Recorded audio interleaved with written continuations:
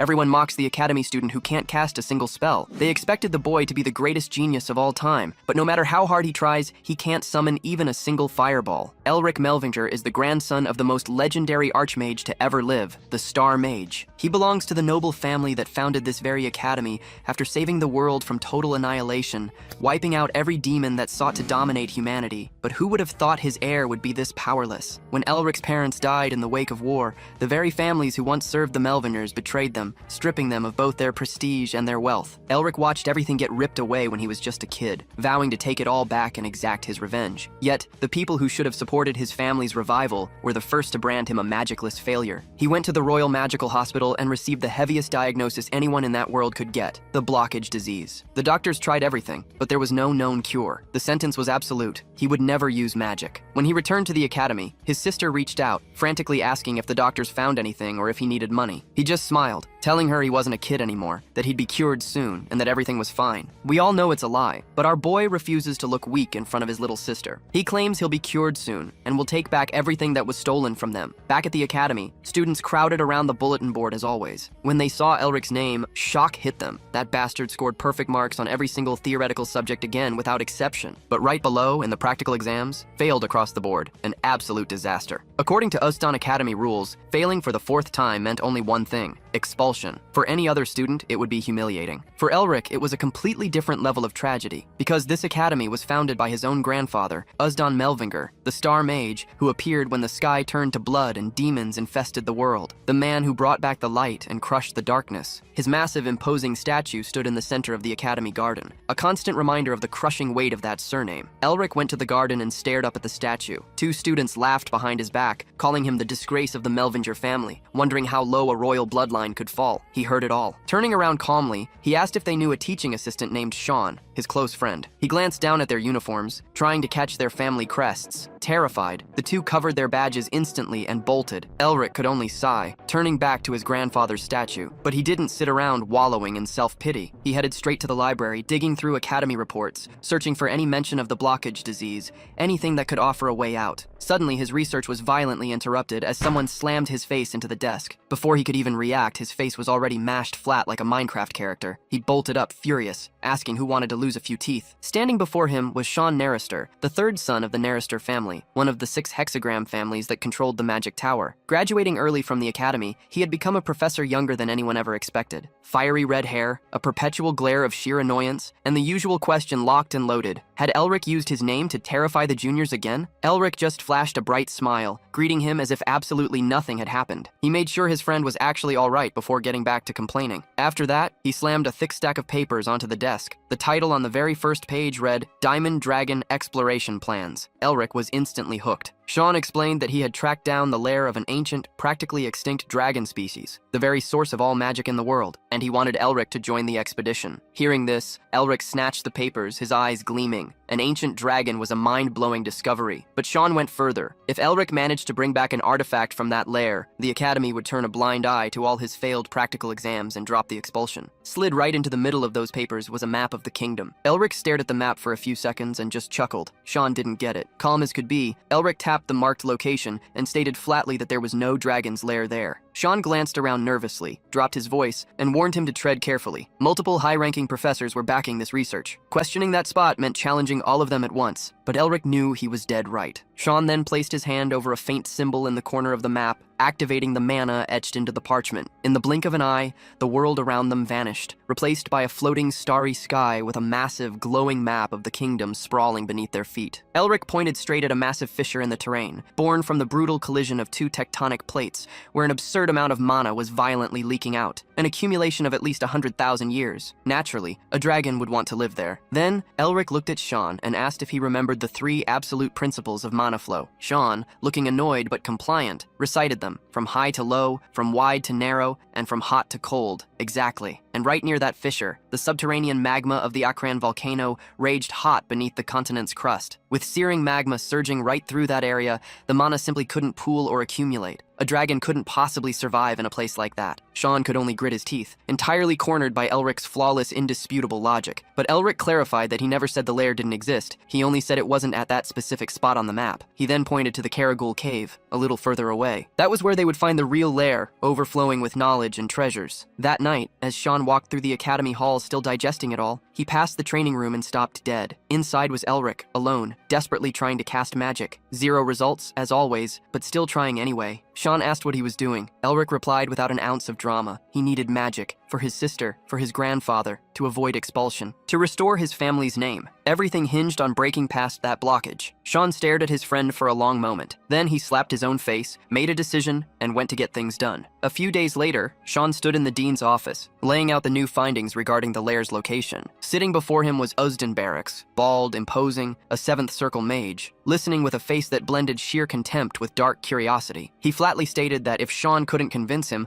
not even the Narister surname would save him. He then unleashed a crushing aura over the young professor, who could barely stay on his feet under the suffocating pressure. The pressure vanished the second the door swung open. It was Elric. He bowed politely, apologized for intruding uninvited, and confirmed with a smirk that the analysis had been his idea. Barracks said he applauded the reasoning, but questioned if it was nothing more than a baseless guess without evidence. Elric looked him dead in the eye and fired back that it was a basic truth even a 3-year-old should know, meaning there was absolutely no reason to demand proof. Standing beside him, Sean nearly had a nervous breakdown. The dean fell silent for a split second before erupting into laughter. He mocked Elric as a failure who couldn't even condense mana, a lucky fluke born from trash who didn't know his own place. But then, feigning the generosity of a mentor, he proposed a wager. He would fund every single resource needed to assemble a full exploration team. Elric only had to ask the finance department for whatever he required. In exchange, if he failed, he would forfeit the heirloom the first director had left him, the pendant passed down exclusively to the head of the Melvinger family. Elric accepted without a second of hesitation. A short time later, Sean was shouting inside a carriage. In front of him, Elric was lying down, asking him to speak more quietly. Elric smiled as he read, knowing that the dean couldn't do anything if he found the dragon's lair. Seeing Elric so carefree, Sean snatched the book from his hands. He was extremely nervous, asking what would happen if Elric didn't find the lair. If the predictions were wrong, his family's inheritance would be taken. Sean then pointed to the pendant on Elric's neck, the same one passed down only to the head of the Melvinger family. Elric laughed, remembering that Barracks had always coveted that pendant. Seeing his friend's reaction, Sean became even more irritated. Noticing his concern, Elric thanked him for staying by his side until the end. Sean slapped his own forehead and sighed. He stated that he would also be penalized if Elric didn't find the lair, and then asked what his plans were. Sitting up, Elric asked his friend if he really thought that he, Elric Melvinger, would have accepted the bet merely because he had been pressured. Sean didn't understand the real reason behind Elric's words. The protagonist then stated that if the dean truly dared to covet the Melvinger family's inheritance, he should have bet his own village as well. Faced with Elric's wicked smile, Sean felt a chill as he remembered that his friend had 2 nicknames. Although one was the disgrace of the Melvinger family, the other was the worst of the Melvinger family. Staring into the protagonist's gaze, Sean realized that he was acting that way again. He remembered the beginning of the semester, 7 years ago, when he was still a freshman. In the class where students tried to form their first mana circle, some were already comparing the size of their reserves. In that class, however, Elric was leaning in a corner, isolated. That day, some students went to bother him, asking if he was sure he was a Melvinger, since he couldn't even create a simple fireball. One of them asked if Elric was nothing more than a bastard his father had found on the streets, making all the others laugh. Despite remaining silent,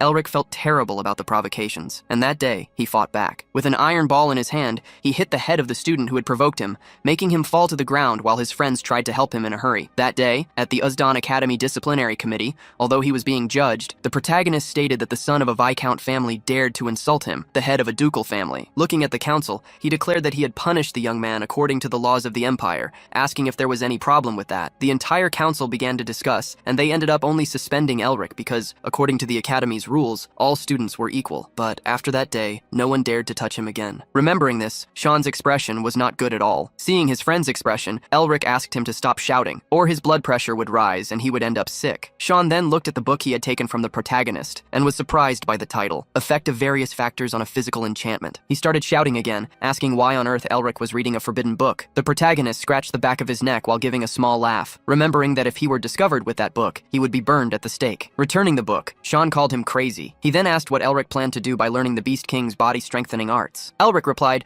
revealing that he was wondering if he could use them to treat his blockage disease. At the time the Beast King invaded the Empire with his army of beastmen, humanity had extreme difficulty because of their body-strengthening arts, which allowed them to drastically enhance their physical abilities. He recalled that, in the end, these arts were lost when the Empire purged the beastmen and built a wall. Sean scratched his cheek, remembering that scholars had failed to recover that book. Elric revealed that he had managed to recover the book, but admitted that he had no idea how to apply the techniques to his own body. Upon learning that it was Elric who recovered it, Sean began to stammer. More than shocked, he was already getting tired of being surprised. While the two were talking, the carriage suddenly stopped. When Sean got out, Elric was already being greeted by a group of people. Their leader, Rivern, a senior researcher at the Barracks Research Institute, stated that he was there because he was concerned about his colleagues. Sean stepped forward, gritting his teeth at the group. Taking a step back, Rivern stated that the dean had asked them to help Elric. The young man was not surprised by the dean's attitude, who always sent people with hidden intentions, even if no one asked for help. Sean approached Elric and whispered in his ear, asking if he also felt that the group in front of them was hiding their mana. Elric replied that that was exactly the kind of thing Barracks would do. He asked his friend not to worry, as he had also prepared himself. Elric then pulled his shirt aside, showing something that was hidden. Upon seeing what he had under his clothes, Sean was shocked and asked when he had obtained those items. Back at the academy, the dean was furious. He shouted at the person in front of him, asking about Gorena's breath and the Azure Skylord's armor. The man trembled, arguing that the dean himself had said to help Elric in any way they could. With Elric were the two mentioned items. Gorena's breath was a gourd containing an infernal fire that burned the target until it was reduced to ashes. The Azure Skylord's armor, on the other hand, was a breastplate with extreme resistance not only to physical attacks, but also to elemental magic. The dean shouted, asking if he thought it made any sense to give 4-star magical equipment capable of reducing an entire city to ashes to a student, and to Elric of all students. Barracks was about to go crazy. He sent the man away, ordering him never to appear before him again. The man left the room faster than a blink of an eye. Sighing, the dean picked up an academy newspaper, thinking that if the other candidates found out about it, they would cause a scandal. At that moment he stopped, pondering the possibility that Elric might actually find the dragon's lair. Knowing that blood could not be deceived after all, Barracks decided to hastily change the research team. Although they called themselves scholars, they had not noticed something simple that even a student had perceived. However, before doing that, Barracks had another idea. Licking his lips, he realized that, thanks to those idiots, he might be able to obtain the magical pendant, and as soon as he got it, he would secure his position as the next director. The dean released mana with malicious intentions while crumpling the newspaper he was reading. Even if Elric wins the bet, he will only be the true winner if he manages to return alive. Upon reaching the location Elric had indicated as the possible lair, he took out a book and began reading some scriptures. Meanwhile, Sean began chanting a spell. With mana swirling around him, he cast the mana survey spell. As soon as Sean finished, a pillar of energy shot up into the sky from the nearby mountains, revealing the exact location. Sean stammered, confirming that Elric was right. The other researchers were impressed, but Elric didn't even change his expression, as he already knew the lair was there. Elric then turned to the others, warning the exploration team that they needed to move quickly before the pillar of light faded. The next instant, Sean grabbed Elric and sprinted towards the pillar of light, leaving the others behind. Left behind, the exploration team stood dumbfounded. Sometime later, when the team finally managed to climb the mountain, its members were already exhausted. However, as they looked ahead, they realized that the pillar of light shone upon an apparently empty spot. Rivern, however, seeing that they had reached the indicated location, wondered if it was time to execute the plan and attack the two. Rivern was pulled from his thoughts when Elric called out to Sean. He asked his friend if he could open a large hole where the pillar of light indicated. With a smile, Sean told Elric to leave it to him. Flames began to gather around him as he recited an incantation. Little by little, fire mana gathered in the palm of his hand, and he cast the flare spell. A cannon of fire shot towards the ground, causing it to crack and begin to collapse. Not long after, an underground cavern was revealed. Seeing the large cavern, the exploration team was impressed, stating that if it was that big, a dragon could indeed live there. However, as everyone watched, an immense amount of mana burst from the opening towards them. After some time,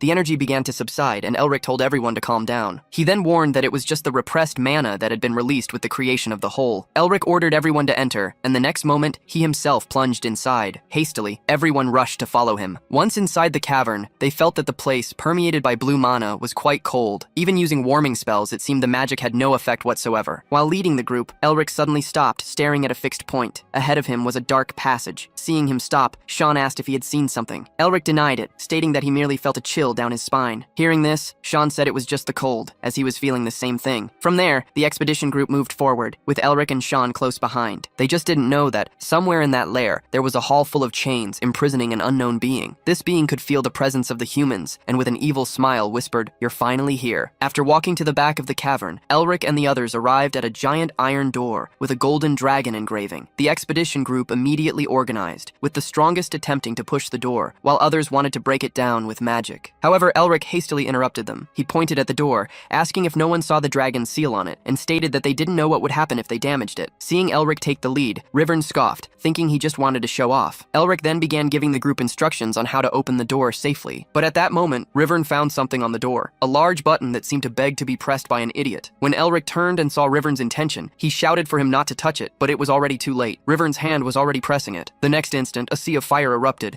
engulfing Rivern. Elric and the others gritted their teeth at the sight. The hieroglyphs on the door also began to light up with a golden glow. Elric, seeing this, shouted for everyone to be careful, as Rivern had activated a trap. The door began firing fireballs at the group, who hastily conjured shields to block the attacks. Sean, while maintaining his magic shield, shouted for Elric to do something, saying he was the only one he trusted. Elric then began to analyze the text on the door, stating that he would try to decipher what was written. While he concentrated on the hieroglyphs, the screams of the expedition group echoed as they were being decimated. He tried to remain calm, as if he were taking a test. He transcribed the hieroglyphs to translate them. He was sure he would find the answer, as he always did. He needed to believe in himself, as always. Sean was already being overwhelmed by the sheer number of attacks when the protagonist approached the door. Reciting an enchantment, he knew that as long as he didn't make any mistakes, he could solve the problem. He then pressed a specific button on the door, hoping he was right. With the protagonist's action, the door finally stopped attacking. Sean fell to the ground, exhausted after exerting himself so much to defend himself. The protagonist ran to him, worried. Sean thanked him. Thanks to him, he was alive. However, many people around were injured and were being helped by those with lighter injuries. Shan looked at the protagonist and, laughing, stated that he was truly incredible. The protagonist looked back, striking a pose and smiling, stating that that was his power. While everyone rested, suddenly, that blue mana they had felt upon entering the cave returned. Before they could feel any instinct of danger, something attacked the group, exploding the arm of one of the expedition members. The man fell, surprising everyone, who wondered what had happened. Looking up, the protagonist wondered what the hell were the various ice stalactites that had formed. The stalactites quickly attacked the group, forcing them to create shields again to protect themselves. While everyone fought for their lives, the protagonist hurried to decipher the content on the door, writing everything down in his notebook. Shan, who was already quite tired, urged Elric to hurry up. While deciphering the hieroglyphs, Elric's eyes seemed to change to a color identical to the mana in that cave. The more he deciphered, the more he understood. What was written was the origin of magic, a draconian magical language. Elric returned to reality and asked Shan to use acceleration magic on him. Shan granted the request, although it was very difficult for him. With the speed increased by his friend's magic, Elric ran to the door. To protect himself, he activated the magic bound to the Azure Skylord's armor, leaving even Rivern speechless. Protected by this magic, Elric managed to reach the door again and pressed a specific button. He hoped he was right once more, because at that moment, the ice arrows were already dangerously close to his friend Shan, and, as Elric expected, the ice projectiles fragmented before hitting anyone. The trap was deactivated once more. The protagonist fell to the ground, sighing with relief. His clothes were torn in several places, grazed by the ice arrows. At that moment, everyone looked in the direction of Elric and the door, which displayed a golden glow as it opened. The glow intensified. As soon as the door opened completely, the order was given for the exploration team to help the injured and enter quickly. Upon passing through the door, Elric's eyes shone. Inside, various shelves with books of arcane knowledge floated through the air. In the center, a platform with the statue of a golden dragon rose above a sea of gold coins and unknown artifacts. As they entered the room, people were amazed by what they saw. Dragon-scale armors, magical tools, and ancient books could be seen wherever they looked. Observing the group's reaction, Elric smiled, realizing that, deep down, they were still mages fascinated by magic. One of the team members approached the protagonist and, with a smile on his face, placed a hand on his shoulder. He thanked him, calling him their leader. Shan quickly came over and hugged him, asking how he had managed it. The protagonist smiled, stating that he had simply done what he always did, treated the situation like a test and achieved a perfect score. He revealed that he had solved the compositions from a geometric perspective, utilizing elemental theory. Suddenly, thinking of it as a test, Elric realized something might be wrong. He wondered if, after that theoretical test, practical questions would follow. Pulling Elric from his thoughts, Sean asked what he was thinking about, but the protagonist claimed it was nothing. Sean squeezed Elric's shoulders, telling him he should be laughing as it was a great day. He declared that from now on, no one would be able to ignore Elric Melvinger or his prestigious family. Moved, Elric set aside the thoughts that troubled him, determined to enjoy the moment and the freedom he had achieved. As they talked, the two did not notice that in the distance, a person with an evil smile was communicating with someone outside the lair through a crystal ball. Shortly after, Elric was called by one of the men, who claimed to have found a laboratory amidst the mountains of gold, and Elric followed him. Seeing the protagonist act like a true leader, Sean decided to accompany him. However, he was interrupted by Rivern, who called out to him, pointing to the corpse of a dragon behind the mountains of treasure. Excited, Shan turned to call Elric, but Rivern held him by the arm, insisting that their leader could go later and that they should go ahead. The two approached the skeleton. By its colossal size, it must have belonged to a dragon king. Rivern agreed, estimating that the bones had been there for at least 4,000 years. While Shan was distracted, Elric was attacked in another corner of of the treasure room. The expedition group had stolen the Azure Skylord's armor. Fallen to the ground, Elric gritted his teeth, furious with himself for letting his guard down in a moment of euphoria. The group leader approached, stating that it was nothing personal. Despite liking Elric, the job came first. Back among the treasures, Shan noticed something strange and alerted Rivern, asking if the dragon skeleton hadn't just moved. Meanwhile, the attack on Elric continued. He received a blow to the neck that almost made him lose consciousness. He cursed his naivety. After everything he had been through to get there, he should never have trusted anyone. The assailant conjured fire magic to deliver the final blow, but was interrupted by a scream that echoed through the hall, ordering everyone to leave immediately. Immediately, the man attacking Elric was struck by a beam of energy and evaporated. Before the protagonist, only a severed hand fell to the ground. Shocked, Elric turned his face and saw the other expedition members running in a panic, screaming for salvation. The bone dragon had awakened. In its gaping maw, crackling energy accumulated, preparing to be unleashed. In the distance, Shan and Rivern ran desperately towards him, and Elric realized that everyone was in trouble. Faced with the imminent attack, Elric forced himself to remain calm, repeating to himself that this was just another test. While everyone else fled in despair, he focused, analyzing the creature to find a way to survive. Elric knew what he needed to do. Observing the dragon, he noticed that it remained motionless while channeling its attack. The information he had deciphered from the hieroglyphs on the door came to his mind. The newly discovered draconian magic language, his studies. Everything flashed through his head. It was then that he realized the dragon needed a preparation time before each attack. Quickly, orders were shouted for the expedition group to gather and form a defensive line. The knights raised their shields, and the mages positioned themselves behind them, conjuring magical barriers to reinforce the defense. They prepared for the imminent attack. The dragon's breath struck the barrier with full force. Protected by the defensive line, Elric calculated that the attack would last about 20 seconds. If they could withstand it for that long, they would have a chance. Shan took the lead at the front line, shouting for everyone to hold firm. Meanwhile, Elric was formulating a plan. He estimated it would take 17 seconds to reach the exit door. Therefore, if they could close the door in the remaining 3 seconds, they might survive. When Elric looked ahead again, he saw that the shields were cracking and about to give way. However,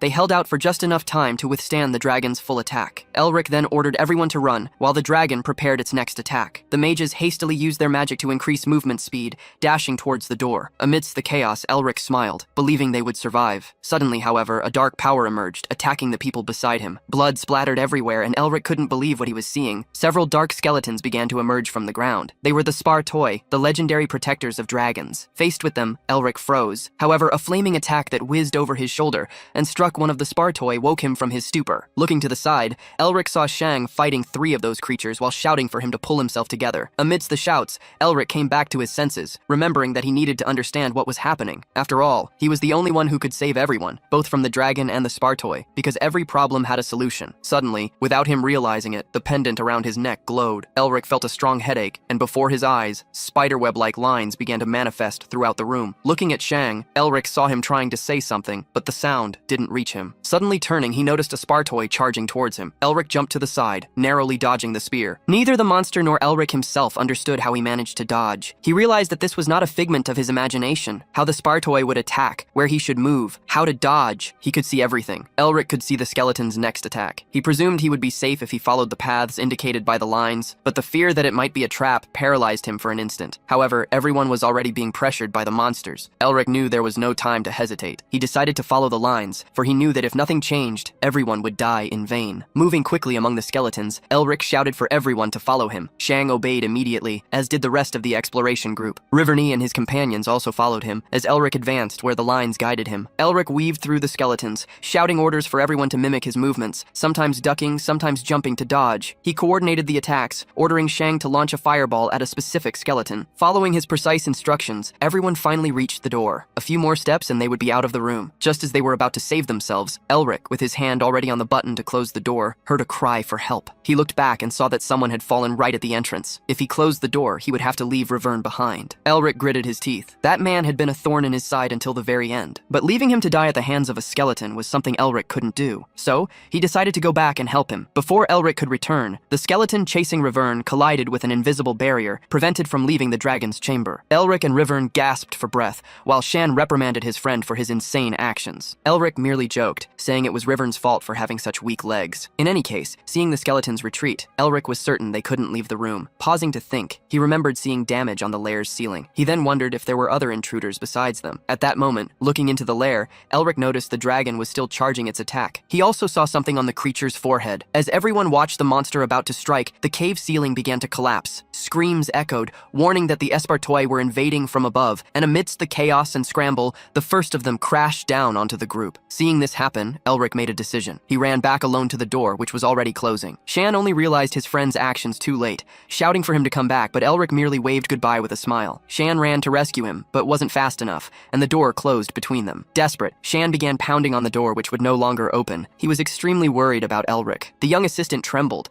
hoping the worst wouldn't befall the friend he had known for so long. The two had met 7 years ago, right after Elric's suspension. Shan was the first to introduce himself, asking if Elric wanted to be his friend. At that time, Elric paid him no mind, telling him to get lost. He always locked himself away in libraries to read magic books, but wherever he went, Shan followed him, always asking the same thing, for them to be friends. However, on every occasion, Elric gave the same answer as their first meeting. Time passed. Once, during a nighttime field lesson, the professor explained that they would need tenacious stamina to become true mages, and thus, they would receive points according to their arrival order. Therefore, they would need to move diligently. At the professor's signal, all the students dashed off. Shan also ran, quickly reaching halfway up the mountain, where he stopped to rest. However, he was surprised. Someone attacked him, causing him to almost fall into an abyss, where he managed to cling on by a thread to some rocks. Wounded and barely holding on, Shan called out for help to anyone. Soon, Rivern and his group appeared, scoffing that he could simply use magic to climb up instead of complaining. Shan didn't know how much longer he could hold on. If he let go, the worst would happen to him as he fell into the abyss, but if he used magic to save himself, he would be disqualified. Tears began to stream down his face. He knew that if he were disqualified, he wouldn't be able to look his father in the eyes again. Then his hands began to slip from the rocks, and he started to fall. However, before he could fall even an inch, someone grabbed his wrists, straining to pull him up. Looking up, Shan saw it was Elric, who was shouting for him to hold on. After much effort, Elric finally managed to save the boy who had bothered him so much. The two sat on the ground to rest, and Shan told Elric to go on ahead, as he would be delayed because of him. Shan's ankle was purple, probably broken. Looking at the injury, Elric helped him up, putting his friend's arm around his neck. Shan didn't understand why he was doing that, especially after he had insisted that Elric go on ahead. With a serene expression, Elric asked if Shan didn't want them to be friends. Shan's face lit up, but Elric quickly broke the friendly mood, saying that Shan should give him some artifacts as payment later. He smiled, asking if that was fair, since they were friends now. The sun was already rising as they walked through the forest, with Shan complaining that Elric was trying to rob his own friend, but Elric merely stated that he should pay the reward for being saved. Back in the present before the closed door,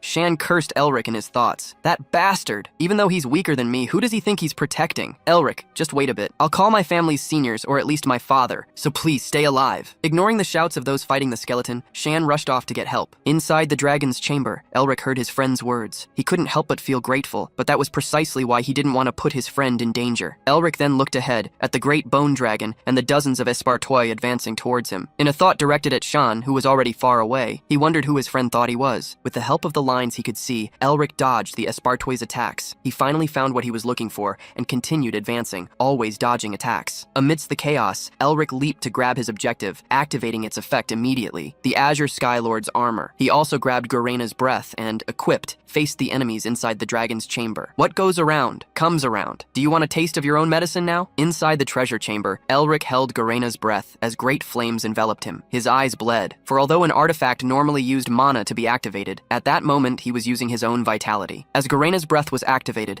an immense amount of flames engulfed the entire room, enveloping the skeletons. Elric was certain that this was all part of the dragon's test, and thus, he would risk everything to achieve a high score. Despite the fire covering the entire hall, the skeletal dragon continued to prepare its attack. Elric looked closely at what was on the creature's forehead, and quickly climbing onto it, realized it was a spear. He bet that this spear was both the key and the answer to the test. However, if he was wrong, that would be his end. Faced with so many Spartoi returning to surround him, Elric could no longer retreat, especially as a Melvinger. The Spartoi swallowed him like an avalanche, but he already had his hands on the spear. At that moment, a blue glow dazzled the treasure room. The next instant, Elric found himself in a completely different place. A blue dragon flew in the blood-red sky, while lightning struck it. But there wasn't just the dragon in that place. There was also a horned being. As Elric wondered who or what that being was, the creature turned, staring at him with a mad smile. Elric was petrified, but things didn't stop there, for the dragon flying in the skies was preparing a breath attack against the horned being. While awaiting the dragon's attack, the being extended its hand, emanating an aura as intense as that of a star. The enormous amount of mana around it was strong enough to pressure Elric,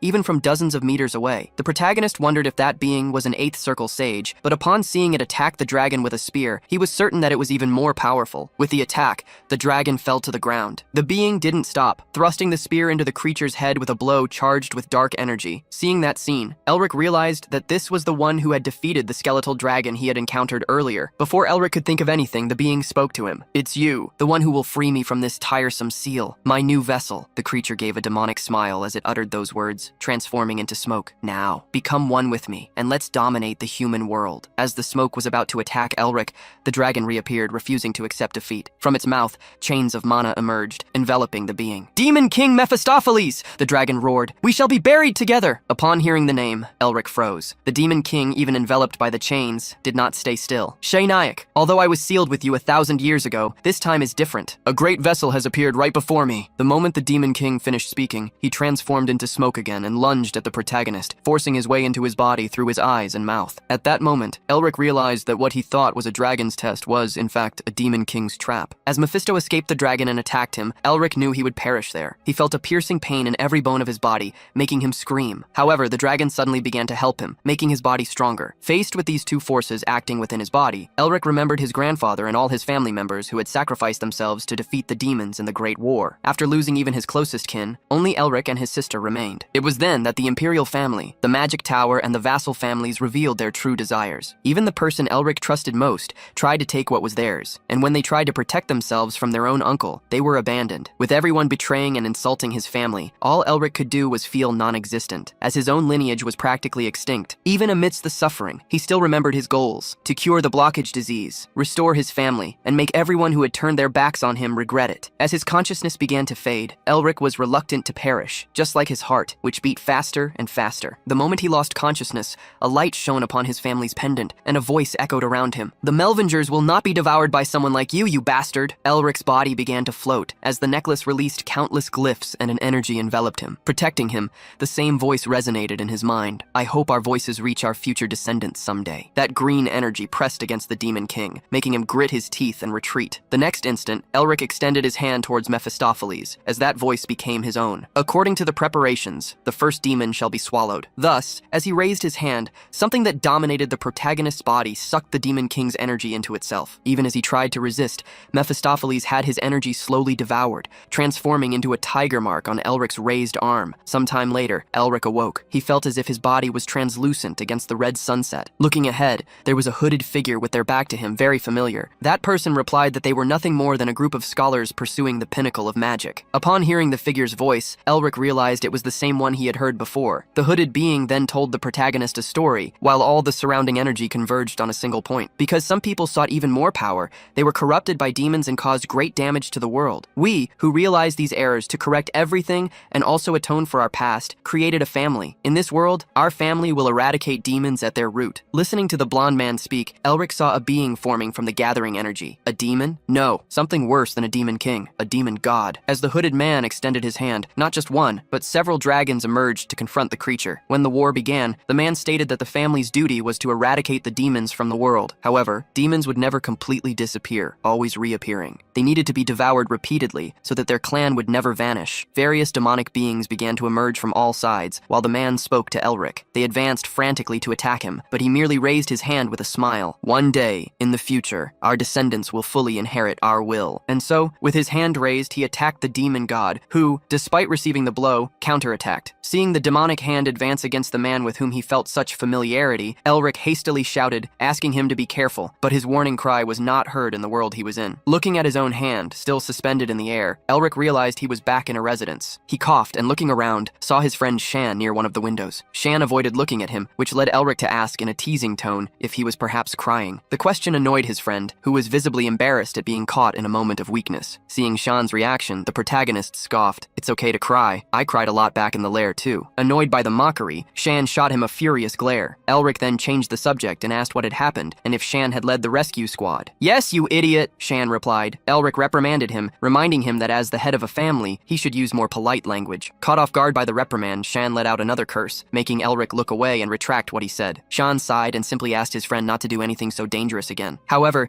he suddenly stopped himself and told Elric to stand up. Shan extended his hand, comparing their heights, and noticed something. Elric had grown. Shan pulled him in front of a mirror where Elric confirmed his friend was right. He seemed to be at least a handspan taller. Perplexed, Elric wondered if the change had something to do with what happened in the Dragon's Hall. Seeing his expression, Shan took the opportunity opportunity to ask what had truly happened in the lair and what the dragon's fate was. Knowing he couldn't tell everything at that moment, Elric scratched the back of his neck and promised that Shan would be the first to know when the time came. Shan placed a hand on his shoulder and, pouting, began to complain. "All right, you have your reasons, but seriously, what kind of rotten friend hides things from his best friend?" Elric laughed at his reaction and asked him not to be like that. Then, he changed the subject, asking what had happened to the lair. Shan revealed that his family was handling the situation. Sitting down, Elric imagined they were excavating the site, but Shan quickly denied it, explaining that they were actually guarding the entrance to prevent anyone else from entering. Elric jumped to his feet, surprised by the answer. While wiping his lips after eating a sweet, Shan explained that the lair belonged to Elric since he had discovered it. Legally, a lair belongs to whoever finds it, but it was common for powerful organizations to try and acquire the excavation rights. He sighed, mentioning that both the Tower of Magic and the Academy were desperate to get their hands on the place. Mid-sigh, however, Shan was startled to see Elric smiling at him with a genuinely grateful look. The protagonist thanked his friend. He was sure that the Nerester family also coveted the excavation rights, but instead, they were protecting the site for him. Shan felt a chill from the thanks and told him never to say anything like that again. The two laughed and exchanged a friendly fist bump, and Shan didn't miss the chance to call him crazy. Suddenly, Elric's expression turned serious. He realized it was not the time to relax. Old Man Barracks would probably try everything to obtain the excavation rights. Remembering what had happened to the exploration group, Elric smiled maliciously, suspecting it was Barracks' doing. Shan was startled to see that smile. "What madness are you planning this time?" he asked, pointing at his friend. "You always do something insane when you smile like that." Elric approached with a calm expression. Shan began to babble, trying not to hear what was coming. But Elric's request was simple. He wanted his friend to spread the rumor that he was gravely injured. Shan felt dejected for having heard the request to the end. A short while later, in front of the Imperial Magic Hospital, several guards protected the entrance. Barracks, standing before the gate, asked the person on the other side to repeat what they had said. The man inside adjusted his glasses and stated that Cadet Elric Melvinger was in a coma due to severe injuries sustained in the dragon's lair. Therefore, it would be best if Barracks left. Barracks asked if they truly wanted him to leave after coming all this way. The men accompanying him began to question the excavation rights,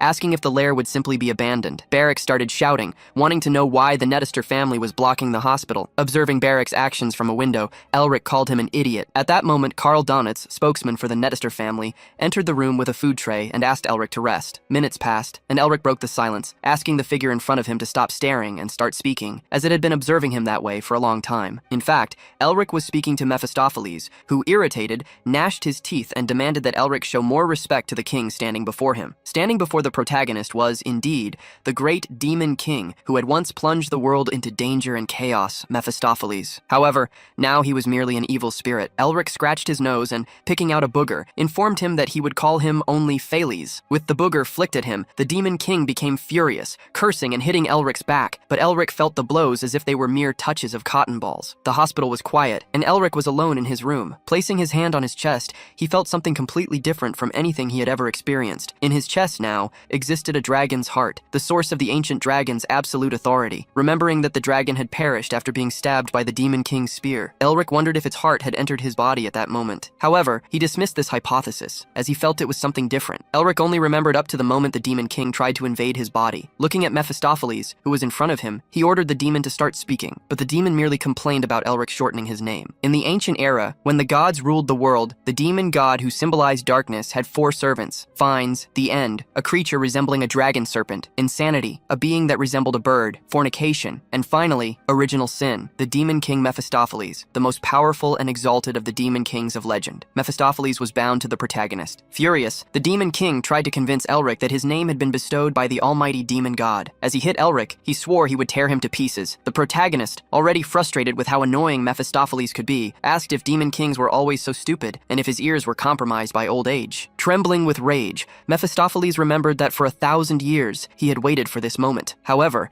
his mana had been stolen by someone so brazen. He, the great demon king Mephistopheles, who was supposed to subjugate the entire world, was trapped there. The reason for his existence had been put to the test on the night he faced the Dragon King Shenek. Although he had given his all in that battle, someone had appeared in his way. Mephistopheles vividly remembered the moment the Dragon King trapped him, sacrificing himself to seal him away. Because of that battle, he had been imprisoned for 1,000 years, waiting patiently, until one day, some humans appeared, and among them was the vessel he would use to free himself, the perfect vessel who had overcome all challenges. Mephistopheles still remembered the moment he almost took the body and soul of that vessel, but his plans were destroyed. Looking out the hospital room window, he realized that all that remained of him now was a fragment of demonic energy and his own existence. The Demon King frowned, trying to figure out what power had absorbed him. Lying on the bed, Elric smiled and told Mephistopheles to stop acting as if he were powerful. Provoked, Mephistopheles began to curse. "How dare a brat like you? If I were 1,000 years younger, Ah, you damned brat.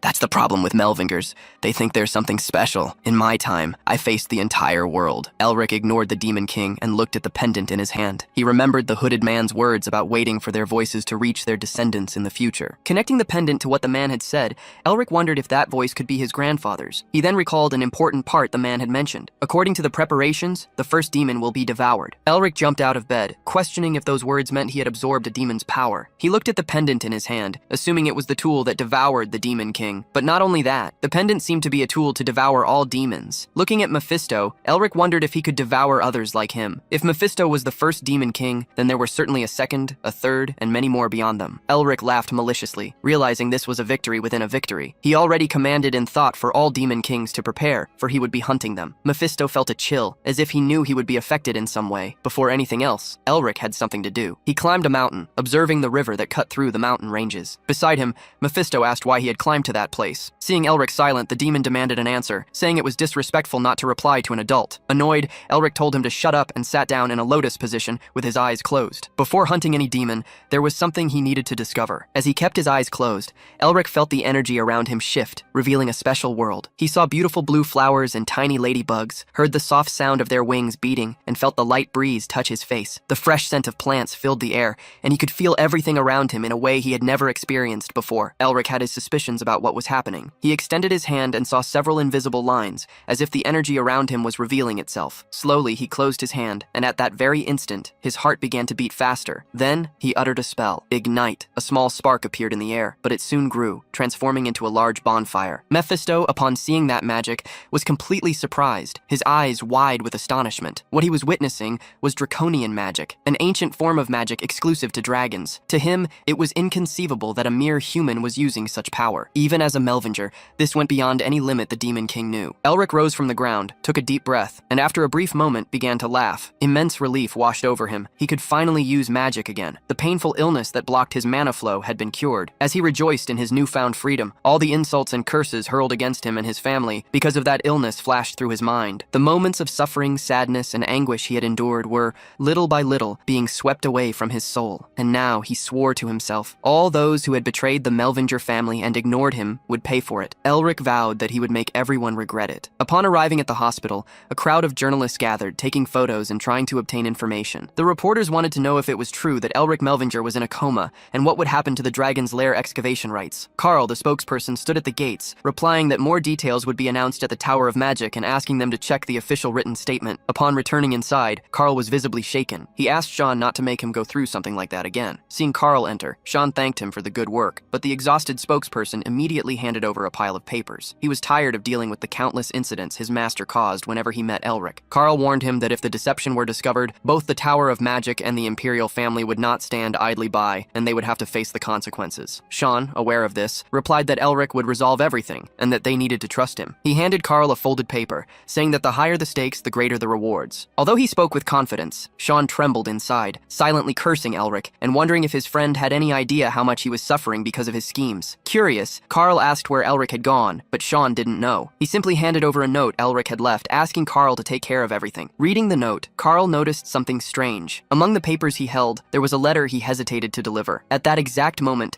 the door was blasted open by an explosion of magic, and a woman entered the room, exclaiming, "Is my little brother planning something fun without me?" Surprised, Sean looked at his sister, asking what she was doing there. Tasha Narrister, with her short red hair and equally red attire, was known as the Firebird Witch. She advanced with a mischievous smile, saying it wasn't strange for an older sister to visit her younger brother. Tasha was one of the three great stars of her generation, alongside the representatives of the Tower of Magic and the Imperial family, geniuses destined to lead the Empire. Without wasting time, Tasha approached Carl and twisted his ear, asking why he hadn't delivered the letter to Sean yet. Sean, in turn, tried to remain calm in front of his sister, the youngest to receive the title of Great Mage in history, and asked the reason for her visit. Tasha replied that she had heard Sean's friend was ill, and, as a mage, she couldn't simply ignore the situation. She then asked where Elric was, implying he would be in the infirmary. Knowing that Elric was no longer in the hospital, Sean panicked internally. He knew that if Tasha discovered the truth, there would be big trouble. He said that Elric was not in a condition to see anyone at the moment. Tasha gave him a suspicious look, but Sean insisted that she not disturb the doctor and leave. Suddenly, Tasha grabbed her brother's arm and released her powerful mana, pressing pressing down on him. "Are you giving me orders, Sean?" She confronted him about the dragon's lair excavation rights, reminding him of her obsession with dragons. Sean sweated as he explained that it was something Elric would decide, and that he personally could do nothing. After pressing him a little more, Tasha finally let him go, but warned, "If I'm not the first one contacted when Elric wakes up, you're going to get a beating, little brother." Sean could already foresee what awaited him if he didn't follow his sister's warning and prayed for Elric to return soon to take control of the situation. Meanwhile, Carl, still trembling, called Sean, asking if everything was finally over. Throughout the city, newspapers were distributed in droves. Vendors announced the headlines: the heir of a prestigious family in a coma, and the dispute over the lair's excavation rights. A hooded figure stopped in front of a newspaper stand, satisfied to see how Sean was handling the situation. Picking up one of the copies, the figure saw a photo of Barracks. Smiling maliciously, Elric, under the hood, thought to himself, "Let the dean enjoy it while he can." Inside Barracks' office, a person bowed before him, congratulating him on finally being able to fulfill his desires. Barracks, however, urged calm, saying that the elections had not yet begun. Rivern smiled at the dean, admitting he had been hasty and hadn't managed to perceive the sentiments Barracks wanted to protect as the future director of the student academy. Barracks returned a wide smile, correcting him. "I am not the director yet." He then changed the subject, asking about Elric's condition. Rivern replied that he had heard the young man was struggling even to stay alive. Barracks commented that it was truly a pity, although the smile on his face suggested otherwise as he sipped his tea. Rivern then raised his head and said it would be a big problem if Elric woke up, suggesting they should prepare mercenaries to deal with it. However, before he could continue, the dean released a powerful aura, ordering him to stop speaking. The pressure Rivern felt was so intense that he almost lost control of himself and immediately apologized, nervously. Calmly, Barracks placed his cup back on the saucer and commented that there would be a professor vacancy after the elections, leaving open the question of who would fill the position. He added, with a suggestive tone, that being merely the dean, he didn't know what happened outside the academy. Barracks' tone was enough for Rivern to understand the implicit message. Bowing, he affirmed that he would not disappoint the dean. Satisfied, Barracks returned to sipping his tea, a victorious smile on his face. That night, a hooded figure wandered through the city. Elric arrived at a building, pondering whether he should begin his plan. Using his mental eyes ability, which allowed him to see beyond the physical world, he located a hidden space and inserted the mana from his dragon heart, activating the magic with ease. With that, he flew to the top of the building, each step demonstrating his skill in using magic without needing complex incantations. High atop the building, Elric sighed as he gazed at the moon. He had taken the first step, finally standing at the starting line to overthrow Barracks and restore the Melvinger family name. But to do so, he knew he would need to grow even stronger before the director's election. Mephisto, who had been following the protagonist all along, mocked Elric, calling him pathetic for using such a low level of magic, considering the power he possessed. To the Demon King, the leap Elric had made seemed like a circus performance. Elric knew Mephisto was right, and that he needed to grow stronger as quickly as possible. Ignoring him, the protagonist began to reflect on the soul speech, a technique from the magical language of dragons. The magic was activated by building a mental image and converting it into words. Upon realizing Elric was concentrating his mana, Mephisto gritted his teeth, suspicious. The next moment, Elric whispered the word elevate, and his mana enveloped him, lifting him into the air. Mephisto was even more shocked when Elric whispered the magic fly. As soon as he cast the spell, Elric moved forward rapidly, leaving the building he was on and soaring over the city, illuminated by streetlights that gave the night an enchanting atmosphere. Looking down, he realized he was higher than he had expected. The initial fright soon turned into admiration for the simple, yet incredibly powerful magic he had used. Determined to continue, Elric flew over the city with speed, while Mephisto followed closely, visibly disturbed. To see someone who had just learned magic use soul speech and cast dual spells was unthinkable, especially coming from a Melvinger, the natural enemies of demons. Surprised, Mephisto remembered that there was only one other Melvinger as talented as Elric, the progenitor of the lineage. As he flew behind the young man, the Demon King began to recall something he shouldn't. He knew he needed to steal Elric's body before he grew even stronger, but at the moment he saw no way to do so. Oblivious to Mephisto's plans, Elric reveled in the wonder of soul speech, though he found it difficult to absorb everything on his own. He needed to understand dragon magic and find a teacher who could keep his secret. However, he knew that in the academy, now dominated by Barracks, there was no one capable of teaching him. After flying over the city, Elric landed in a forest clearing. He needed someone with at least the hexagram casting level to guide him, but he was frustrated that he had no clear path to be accepted by such a person. He remembered his grandfather, wishing he or his father were still alive, or perhaps even his uncle. Suddenly, Elric realized someone was nearby, Mephisto hidden among the bushes. Approaching, Elric asked the Demon King if he could teach him magic, as there was no one better to be his teacher. Surprised by the request, Mephisto questioned if Elric was serious. Turning his back, he hid a smile, then asked what he would gain in return for teaching the young man. Elric offered to create a new vessel for the Demon King through alchemy. Mephisto scoffed at the idea, asking if Elric truly believed he could create a vessel capable of containing him. Elric replied that for that, Mephisto would only need to make him strong enough. The Demon King stated that this was still not enough, but Elric retorted that Mephisto would gain nothing if he didn't grow stronger. Tired of negotiating, Elric asked the demon himself to suggest a condition. Mephisto Mephisto, with closed eyes, rejected the idea of being Elric's teacher, wondering why he should impart his wisdom. However, he pondered that he might consider the proposal if the young man agreed to become his familiar. Observing Elric's frustrated expression, Mephisto chuckled, appreciating the fact that the human had, until that moment, been toying with him. The Demon King knew that although he was too weakened to devour Elric at that instant, he could hide dark magic within his teachings. As the young man grew stronger, his soul would gradually be corrupted until Mephisto could finally devour him. Mephisto was already smiling, satisfied with the plan he had concocted, eager to see Elric kneel and beg to be accepted as a disciple. He was certain that the young man, being so weak, would eventually obediently become his vessel. However, to the Demon King's surprise, Elric, without hesitation, told him to go to hell and forget his demand. Mephisto's soul nearly turned inside out upon hearing that. He began to stammer, incredulous, as Elric asserted that there was a limit to how much the old demon could bargain. Elric, unconcerned, began to pick wax from his ear, warning that Mephisto wouldn't gain anything by acting tough. With a provocative smile on his face, he approached the Demon King, who, feeling humiliated, found himself minuscule in the face of the challenge. Furious, Mephisto lunged to attack Elric. However, the young man cast a spell. Silence! In the next instant, Mephisto felt as if an invisible tape had sealed his mouth. Elric laughed, commenting that the magic worked even better than he expected. Mephisto, desperate, tried to speak,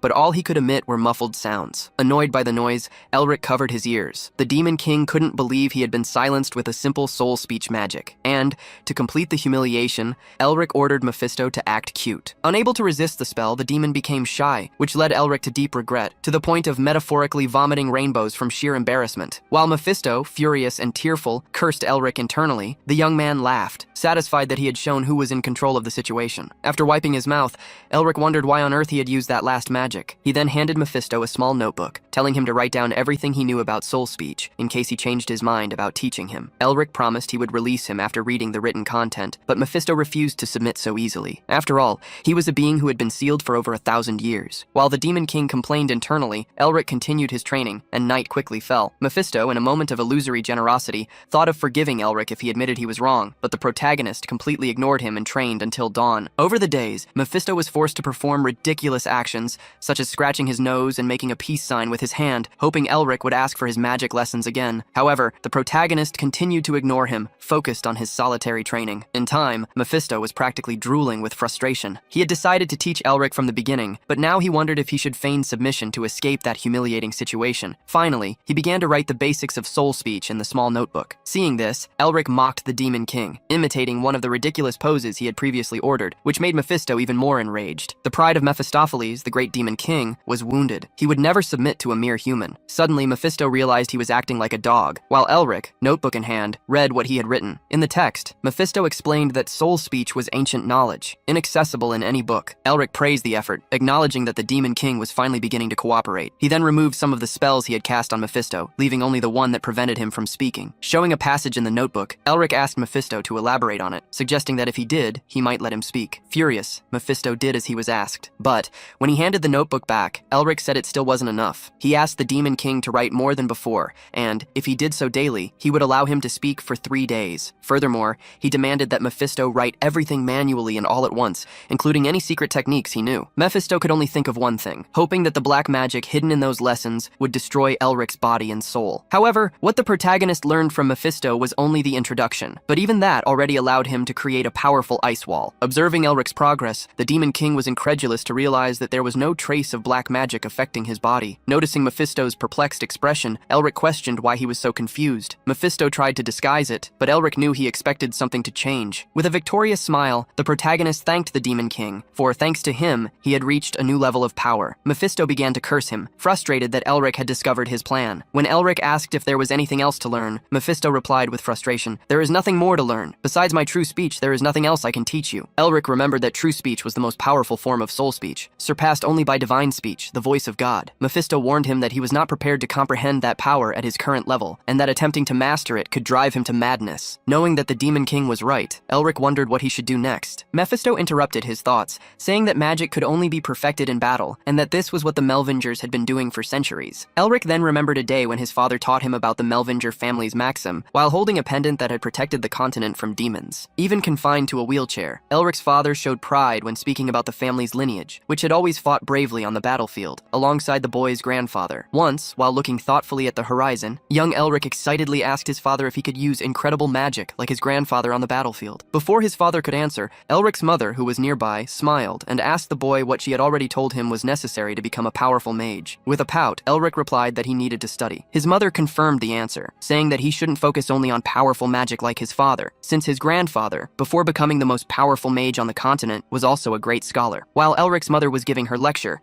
his father approached him and, whispering, said that, even so, true magic was perfected on the battlefield. However, his wife pulled him away, reminding their son to finish reading a study by the end of the day, and leaving his sister, Hazy, in charge of looking after him. Hazy, annoyed, dragged Elric away, while he cried, feeling like his ear was about to be torn off. After the children left, Elric's father commented that, although studying was important, children should behave like children. His wife, in turn, reprimanded her husband, saying that he spoiled Elric too much, creating bad habits. After all, as the saying goes, like father, like son. And so, the sunset marked the end of another day. One night, Elric and his sister were with their sick parents in their room. Both of their illnesses had suddenly worsened, leading to their deaths. With their vitality shared between them, they ended up passing away together. That night, before he died, Elric's father cried for his wife, who always shone brighter than everyone else, but who, because of him, was in that state. Elric's mother didn't want her husband to say that, because after meeting him, there wasn't a single day when she wasn't happy. Elric's father thanked his wife for raising their children so well, always being a good mother. She then looked for Ryza, their daughter, asking her to take care of her little brother while apologizing and thanking her. Ryza trembled upon hearing her mother's request, crying. Her father apologized to Elric for the illness that affected him, blaming himself for it, but Elric didn't care. The only thing he did at that moment was cry, not wanting his parents to leave, questioning what would become of him and his sister without them. As he cried, Elric felt a warm hand on his face, and his father told him, looking back on my entire life, compared to my days as a mage on the battlefield, I was much happier as your father. You don't need to be a mage. I just hope you live a happy life, surrounded by the people you love. And so, Elric's father's hand fell onto the bed. The boy asked his father what had happened and then realized, which made him despair. Now, deep in that forest and thinking of his father,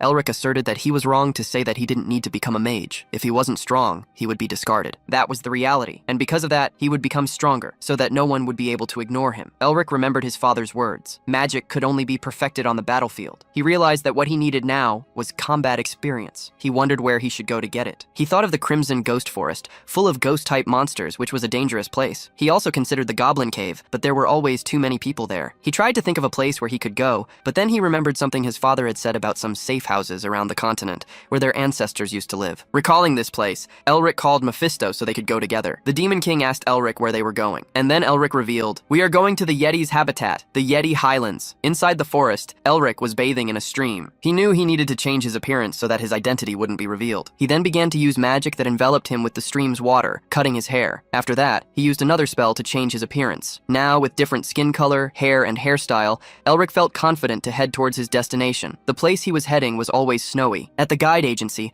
an employee told someone that it was their lucky day, as normally no one went to the Yeti Highlands, but it was surprising that several people were going there that day. He then pointed to the group behind Elric, indicating them. Turning around, the boy saw several people entering the agency. Among them were 4 herbalists, 3 monster hunters, and curiously, 5 people concealing their energies. One of them, who was quite short, approached Elric, introducing himself while starting to speak rapidly, enough to make anyone listening get lost. Mephisto, beside Elric, was already annoyed by how much this person talked. Elric ignored the Demon King and asked Mingma if he could buy a communication crystal orb there. Mingma stated that their village did not have crystal orbs, but he could use a carrier pigeon or send a letter. The short person then started talking again, telling a funny story about pigeons and letters. But suddenly, someone interrupted him, calling him to leave. He decided to tell the story another day. Elric was worried, as his sister would be annoyed if he didn't contact her soon, but he decided to let Shang handle it, trusting his friend. As they ascended the Yeti Highlands, Mingma resumed telling the story about birds and letters. Beside Elric, Mephisto commented that the place felt familiar to him, and that it was, in fact, the Yeti's habitat. Hearing this, Elric asked if he had ever visited the region. Leaving the boy behind, Mephisto stated that the Yetis were scum who admired them. Surprised, Elric questioned if Yetis were demons. Mephisto then became annoyed at being placed in the same category as those beings. Pausing to think, Elric reflected that he had always thought Yetis were just monsters. Discovering they had ties to demons was something he never expected. As they walked, Mephisto stated that the ancient king of the Yetis was competent, so he must have received the demon god's grace, even if his fate was not fortuitous. As he walked on, the demon king pondered that the ancient king's lair might still be around. Surprised, Elric hastily asked if Mephisto knew where it was. The demon king revealed that he had no idea, and that even if the lair was there, it should have already been plundered. Now knowing that Yetis were demons, Elric presumed that their king's lair must have some connection to his family's safe house. In the past, his father had told him that these safe houses were ancestral hiding places, built to protect the family's legacies. His father had asked that, when he became an adult,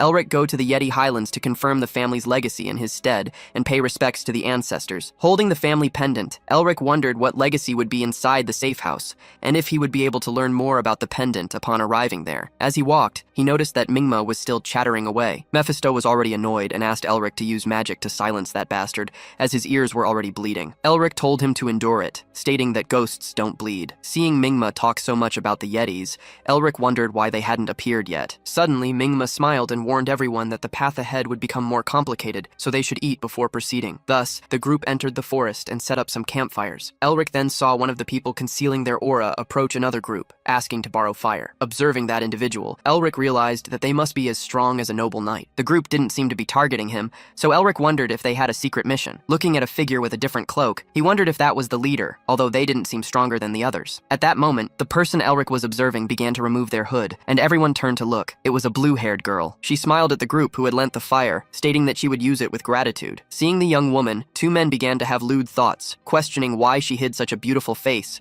and commenting that they never expected to see such a beautiful sight in that place. Before they could continue, one of the knights beside the woman attacked them. Placing his sword against one of the men's throats, the knight ordered him to pay with his life for the sin of speaking to his young lady in such a manner. The blue-haired girl, seeing the scene, ordered the man, named Chen, to lower his sword immediately. As he watched the scene, Elric couldn't believe that an idiot had tried to flirt with a noble. However, at that instant, both he and Mephisto felt something, causing the two to look at each other. Elric then began to feel a strong aura coming from the forest. Chen, concerned with protecting his young lady's honor, noticed nothing, and was again reprimanded by the girl who told him to lower his sword. Suddenly, something surprised everyone. Elric stood up, shouting for them to run. However, neither Chen nor the men he was attacking understood the danger they were in. Despite Elric's warning, their reactions were too slow. Attacks suddenly emerged, forcing everyone to defend themselves. Those who were slow to react paid the price. Chen quickly ordered the other guards to protect the young lady, and they promptly surrounded her. The attack the group suffered reminded Elric of the lair. Looking up, a rain of spears was falling upon them once more. Facing the rain of projectiles, Elric used soul speech to create a blocking spell. A large shield materialized above him, parrying the spears. After defending himself, he looked around to check if the others were all right, but not everyone was as fortunate. Many had been hit. Struck by the spears, the injured cried out for help, but nothing could be done. Both Elric and Mephisto watched the scene with concern when they heard howls coming from the forest. The Demon King recognized the sound, identifying it as the Crimson Eye tribe. Using the power of his vision, Elric peered into the forest and managed to spot some silhouettes in the distance. He had heard that Yetis traveled in groups of 10, but the furious horde advancing towards them was much larger. Understanding the gravity of the situation, Elric was perplexed. Chen was the first to react, ordering everyone to attack. However, the powerful Yetis possessed immense strength, throwing the humans with their blows. The Demon King smiled at Elric and commented that this was a difficult battle for a novice,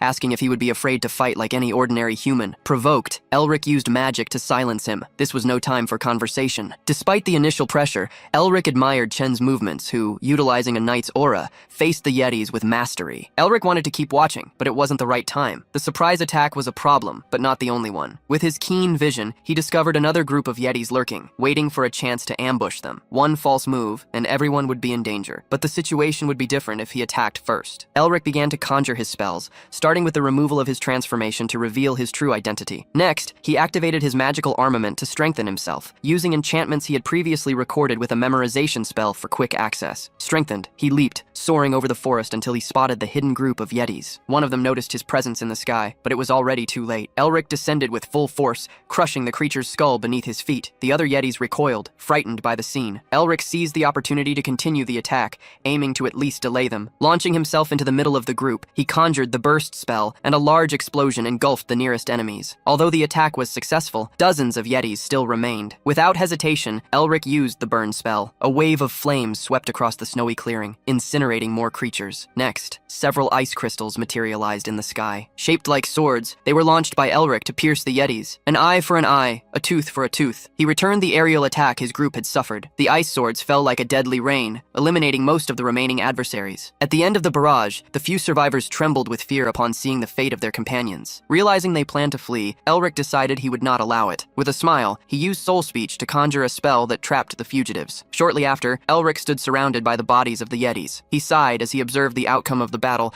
satisfied with his own performance. Sitting atop a still living Yeti, Elric called out for Mephisto, but suddenly remembered that the Demon King was silenced. As soon as he removed the spell, Mephisto began to curse him, which made Elric tell him to shut up. Setting aside his irritation, he asked the Demon King to be his interpreter. Mephisto, surprised, obeyed. Elric asked him to to inquire about the location of the Yeti village, offering to spare the creature's life in exchange for the information. After a brief conversation, the Yeti stated that it would tell them, but only on the condition that all its companions were freed first. Elric questioned why he should believe it, but Mephisto argued that in such moments, negotiation was more favorable than blackmail. Agreeing, Elric ordered the Yeti to speak, promising to release them afterward. As Mephisto whispered with the creature, Elric found the Demon King's subtle smile strange and decided to use his interpretation magic, discovering that the two were plotting to attack him. Neither Mephisto nor the Yeti realized their plan had been discovered. The exact moment the creature rose to attack, Elric was already prepared, conjuring an ice stake and hurling it directly at the traitor's head. Elric sighed in relief, thinking that if he hadn't been quick, things could have become complicated. Seeing his plan fail, Mephisto turned his back, pretending nothing had happened. The Yeti, in turn, knelt in complete submission. With a sinister smile, Elric looked at the two and asked if they should continue their conversation. Shortly after, the painful screams of a Yeti echoed through the forest. Mephisto was also punished, forced to make cute gestures while Elric blamed him for what he had to do. In the end, the tortured Yeti agreed to guide them to the village. Along the way, Elric placed his hand on his chest, feeling the dragon heart, now filled with both his mana and the Demon King's. He realized that after using so many spells, he could only utilize about 3% of the maximum mana capacity in his heart. If he used more than that recklessly, his body might not withstand it and could explode. It was dangerous to continue fighting that way. As he reflected on his condition, Elric finally spotted the Yeti village. He clenched his fist, aware that it was not the time to give up. If he did so now, he would never be able to revive his family. His thoughts then turned to the forest, wondering if the noble lady was well. Far from there, at her location, her guards lay bathed in blood after a fierce battle. The young lady ran to Chen, informing him that someone had disappeared. Chen suspected the missing person had either been captured by the Yetis or was hiding somewhere, but he smiled at the young woman, assuring her that he had probably escaped safely. With a worried look, the blue-haired young woman hoped that was true. Little did she know that the person she was thinking of was, at that very moment, standing before a multitude of Yetis. Elric ordered them to avoid unnecessary bloodshed and to take him to the tribe's chief. The Yetis gnashed their teeth in response, but were interrupted by a shout ordering them to step aside. Everyone turned and looked towards the interior of the village, from where an imposing Yeti walked towards them. Elric also observed it, surprised and a little intimidated, as this creature was much larger and more oppressive than the others. Facing the tribe's chief, the protagonist said he had something to ask. The Yeti grunted, indicating for him to proceed. Elric intended to negotiate, but was prepared to fight if necessary. Suddenly, the chief interrupted his thoughts upon noticing his green eyes, asking his name. Surprised, he replied, "Elric Merbinger." Upon hearing the answer, the Yeti fell silent for an instant, and then ordered Elric to follow him. They walked side by side, while several Yetis watched them from a distance. The chief then began to speak, revealing that an ancient legend was passed down in his tribe. A long time ago, there was a great king who ruled the snowy mountains. The legend said that the king recognized a human as a friend, a man with bright green eyes, named Merbinger. Elric was surprised to learn that one of his ancestors was a friend of the Yeti king. The tribe's chief then mentioned that all leaders had kept the promise to protect that human's home. Elric, looking at the Yeti chief, asked where this home was located. The Yeti pointed to an abyss, revealing that the dwelling was down there. Elric gazed into the dark canyon, incredulous. Only after his eyes adjusted to the gloom did he manage to discern a house nestled within. As he observed the abyss, Elric suddenly felt a strong current of air. The Yeti, beside him, explained that even for them, descending to the house was difficult, as the air currents only weakened once a year. Mephisto began to mock Elric, saying he would freeze if he used ordinary magic to protect himself. The protagonist remained silent as the Demon King taunted him,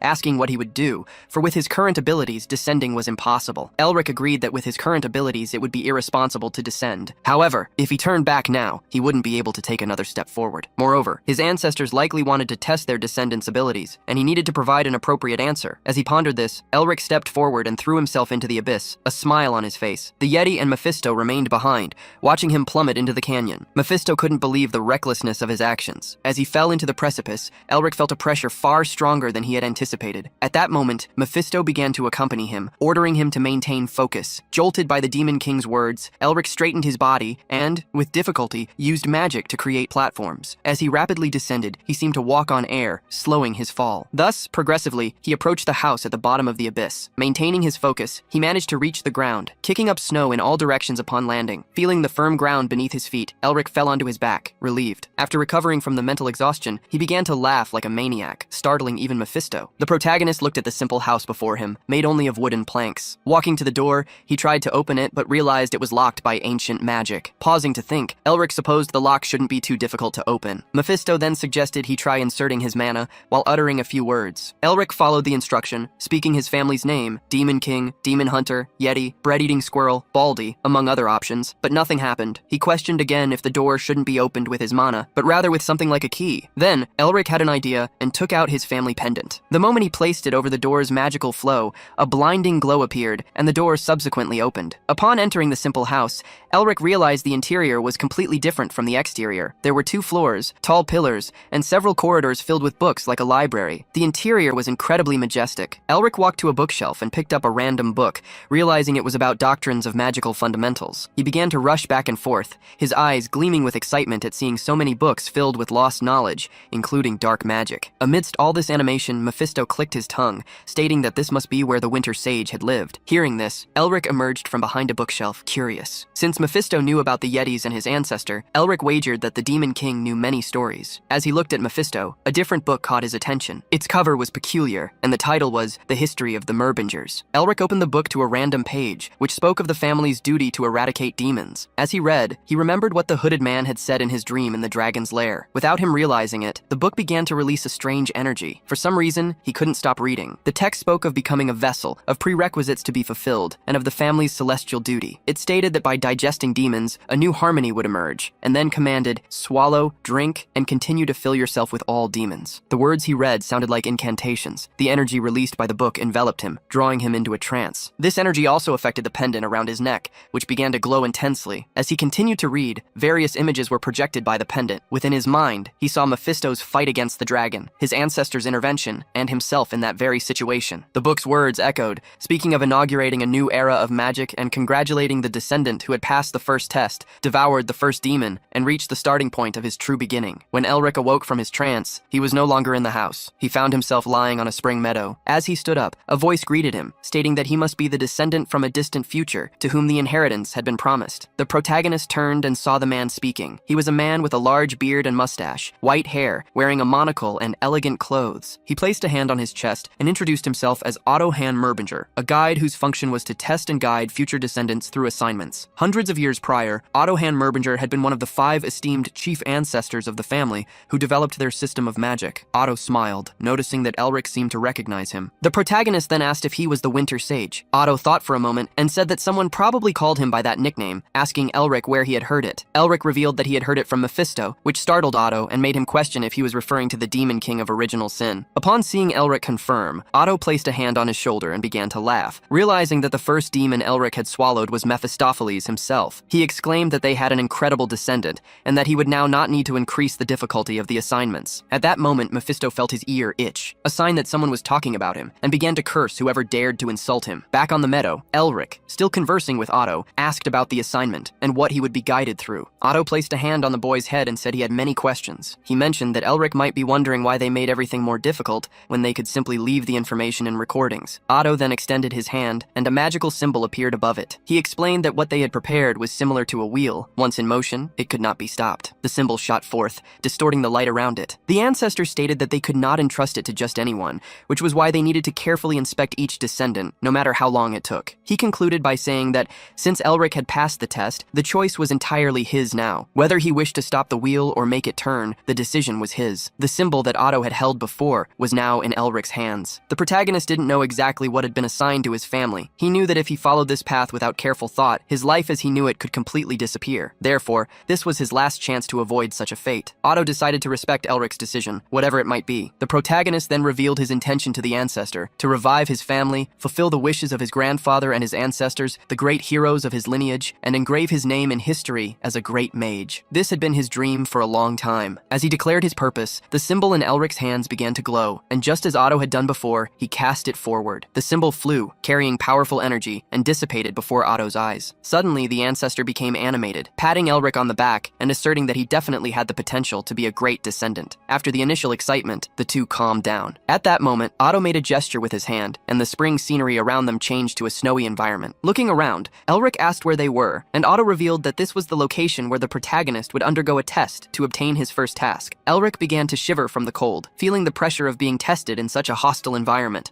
However, the pressure soon transformed into a confident smile, for he knew that this challenge would make him stronger. Seeing Elric smile, Otto praised his attitude, saying it was an excellent demeanor for a cadet. Next, he asked Elric to look in a specific direction. Otto insisted that he look deeply into the distance, and when Elric did, he began to distinguish a figure. He asked Otto what that horned creature was, and the ancestor replied that it was the Ice Mountain King. He was the first and last king to unite the Yetis and rule this mountain. Ambitious, he tried to restore the Yetis' status to one of equality with demons, as it had been before they were demoted. However, in the end, he was devoured by his own ambitions and became a depraved demon. Otto then declared that this king was the second demon Elric was meant to swallow. Elric turned his head, startled, asking if he was supposed to defeat that monstrous creature. Otto, seeing the fear on his face, explained that he didn't need to defeat it, but rather devour it. From now on, Elric was to swallow demons and extract their seals from the root of their existences. Confused, the young man asked what these seals were. Otto explained that from the primitive and dark emotions of living beings, such as fear, depression, and resentment, evil egos form and become demons. Each demon possesses unique evil desires, and with them, their own personalities, rankings, and emblems. The heart where these desires reside is called a seal, and the seal of original sin is Mephistopheles himself. As Otto explained, the tiger-shaped tattoo on Elric's hand began to glow, the Demon King's seal. The ancestor reiterated that Elric should hunt demons and extract their seals, for by devouring them, all their attributes and abilities would be absorbed. Faced with the dark power emanating from the Yeti King,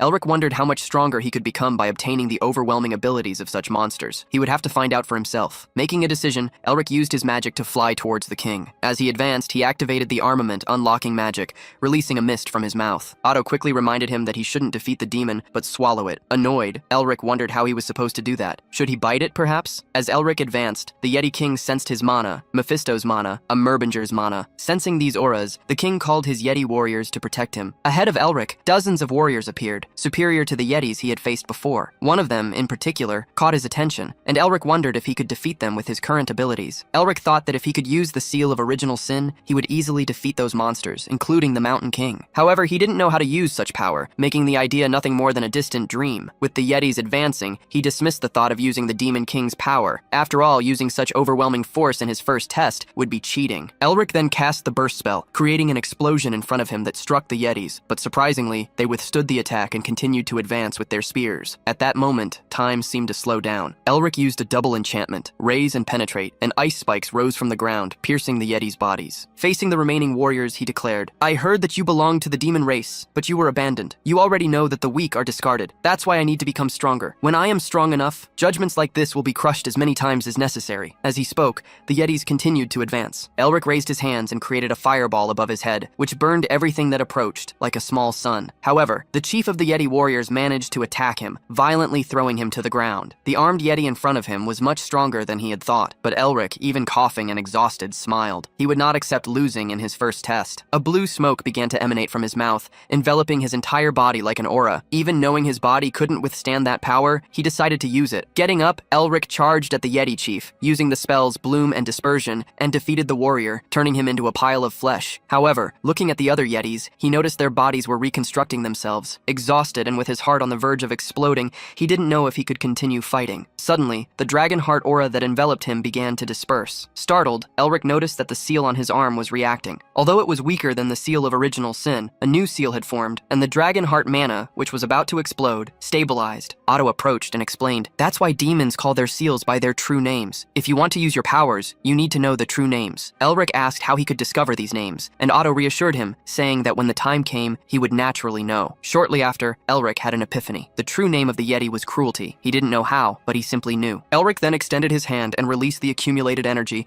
which manifested as snowflakes. A blizzard began to fall. Facing the resurrected Yetis, he felt no fear, for he now knew how to use their seal and true name. Reciting an enchantment, he said, "Be cold and heartless." An explosion of icy energy spread around him. The Yetis tried to protect themselves, but it was too late. The blizzard transformed the battlefield into a sea of ice. Exhausted after the attack, Elric smiled, surprised by the power of a seal. He began to laugh when he realized only one Yeti remained. However, before he could celebrate, he collapsed. Exhausted, Elric woke up screaming. His body was drenched in sweat, but he had returned to the bookstore in the safe house. Still confused about what had happened, Mephisto answered him, saying that he had apparently gone through a great ordeal. Facing and still euphoric Elric, Mephisto stated that he already knew something was happening, as Elric had suddenly fallen asleep while his pendant went wild. Remembering what had happened, Elric felt relieved to still be alive. He had pushed past his limits by relying too much on his strength, and had probably collapsed after consuming all his mana. Recalling the power he used to freeze the Yetis, he was surprised. That was beyond any expectation he had ever had. If the incomplete seal of cruelty possessed such power,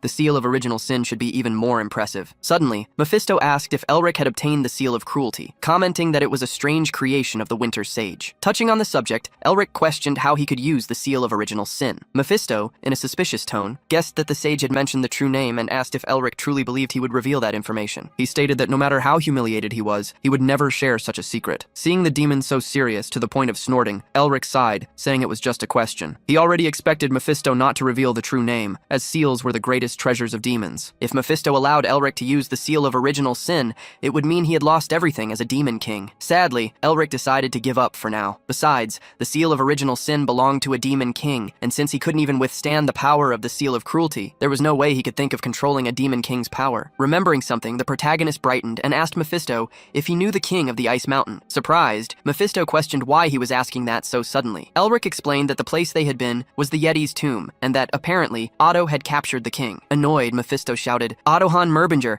I already knew you were crazy, but to make someone capture an entity I knew?" Realizing that Mephisto truly knew the Yeti, Elric approached with a mischievous look, asking if he knew any good methods to defeat it. Mephisto snorted and turned away, but Elric pressed him, arguing that the Yeti was no longer even part of the demonic race, so Mephisto could at least share something. Enraged, the demon king roared, "Do you think I would reveal the secret of a seal, the weakness of a race, just to please you?" Attempting to negotiate, Elric offered Mephisto a deal. He wouldn't have to act cute for 3 days. Mephisto laughed, stating that a demon king's pride couldn't be bought so easily. Then, Elric increased the offer to 5 days. Mephisto began to grind his teeth, but Elric quickly withdrew the proposal, telling him to forget it. At that moment, Mephisto cleared his throat and, showing infinite generosity, agreed to help, but only this once, and for 5 days. In a grave voice, he said, "With the seal you have now, you won't even be able to pass this assignment. Forget about approaching the Mountain King." Seeing Elric's shock, Mephisto continued, "However, there is a way." Not long after, back in the realm created by Otto, Elric felt the cold once more. He looked at the king of the Yetis, determined to apply the advice Mephisto had given him. Advancing, he remembered the demon's words about seals having different rarities: common, advanced, precious, unique, and mythical, and that, even within the same rarity, seals possessed levels. Mephisto said that the Seal of Cruelty was precious, but Elric's was at level 1, while the Mountain King's was at level 10. To defeat it, Elric would need to evolve his seal to level 10, or promote it to the unique category. Thus, following Mephisto's advice, Elric chose to attack the Yeti soldiers to gradually evolve his seal through battles. After defeating countless warriors, he finally encountered the Mountain King again. However, after so many battles, his seal had only risen to level 2. Now, he would have to face the Yeti King himself. Seeing it up close, Elric realized that what surrounded it was not a common shadow, but pure demonic energy. He wondered what kind of entity the Yeti King had been in life to achieve such power. Thinking of Otto, Elric questioned whether the ancestor was, in fact,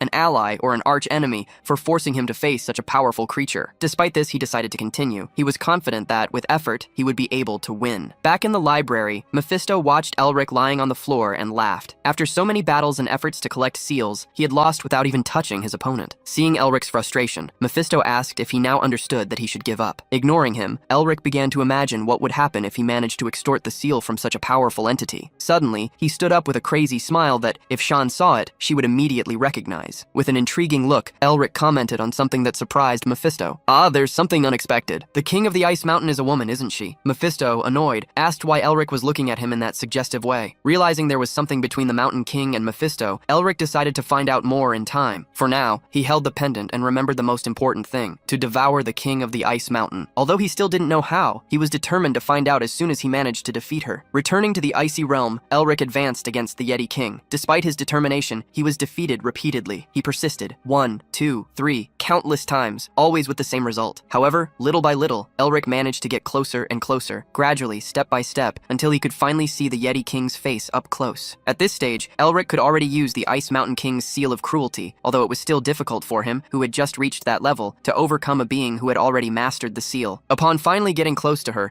Elric launched a palm attack, which was met with an equally powerful blow from the Yeti King. Their palms met as Elric wished to overcome the entity before him, whether in habits, actions, means, or theories. He was willing to steal everything from her if necessary. When their hands clashed, their energies collided violently, and a great impact threw Elric backward. Otto, who observed everything from that world, analyzed the protagonist. It wouldn't be strange if his ego shattered after so many defeats, yet he continues to smile. He not only possesses innate talent, but also invaluable willpower and an insatiable desire to improve. Yes, this child is unique, something we have never seen, not even in our own family. As Otto watched, Elric was once again torn apart, reappearing in the icy realm with an insane smile. The reason for his joy was simple. He had reached level 3 of the seal, but distracted by this achievement, he was almost hit by an axe. Elric gritted his teeth, realizing that the Mountain King was not giving him any moment of respite. Furious, she wielded her weapons and attacked him with ferocity, forcing him to summon a shield. However, Elric's shield was too weak and was easily destroyed. He felt he was at his limit, and what he had been doing so far didn't seem enough to defeat the Ice Mountain Queen. So, Elric began to think that to defeat her,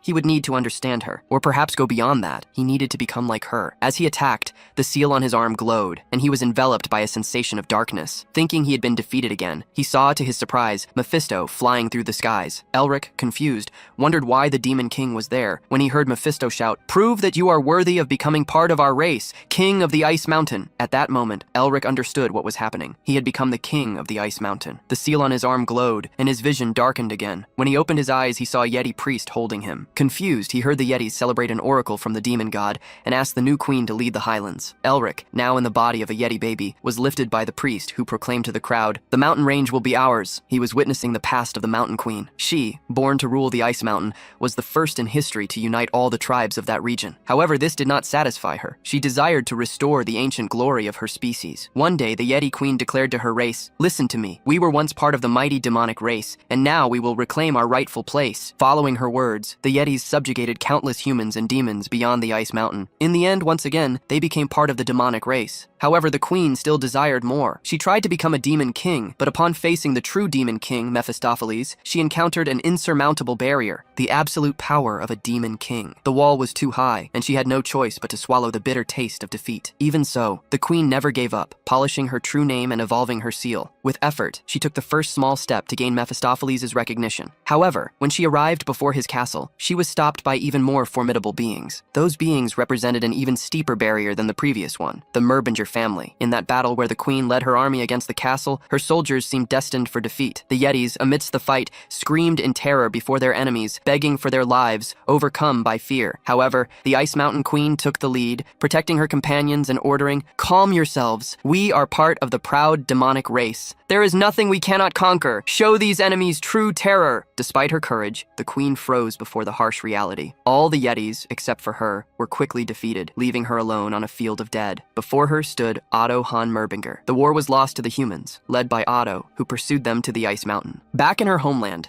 the queen incessantly questioned that man, asking why humans, who already possessed everything, still wouldn't allow her race to have anything. Slowly, the image of Otto before her transformed into Elric, who was witnessing the Yeti Queen's final moments of anguish. He understood that this was her duty. Even amidst despair, she had endured everything since childhood, facing countless hardships to reclaim her race's glory. Deeply identifying with the Yeti, Elric could not hold back his tears at the immense burden she carried. After that day, Otto settled on the Ice Mountain to watch over her, and the two, after countless battles, came to respect each other and share time together. But even so, she, unable to completely free herself from her ambitions, eventually became a monster, meeting her end at Otto's hands. The vision ended. Defeated once more, Elric fell to the ground. Before him stood the imposing Yeti. "You must be the descendant of the future he spoke of. Seeing that you managed to erase part of my mana and even cut off my arm, it seems he wasn't boasting for nothing." Elric tried to apologize for her arm, but he was interrupted. "Although it ended this way, without me being able to abandon my ambitions, I am a queen and a warrior who leads my race. I do not need an enemy's pity." Elric then witnessed the Ice Mountain Queen dissolve into smoke,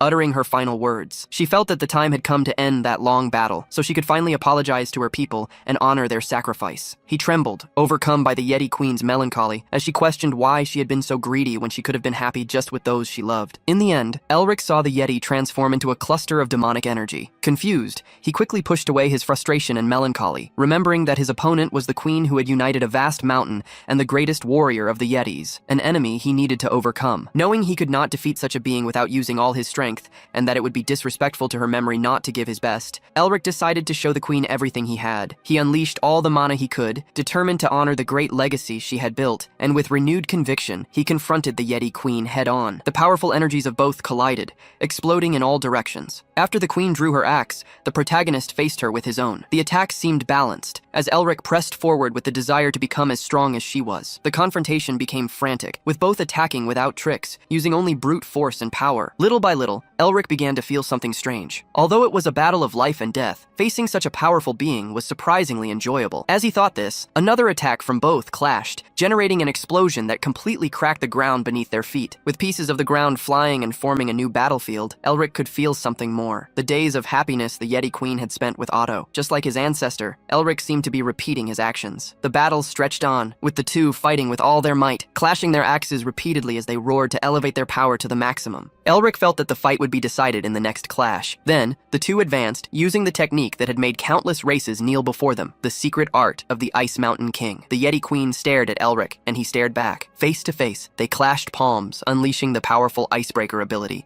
which sent cracks spreading across the entire surrounding field. Time seemed to slow. Clouds drifted across the sky, while the two remained motionless after the final blow. But one of them had emerged victorious. Elric, who had completely destroyed one side of the Yeti Queen. Defeated, she laughed. Her last words were of gratitude. Elric gritted his teeth, surprised to see the beautiful smile, accompanied by tears, of that powerful warrior who had fought with all her pride and duty at stake. With the battle decided, she fell to her knees, transforming into smoke that merged with the seal on Elric's arm. On the Snow Mountain Glacier, where the powerful Yeti lost her life, a small flower bloomed, symbolizing that the cycle of life continued. With a silent wish for the Mountain Queen to rest in peace, Elric's first task came to an end. Otto, seeing that Elric had managed to absorb the Ice Mountain Queen, clapped his hands at the marvelous feat. The protagonist feigned annoyance, asking if that first assignment hadn't been too difficult for a start. Otto replied that this was their family's method. No one could call themselves a Merbinger if they couldn't overcome at least this. Faced with Otto's arrogance, Elric wondered if that was why Sean always called the Merbingers selfish. In the end, Otto revealed his surprise. He had thought that, even being talented, Elric would take 1 to 3 years to complete that achievement. But Elric, who had only begun learning magic a few years ago, managed to defeat the Mountain Queen in just 1 month. Elric interrupted Otto. He counted on his fingers, explaining that if he had been there for a month, it meant he had only started learning magic 2 months ago. Otto laughed, thinking it was a joke,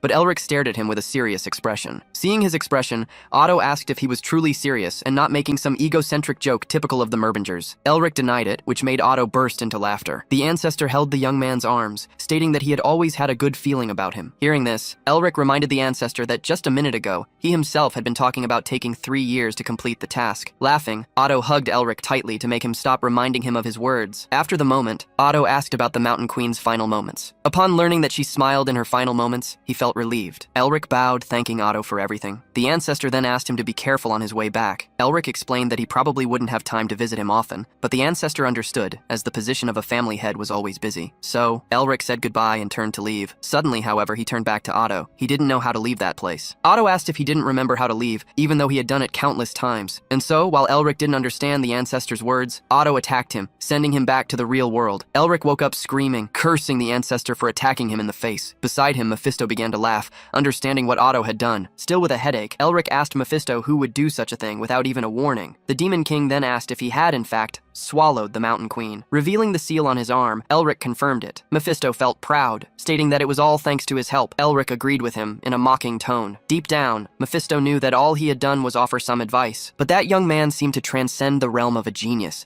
becoming a true monster. Suddenly, Elric said he was curious about something. Remembering that Mephisto had a special relationship with the Yeti Queen, he wanted to know why the Demon King prevented her from becoming a demon. Mephisto was startled to discover that Elric knew this, and the young man said he found out by looking at the Ice Mountain Queen's memories. The Demon King sighed and began to explain. I am a Demon King, while she was merely part of the lower class of the demonic race. At that time, I was bored and heard there was someone on the Ice Mountain who aspired to become a demon, so I went there to take a look. Well, she was far from becoming a high-level demon, but her ambition and skill were commendable. If the one who found her hadn't been someone benevolent like me, but rather someone like Azazel or Lilith, she might have become frustrated. Anyway, I told her to find me again when she became stronger and simply left her behind. Hearing the story, Elric wanted to know why he never found her again. The Demon King became annoyed, but revealed that he had, in fact, returned to look for her. However, she was already happy with someone else, which left him in a dilemma. Elric then stated that he understood. He laughed in the Demon King's face, claiming that the Yeti had friend-zoned him. Demoralized by the truth, Mephisto became furious. Elric rubbed the fact in his face, reminding him that he had been single for a millennium, and began to sing to provoke him, while the Demon King cursed him. Inside the secret realm of the safe house, Otto still thought about the amusing descendant he had met. Struck by a gentle breeze, he asked the sealed spirit if she also didn't find him amusing and if she still held any resentment. Otto still remembered the day the Mountain Queen went mad with her own ambition, attacking her people and destroying their village. Before him, she cried as she succumbed to madness. In her last moments of sanity, she begged him, her friend, to stop her. Apologizing, Otto made a movement with his hands and sealed the Mountain Queen. Now, in addition to his old apology, he thanked her, asking her to pass on her duty to the young man he had met and thus rest in peace. Otto cried during the farewell, wishing they would meet again in another life, and that in it, she would be as beautiful as she was when they first met. Seeing Elric rummaging through the library and stacking books, Mephisto grew curious about what he was searching for. Suddenly, the Demon King noticed Elric holding something, a small egg-shaped ice crystal. Before Elric left the secret world, Otto had given him that crystal, instructing him to find the god of Camellia. The protagonist, curious, asked if Otto was referring to For Camellia, and he confirmed, stating that this person would become Elric's new guide. Scratching his head, the protagonist asked his ancestor if this was a new task, and Otto confirmed it. Holding the small crystal, Elric questioned how much time he would have to complete it. Otto looked at him with a profound gaze, stating that he would receive tasks until he reached the level of the family's progenitor. Upon hearing this, the protagonist was surprised. Otto knew Elric must have many questions, but assured him they would be answered naturally with time. He explained that the progenitor had accomplished and left many things in the world, and that everything had been prepared for Elric to follow in his footsteps. Therefore, he only needed to diligently follow this path. The protagonist understood the task and put away the ice crystal, while Otto apologized for leaving such a heavy burden on him, but emphasized that this was a path only Elric Merbinger, the Lord of the Merbingers, could tread. Thus, Otto bid farewell. Go and perfect the winter. After telling the story to Mephisto, Elric held the small egg, stating that he needed to find the god of Camellia. The Demon King then began to cackle. Knowing the legend, Mephisto deduced that Otto was trying to recreate winter. The protagonist did not understand what he meant by that. Then Mephisto explained that there were the 4 seasons of the Merbingers, who hunted demon kings. Elric stood up, demanding that Mephisto tell him more details,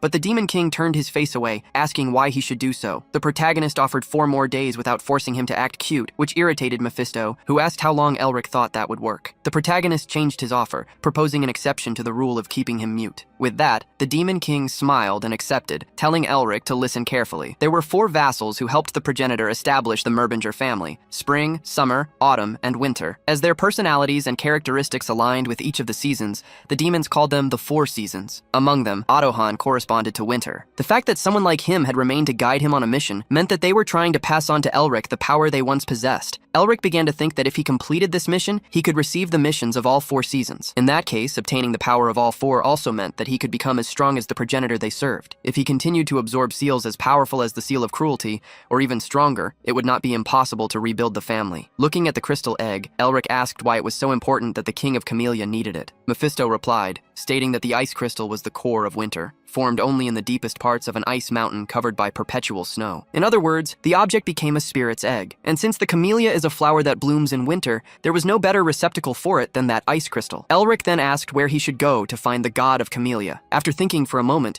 Mephisto indicated the flower temple in the north. The protagonist was surprised, as he had only heard of that place through books and did not know it actually existed. Mephisto confirmed that it did, and that the god of Camellia would probably be guarding the temple. Now, Elric could only be sure after researching in the Imperial Library. However, seeing Mephisto answering everything so amicably, Elric suspected he was planning something. Observing the Demon King, Elric wondered if somehow he didn't seem a little more vivid. Indeed, after completing the task given by Otto, part of Mephisto's demonic energy had returned. From Elric's gaze, Mephisto realized that the hunter had also noticed the change, but that he could do nothing about it. Elric would have no choice but to grow stronger through those assignments. Upon realizing that the missions that strengthened him also strengthened Mephisto, Elric understood that he might be reviving a great demon king, capable of plunging the world into darkness. Mephisto rejoiced at the expression of fear on Elric's face. Despite feeling uncomfortable strengthening a Merbinger, the Demon King decided to proceed with the plan, as his own recovery was the priority. Suddenly, Mephisto noticed something. Elric was once again displaying that maniacal smile. The protagonist had understood that,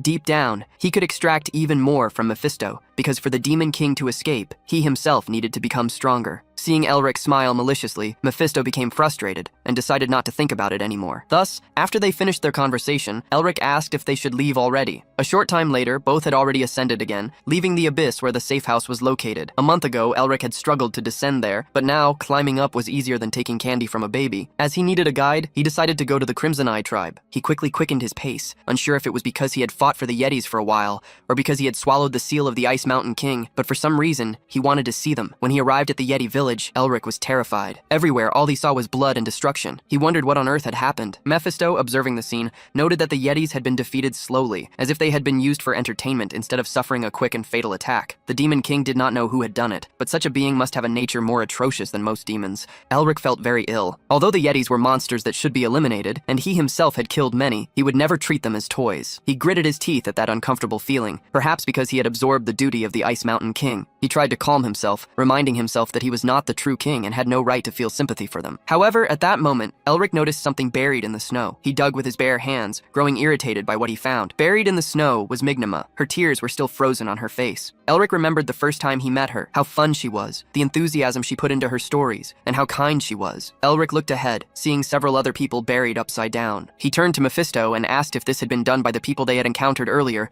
and the Demon King confirmed his suspicion. In the snowy forest, the young blue-haired lady ran desperately, while two men followed her. After running so much, she was already out of breath and her legs were tired. At one point, she fell to the ground, exhausted. One of the men approached, asking if she was all right. Asking Chen not to worry, the young lady insisted they keep their focus on finding the tomb, as they didn't know when the assassins would appear again. Chen stated that she needed to rest, but she retorted, saying that as the child of the Blue Lion, she would not be a burden to anyone. Never again. Chen merely stared at the young lady, who was now trembling. She knew that many people had suffered because of the assassins pursuing her, so she couldn't afford to collapse there. They had been searching for the tomb for a month, without success. She wondered where in the world that place could be, as she thought of her father. Far from there, on the Ice Mountain, stood the castle of the Blue Lion family. Despite their great fame, some commented that the Blue Lion's only daughter couldn't even swing a sword properly. They cited the rule that lions followed the strong, and in comparison, the young lady was the opposite. As one man commented on this, another warned him to be careful not to be overheard, as the person they were talking about was nearby. In the training room, the young lady swung her sword fervently. Despite her effort, she knew she had no talent for it. Faced with so many disparaging comments, all that came to her mind was self-doubt, wondering if she could truly be called a daughter of the Blue Lion. While she was training, Herman Weil, the Blue Lion, called out to her, Isabel. Sitting together, Herman apologized for placing such a heavy burden on her, but Isabel blamed herself for not being good enough. Herman stated that there was no need for his daughter to follow in his footsteps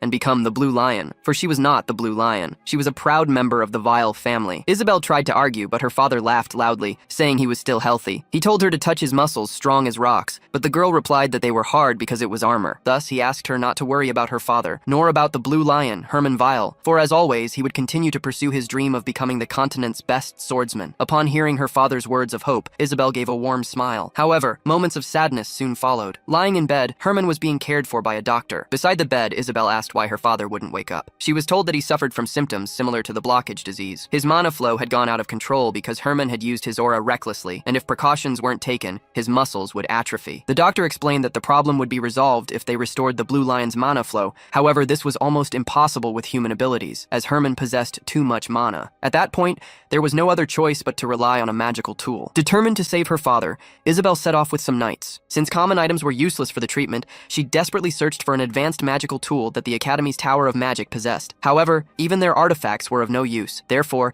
Isabel searched across the entire continent without rest, and still, she found not a single clue that could help in her father's treatment. One day, however, she heard about the tomb of the Ice Mountain King, located somewhere in the Yeti Highlands. She listened intently to the conversation of people sitting near her. There, magical tools exist that humans can't even imagine obtaining. We'd become rich if we could get just one of them. Should we try to look for them? The man speaking was interrupted by his colleague. Do you want to get caught by the Yetis just to investigate a myth? It's better to keep drinking instead of ending your own life. After searching for that tomb like a needle in a haystack, Isabel finally discovered that it truly existed, and even where it should be. However, a problem arose when this news reached her uncle's ears. The young lady's uncle, Paul Weil, who had always waited for an opportunity to steal the Blue Lion's position, sent assassins to pursue Isabel, the successor. Now, within that icy forest, Isabel trembled with cold and hatred, thinking of her uncle's monstrosity. Suddenly, one of her soldiers shouted for her to hide. He pulled her to a shelter while Chen stayed behind, facing the various hooded men who appeared before him. We've been looking for you everywhere. We were wondering where you might be, and it seems you were here. Since you're a member of the Weil family, I'll finish this quickly. The men in front of Isabel were part of the 6th unit of the Blue Wolves, the elite knights Paul Weil secretly created. Chen glared at their leader, Hanul, and furiously declared that he would pay for the lives of Isaac Zard with his own life. Chen's plan was to hold off the 6th unit alone,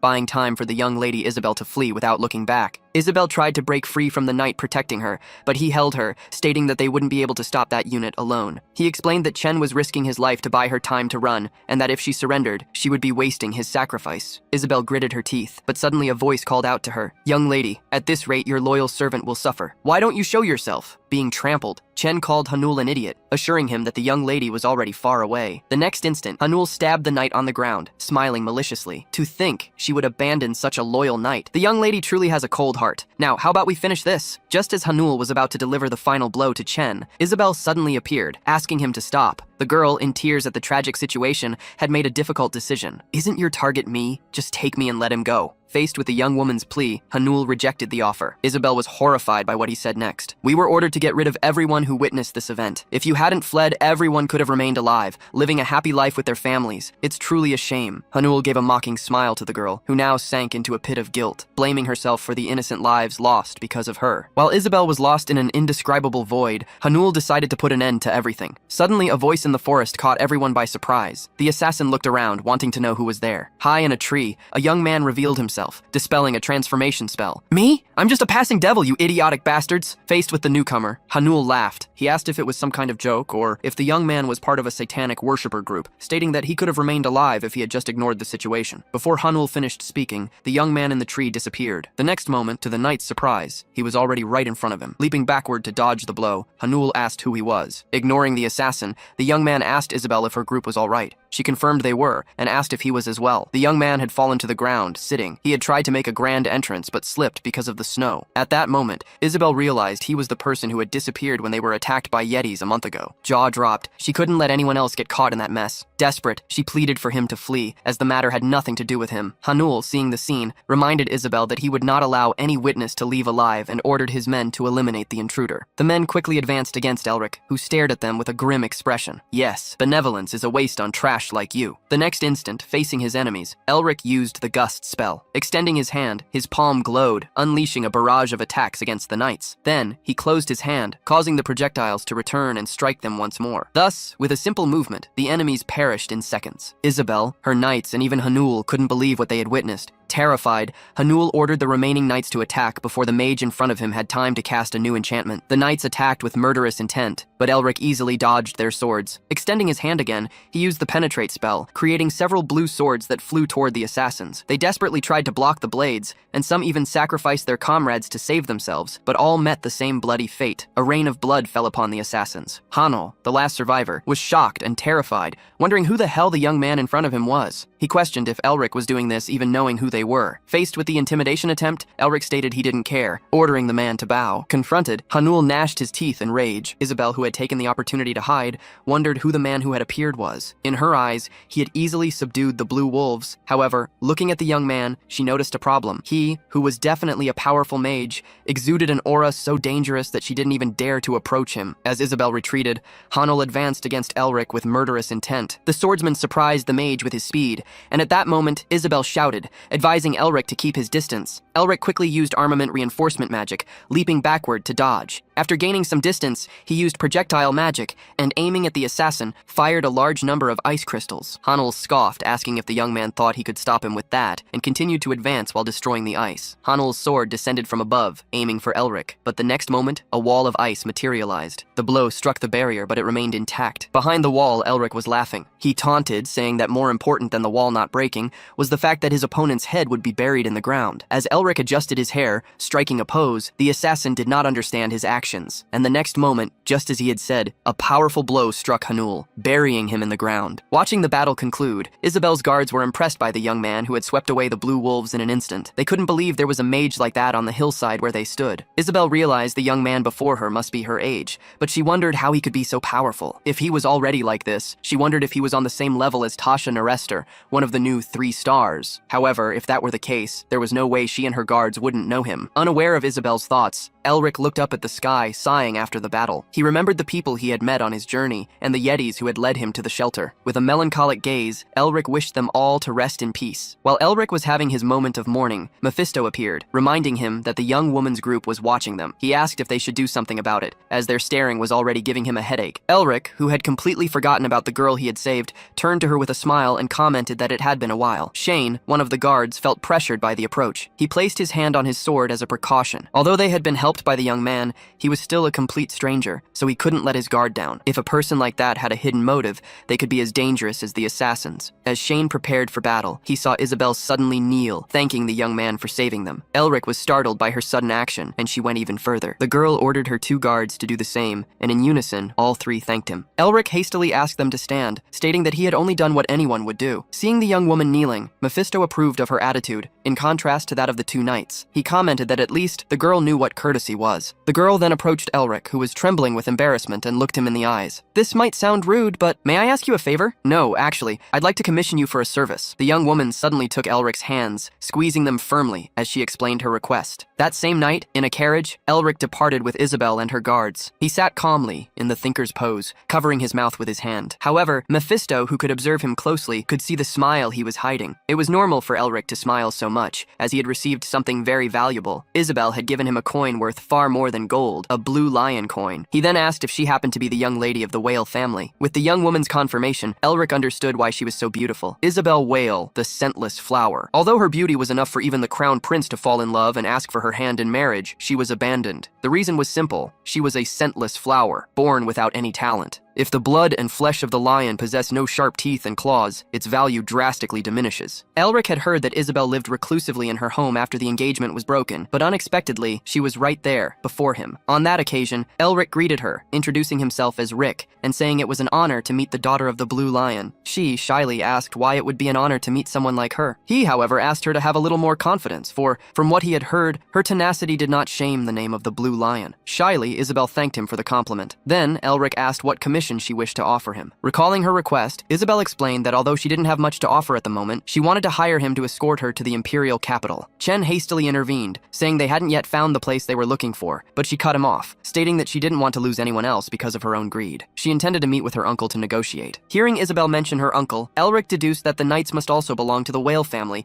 and wondered if an internal power struggle was underway. On second thought, Elric remembered hearing that the Blue Lion, the family head, was suffering from the reflux disease, something similar to the blockage disease. It was Chen who had told him this. Suddenly, Elric realized he could use this information to put the Blue Lion in his debt. If the Merbingers were revived and allied with the Blue Lion, it would be quite a spectacle. The protagonist reveled in his own cunning. Isabel said that, though it was little compared to his abilities, she could double the reward she had just offered him. Seeing Elric stare at the coin in his hand, Isabel presumed he would refuse the offer. Elric, however, returned the coin. Holding Isabel's hand, he smiled. "I will escort you safely, dear client." Once inside the carriage, Mephisto reminded the protagonist that he didn't need money, as there were tons of treasures in Shanake's lair. The protagonist, however, had a plan. He told the Demon King not to speak such things, as he had never experienced cold or hunger. Mephisto was confused, and Elric then asked what he should do if he had no money at that very moment. The demon might not care being a ghost, but he, a human, needed to eat and sleep. Floating upside down in the carriage, Mephisto grumbled that this was the problem with humans. Suddenly,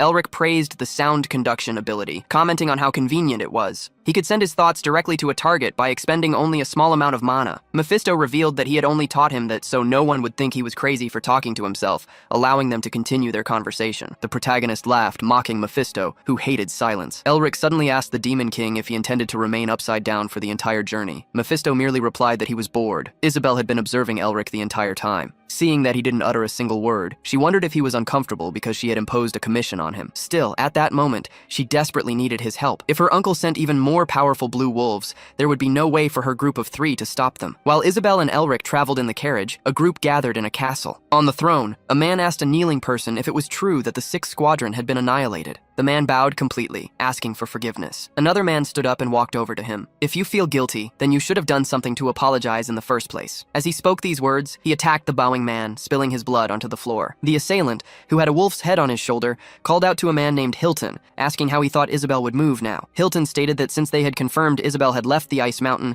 she should be returning to the imperial capital. If she was returning, it meant she would negotiate with them, and Hilton, the leader of the 1st Squadron of the Blue Wolves, concluded that this was exactly what should happen. The man with the sword then called Isabel stupid, questioning how such an incompetent girl dared to negotiate with him. Back on the throne, the man guarded by several knights stated that Hilton would only have one chance. Isabel's carriage traveled a considerable distance, and at dawn, they arrived at the city of Lasente, a beautiful place with a colonial style. Isabel's shoulders ached, as they had traveled for 2 days without rest. Beside Elric, Mephisto complained that his body hurt, even though he was a ghost.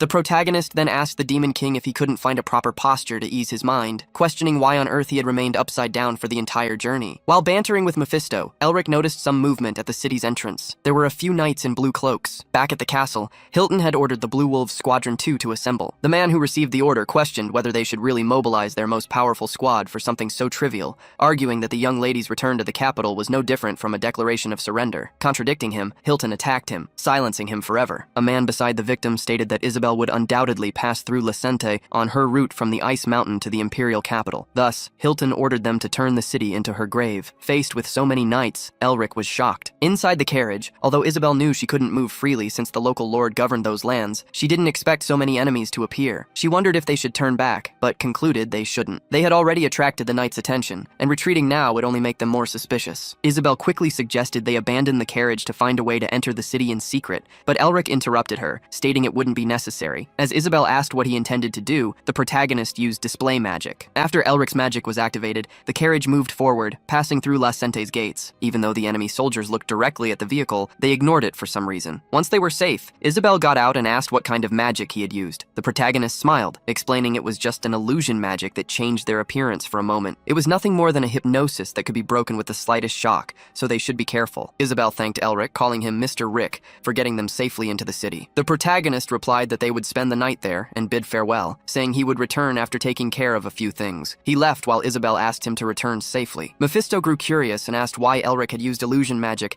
instead of simply getting rid of the assassins. The protagonist explained that he didn't want to fight without knowing the exact number of enemies, and that he needed to conserve mana for emergencies. Mephisto scoffed, calling him lazy and reminding him that he had soul speech and the seal at his disposal. He then asked if Elric shouldn't return to the academy soon. The protagonist replied that he needed to find something first. As he walked through the market, Elric smiled maliciously. He wanted to find out what situation the dean was in, so he could prepare to get rid of him in the future. Seeing Elric smile when talking about the dean, Mephisto commented that the man was unlucky to have crossed his path. Suddenly, seeing some children playing, Mephisto remembered something and asked the protagonist a question. He said he had felt an energy similar to mana coming from the knights and wanted to know what it was. Elric stated that it was the aura current, mentioning that it probably didn't exist back when Mephisto was alive. Seeing the Demon King's doubt, Elric explained, "It's simple. Mana is originally a blessing given to mages, but over time, even martial artists developed a method to apply it to their bodies. If mages use magic to create mana circles in their hearts, martial artists strengthen their bodies using aura currents in their dantians. Just as the 6th rank of mages is categorized as magus, the 7th as archmage, and the 8th as sage, the ranks of martial artists are categorized from 1st to 5th as user, advanced, expert, master, and superior." Mephisto was surprised to learn there were only 5 ranks for knights, unlike mages. Elric explained that there were exceptions, as only one person had managed to form more than 5 aura currents. The Demon King grew curious to know who this person was, and Elric revealed it was the Golden Lion. Such a man was considered the strongest being on the continent. Mephisto was impressed by such an arrogant nickname, commenting that it was exactly what one would expect from humans. Elric, however, disagreed with the Demon King, stating that such a being was on the same level as his grandfather, who had been the greatest merbinger in history. As Elric finally got to where he wanted, Mephisto gave a devilish smile, similar to the protagonist's own, and stated that he would love to meet the Golden Lion someday. Leaving the old demon aside, Elric had more important things to do. He smiled at the vendor and asked for a newspaper, as he wanted to find out what had happened during his absence. At the academy, Barracks asked Rivern if the situation still hadn't been resolved. The student apologized, explaining that the Nerister were guarding the hospital like an impenetrable fortress. Barracks grew irritated upon learning that Sean was involved. Rivern tried to appease the dean's anger, stating that he was far superior to the other candidates in the election for director, as the news that he had discovered the lair was being spread by academics and the press. However, Barracks replied that nothing was guaranteed if he didn't obtain the excavation rights to the lair, as he wanted an overwhelming victory. Rivern then smiled, asking the dean to give the command. The dean then ordered him to pressure the Nerister even more. At the hospital, the spokesperson informed Sean that the pressure for the nest's excavation rights to be transferred to academic circles was increasing, and that wasn't all. As the situation made him look like a traitor who stabbed a professor in the back, academic circles were in an uproar. Sean was already trembling under the weight of so much pressure. He looked up, crying, "My sister torments me every single day, and that bastard Elric hasn't even contacted me once." Despite this, Sean showed the spokesperson some papers, asserting his resolve. He would continue to endure the situation until Elric returned. At that moment, Elric, who was surrounded by dozens of newspapers, slammed his hand on the table. He realized that the dean was as cunning as ever, and that Sean was sinking deeper into trouble because of him. He smiled, thinking that the older one gets, the more cunning they become, and mentally praised the dean for his use of pressure. Elric slammed the table. "Just keep it up, because this will make my debut even more spectacular." Putting that aside, he began to wonder if he could do something for Sean, as he felt bad for him. As Elric pondered, a bright light flashed through the window. In the distance,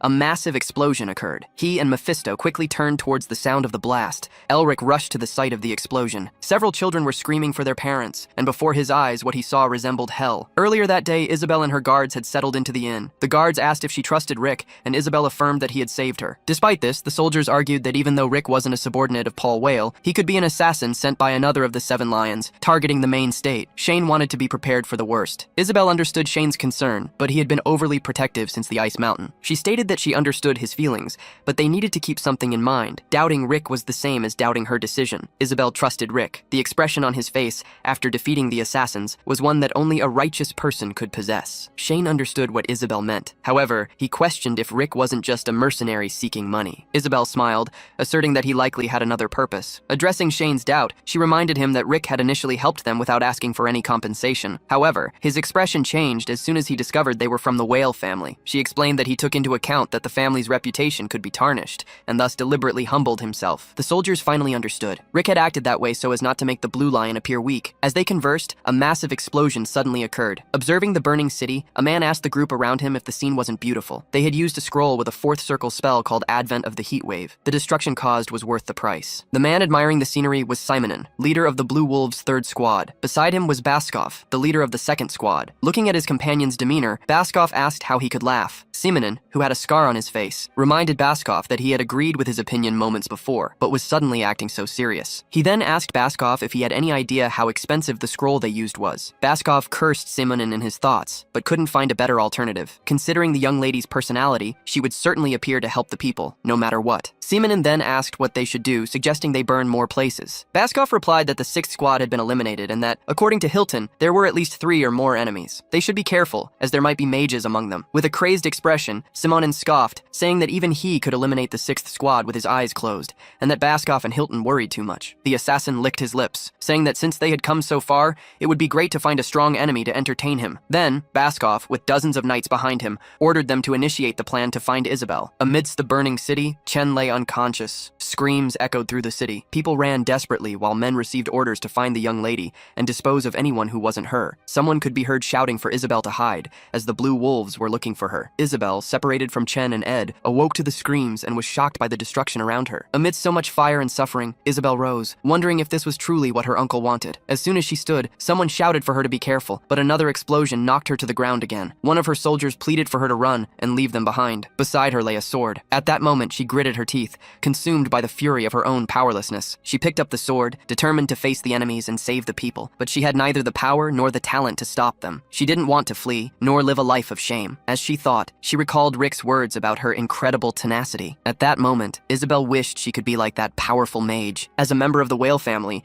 she would protect the Empire, even if it cost her life. Thus, as she rose with tenacity, a glow appeared in the sky. A new fiery attack was heading towards the inn where Isabel was. She faced the onslaught head-on, determined to fight until the end. And then the attack exploded. However, upon opening her eyes, Isabel realized she hadn't been hit. Looking at the hole in the inn's wall, she was incredulous, unable to believe what had happened. There, with his back to her, stood a man. Gathering a large amount of icy energy, he conjured a spell that covered the entire street. The next moment, everywhere Isabel looked, everything was frozen. All the fire had been extinguished, making people shout, emotional at having been saved. Isabel was speechless, tears streaming from her eyes. The man before her, whom she knew as Rick, had saved her once more. As she watched him leap into the fight, she wished for something that might not be possible, that might take an eternity, but she wished nonetheless that one day she could stand by his side. Leaping into the street, Rick questioned why the soldiers were exterminating innocent civilians. Mephisto, who accompanied the protagonist, witnessed the fury of the Merbingers. Though it usually lay dormant, this rage was not easy to extinguish once ignited, a fury he knew all too well from having confronted it in the past. Unlike common humans, who made mistakes when losing their reason, Merbingers became calm, ruthless, and stronger. He followed Elric, who climbed to the top of a tower, facing the knights from above. Mephisto commented that the enemies seemed more numerous and stronger than the previous ones, asking if he thought he could win. Below, the villagers looked up to see their savior. Rick replied to the Demon King that it might be difficult, especially since he didn't know how much mana he had left and couldn't use magic freely among the citizens. Mephisto then asked why Elric wasn't fleeing. The protagonist, possessed by an imposing aura, revealed the reason. There's a saying in our family, those with power have an obligation to prove they are worthy of it. That's why the Merbingers have always been the spearhead of all wars. Atop the tower,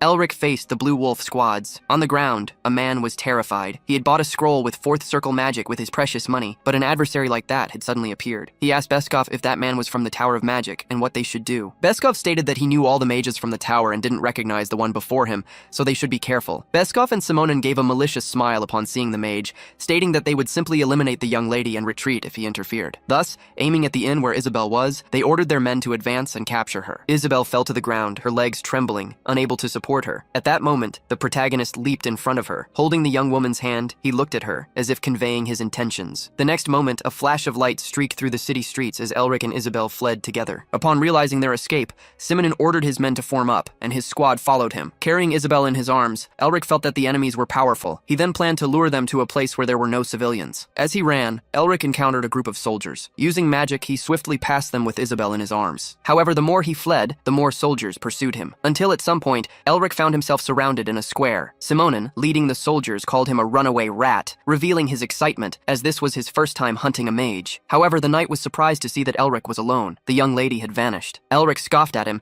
asking if he truly believed he could discover her whereabouts. After all Simonin had done was chase him like a dog. The taunt infuriated the knight, who ordered his subordinates to bring him the mage's head. A large explosion of lights erupted before Elric, who had already consumed a considerable amount of energy extinguishing the city's fires. The Dragonheart's mana had significantly dwindled after absorbing the seal, and his body wouldn't endure if pushed beyond its limits. When he fought the Ice Mountain King, he could restart the battle whenever he wished, but now, everything would be over if he lost even once. Looking around, Elric counted between 30 and 40 enemies and realized Isabel was right. They wouldn't go easy, not even against a single person. Elric calmed himself and decided to eliminate the leader first, but he was suddenly ambushed by several knights. For some reason, he felt his body move with more difficulty than when he defeated the Ice Mountain King. Mephisto appeared, asking if he was sure he had truly defeated the king. What Elric meant was that back then, his body moved exactly as he wished. As he was attacked, Mephisto called him a fool, questioning if he truly believed the game created by Otto would be the same as reality. The Demon King's words were as sharp as the sword that nearly struck Elric's face,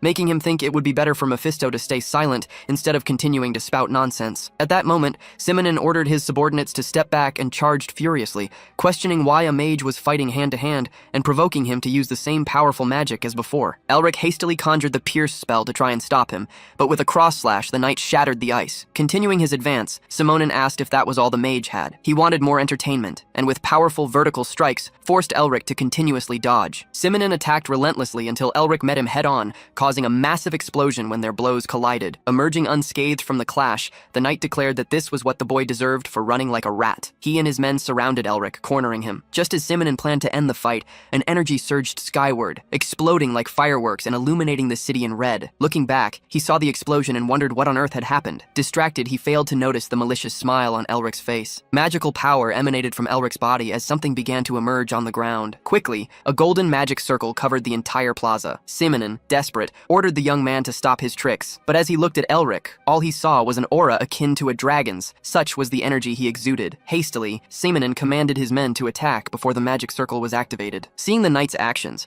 Elric realized the foolishness of their intentions and activated the circle beneath his feet. Minutes earlier, while fleeing the inn with Isabel, Elric had managed to gather information on how his adversaries fought. Thus, he formulated a plan to get rid of them all at once. Thanks to Isabel, he could plan a trap, but he needed her help. After evacuating all the citizens from the plaza, she would give the signal by tearing a magic scroll. That would be the moment Elric could exterminate the blue wolves. With the magic circle activated, Elric unleashed his magic. The temperature dropped instantly as ice erupted, freezing everyone in the plaza. Upon seeing his feat, Elric noted that magic circles truly were excellent for conserving mana. While Elric praised his own magic, Simonin, who was still alive, couldn't believe what had happened. Seeing him still breathing, the protagonist scoffed. "How stupid can you be not to notice I was drawing a magic circle?" Faced with Simonin's fear, Elric's icy hand approached the enemy's face to finish him. At that moment, a surprise attack struck the space between the protagonist and the man of the blue wolves. The newcomer, a hooded man named Beskov, praised Elric for dodging, but declared that his luck would end there. Elric stared at this new enemy, who commanded the squad that had just arrived in the frozen plaza. Beskov acknowledged Elric's feat of luring them into close combat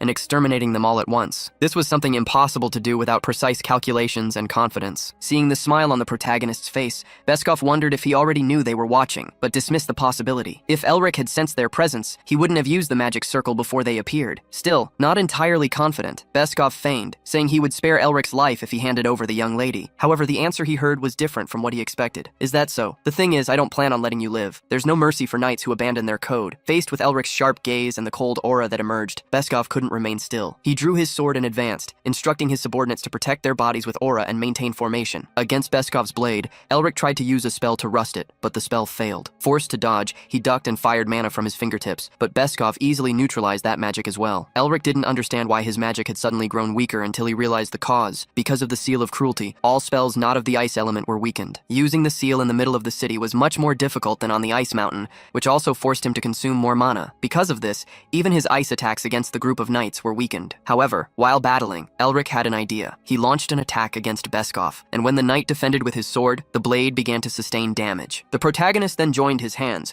releasing two energies of different colors to create a new spell. In the next instant, several ice swords appeared, aimed at the knights. Upon realizing the danger, Beskov ordered his men to block, while he himself cut down the projectiles heading his way. After defending, he launched a counterattack. Wounds began to appear on Beskov's hand as he released his aura. His eyes, full of energy, stared at the protagonist, who stood with his eyes closed, preparing an attack. Looking at the young man, Beskov delivered an ultimatum. Enough games. I no longer have time to play with you. Let's end this. Beskov's attack, however, failed. He ordered his subordinates to join the attack, but as he turned, he realized his squad was turning into ice statues. Incredulous, he asked how that had happened. The protagonist provided the answer. Poisonous ice freezes the target even with the slightest touch. Blocking the attacks instead of dodging them was your mistake. Then Beskov himself began to freeze, his weakening voice murmuring, I've never heard of such magic. The protagonist laughed like a demon as he watched the knight. Of course you haven't. All I did was imbue a curse into ice magic. Accepting his defeat, Beskov laughed at himself. Ha! Of all people, the captain of the first squad made a mistake. He shouldn't have sent just us. I admit you are formidable. However, you will soon regret getting involved with us. You will suffer at the captain's hands. As Beskov cursed and threatened the protagonist,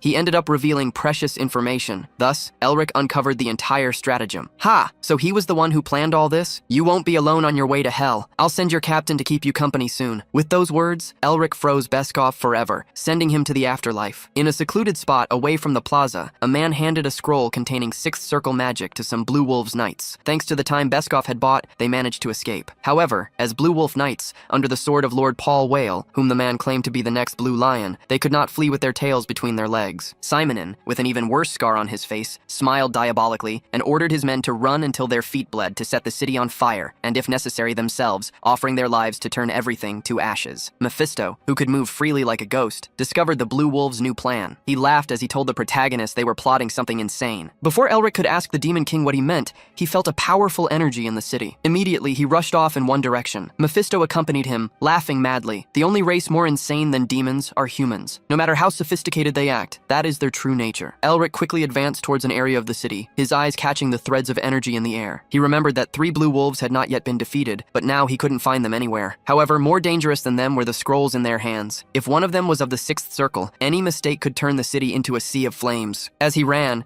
Elric didn't notice he had passed Simonin, who was high up on a house with malicious intentions. I wonder if you'll be able to stop this, though it's already too late, Simonin murmured as he began to activate the scroll. Feeling the scroll's activation, Elric turned hastily, trying to prevent Simonin from completing the action. The next instant, Simonin's arm, which held the scroll, was no longer there. The protagonist breathed a sigh of relief for having averted the worst. I already knew since the Ice Mountain that you were fearless. Who would have thought you'd use the item I gave you in this way? Elric said. Behind Simonin stood Isabel, holding a sword. She was responsible for the knight losing his arm. Elric praised her action, giving her an A grade and highlighting the good use of the stealth scroll he had given her. Even with one arm missing, Simonin could still use the other. He tried to attack Isabel with a dagger as she was close, but Elric quickly conjured magic to freeze him. The protagonist began walking towards the mad knight, mocking him. You really try hard, don't you? Why do you keep resisting so much, even knowing the end will be the same? What's wrong with your face? It was just an arm. You were already ugly. This doesn't make anything worse. Tired of talking, Elric prepared to finish Simonin, but the knight asked if he truly believed everything was over. Simonin reminded the protagonist about his 2 subordinates, who should be somewhere in the city, finalizing preparations for the plan. Although I lost to you, we, the Blue Wolves, our Lord's sword, never fail. You were careless, mage. Soon this place will become a purgatory of suffering. As Simonin boasted, Elric smiled, revealing that he had already dealt with the other 2 knights. Frozen and surprised, Simonin could not believe it. Elric explained, Didn't you tell me to use the magic I'm so proud of? I had already discovered their location and created an attack that split, heading for each of them. Do you want to see it? In the end, even his last card was played. Simonin could not accept his defeat. In desperation, he turned to Isabel, trembling. Young lady, please listen to me. If you let me live, I will speak well of you to Lord Poe Whale. We were only sent to scare you a little and escort you back. I am the captain of the 3rd squad of the Blue Wolves, and I am sure he will. Before Simonin could finish,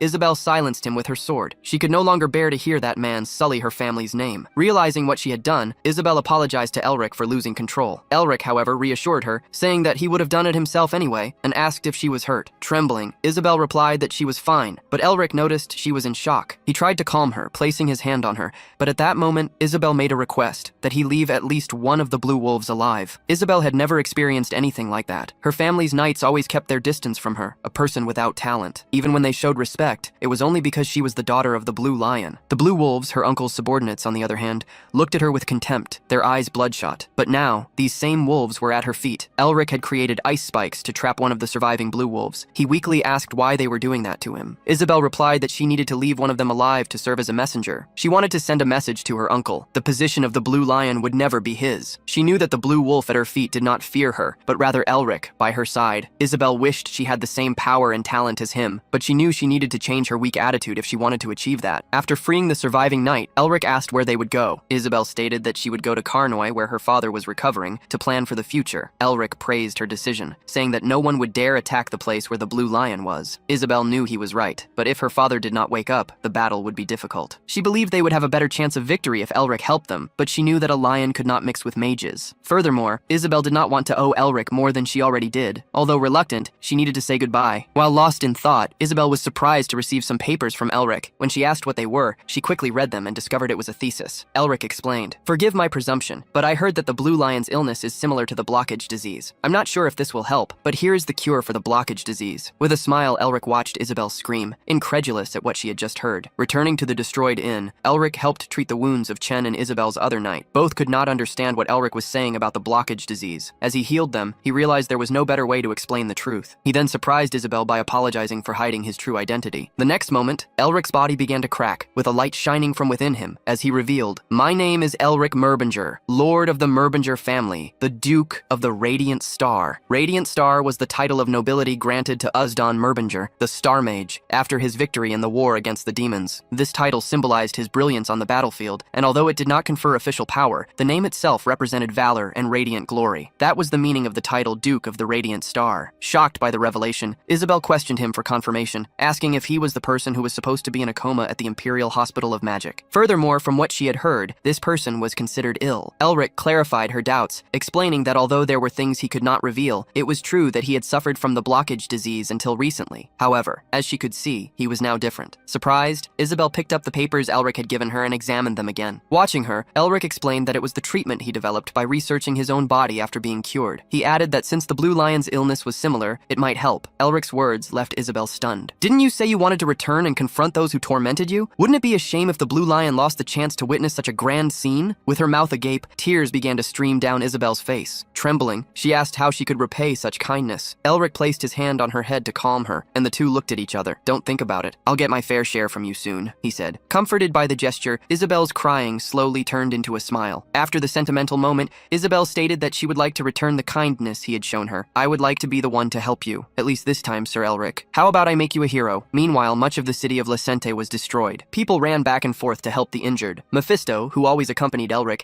asked if he was sure about revealing his identity. Elric, in turn, knew that Po Whale would try to find him sooner or later, especially since he had exterminated many of his blue wolves. He was also aware that Po, being someone who hated to lose, would definitely make a move. Furthermore, his magic was so unique that his identity would be revealed as soon as he returned to the academy. Mephisto then understood the plan. He was preparing the ground, knowing he would eventually be exposed. While Elric secretly conversed with Mephisto, the Demon King, several people in the city praised him. Elric commented that helping the Blue Lion would be of great value to revive the Merbinger family in the future. Mephisto praised Elric for not only creating an extravagant spectacle, but also for establishing a solid position, impressed by the fact that he had as much talent for magic as for strategy. As Elric greeted the people, a woman approached. "Are you leaving already? You should stay a little longer." The hero laughed but rejected the invitation, stating that he had a long journey ahead and that the citizens should also return to their daily lives. Holding her baby, the woman thanked Elric, saying that if it weren't for him, the worst could have happened. Another man also approached to thank him. Though he didn't know how to express his gratitude, Elric looked at him and asked why he showed so much appreciation for something Elric considered merely his duty. The man was Chen, who, as a Knight of Whale, stated he would never forget Elric's favor. Already tired of such thanks, the hero reminded Chen that he had already asked him to stop. Mephisto, agreeing,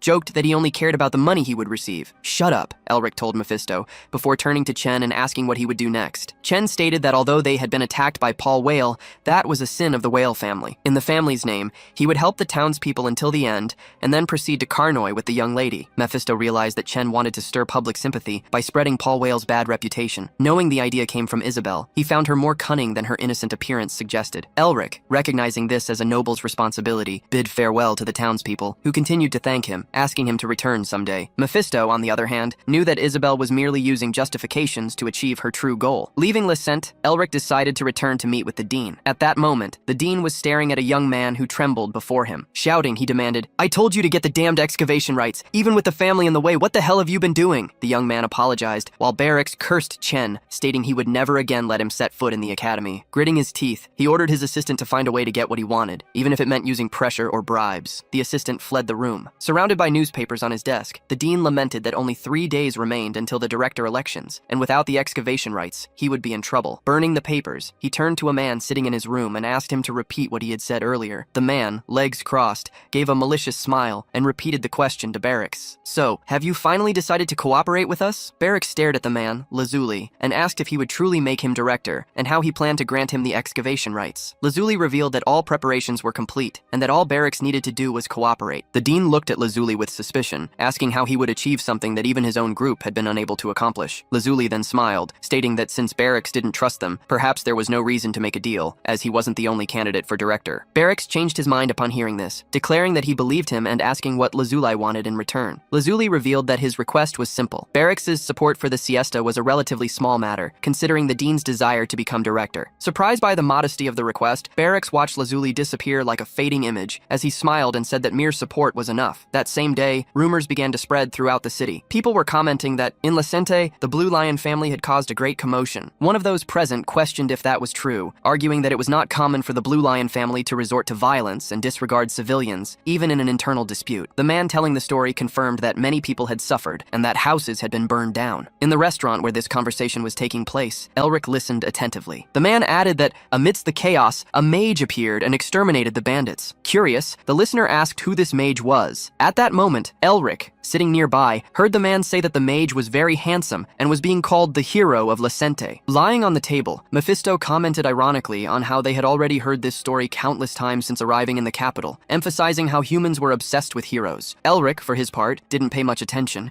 interested only in filling his stomach, as he hadn't visited the capital in some time. He commented to Mephisto that he had even asked Isabel to moderate the rumors, but without success. When Isabel suggested turning Elric into a hero, she argued that there was nothing better than this narrative to influence public opinion, which would be useful for Elric when he revealed himself to the world in the future. Furthermore, she would be creating a solid foundation while pressuring Paul Whale. Elric wondered if this would truly help, as all he heard in the restaurant were rumors about him, including whispers of a possible relationship with Isabel. The hero's story was quickly turning into a romance. However, whether it was a hero's tale or a love story, both contributed to spreading his name. Nevertheless, already tired of being the center of attention, he decided to look for another place to eat. As he left the restaurant stretching, Elric remembered Isabel's talent, something he envied and that would be useful for the restoration of his family. He wondered if she had already arrived safely in Carnoia. As Elric planned to leave, he turned to call Mephisto, who was taking his time. At that moment, someone recognized him, and without warning, attacked him. The punch landed on Elric's chest, forcing him to take a step back. The people in the restaurant immediately stood up, concerned about a fight breaking out. Many feared that Paul Whale was plotting something in the capital as well. Facing his assailant, Elric was surprised to recognize him. The man had a fierce look and asked, "Do you really dare to dodge?" Smiling as he looked at his own chest, Elric joked that the person was taking the joke too far. In a deep voice, the man exclaimed, "Do you have any idea how much I've suffered because of you? If you have any conscience, you should have come to the capital willing to take a punch, at least once. Don't you think? You ungrateful wretch, traitor to your friends." The assailant was Sean Narrister, Elric's loyal friend, who now looked more like an executioner. Ignoring Sean's anger, Elric greeted him with joy, surprising everyone around them, who realized that the previous attack was, in fact, a greeting between friends. Although Sean cursed at Elric, the two sat down at the table. Sean was frustrated at having to clean up the messes caused by his friend, but he already expected this from someone so beyond salvation. Laughing, Elric asked Sean to buy him a drink, which annoyed his friend, as Elric was rich after conquering the dragon's lair. Nevertheless, Sean called the waitress and ordered the drinks. Smiling, Elric noted that Sean had probably already noticed the difference in his mana, but was waiting for him to explain it himself. Seeing Elric's satisfied expression, Sean felt disgusted. When the food arrived, he told Elric to eat before it got cold. The two clinked glasses, and Elric asked why Sean was calling him disgusting, revealing that lately, people had been calling him handsome. Putting the teasing aside, Sean commented that the show was being prepared according to Elric's instructions in the letter he had sent. However, Sean questioned if it was truly necessary, concerned about the risks of Elric losing everything. Elric assured him there was no need to worry. There were only two goals in his mind, to send Barracks to hell and to resurrect the Merbinger family. He planned to make both happen at once. Resigned, Sean sighed and promised to continue the preparations as planned. Elric then asked about Carl, the Narrister family's spokesperson. Sean looked around, worried that his sister, the family witch, might have heard the rumors. Curious, Elric asked who this witch was. Trembling, Sean confirmed it was his sister. If she heard about the rumors, being a dragon fanatic, she would certainly lose control and could ruin all their plans. In a grand mansion, a woman in dragon slippers was furious to hear from her secretary that the excavation rights to the lair had been granted to the academy. Tasha, dressed in beachwear, ordered her secretary to prepare to go to the hospital. Turning to Hanabi, Tasha told him to repeat the information. Hanabi read read the newspapers, which stated that Barracks had acquired the excavation rights, that the election for Academy Director had been postponed, and that the Nerister family had renounced their rights, all under pressure from the Hexagram families. Tasha knew that even with such pressure, her father wouldn't stand idly by, much less Sean. Hanabi confirmed that the young master had not given any response yet. Tasha couldn't believe her brother was inactive, even after supporting his friend for so long. A powerful aura emanated from her, startling Hanabi. She decided they would go somewhere else. When Hanabi hesitated, Tasha reminded him that the excavation rights belonged neither to the Nerister family nor to the Academy. She wanted to see a certain bastard's face. Although the position of director of Uzdan Academy seemed like a simple administrative role in a magic school, it was highly symbolic and held great power. Not only was it equated to a marquis in terms of nobility, but the title also influenced academic and political circles, standing on equal footing with the masters of the Hexagram Tower, the captains of the Empire's Magic Knights, and other similar positions. Today was the day of the new director's election. On a platform in the center of a large hall, filled with chairs and guests, the dean thanked everyone for their presence. As you know, the discovery of the precious dragon's nest is something that will likely never be repeated in history. And, at the heart of this historic discovery, I, Barracks, was present. If you choose me, I will stabilize the system that will allow us to continue achieving great feats like this one. In the audience, someone secretly scoffed at Barracks, realizing that the dean was already acting as if the academy belonged to him, starting his speech even before all the candidates had arrived. Sitting in one of the chairs, Sean was worried about his friend, wondering if he could handle everything alone. When the two had talked at the restaurant, Sean revealed that Dean Barracks' approval rating to become the new director had become overwhelming. Although Elric had devised a plan, the dean's strong support base could hinder his success. Elric smiled at his friend's warning, stating that the next day, Barracks and his group could try whatever they wanted. During the election, Lazuli praised the dean's speech, already calling him director. Barracks chuckled, stating that he hadn't been elected yet,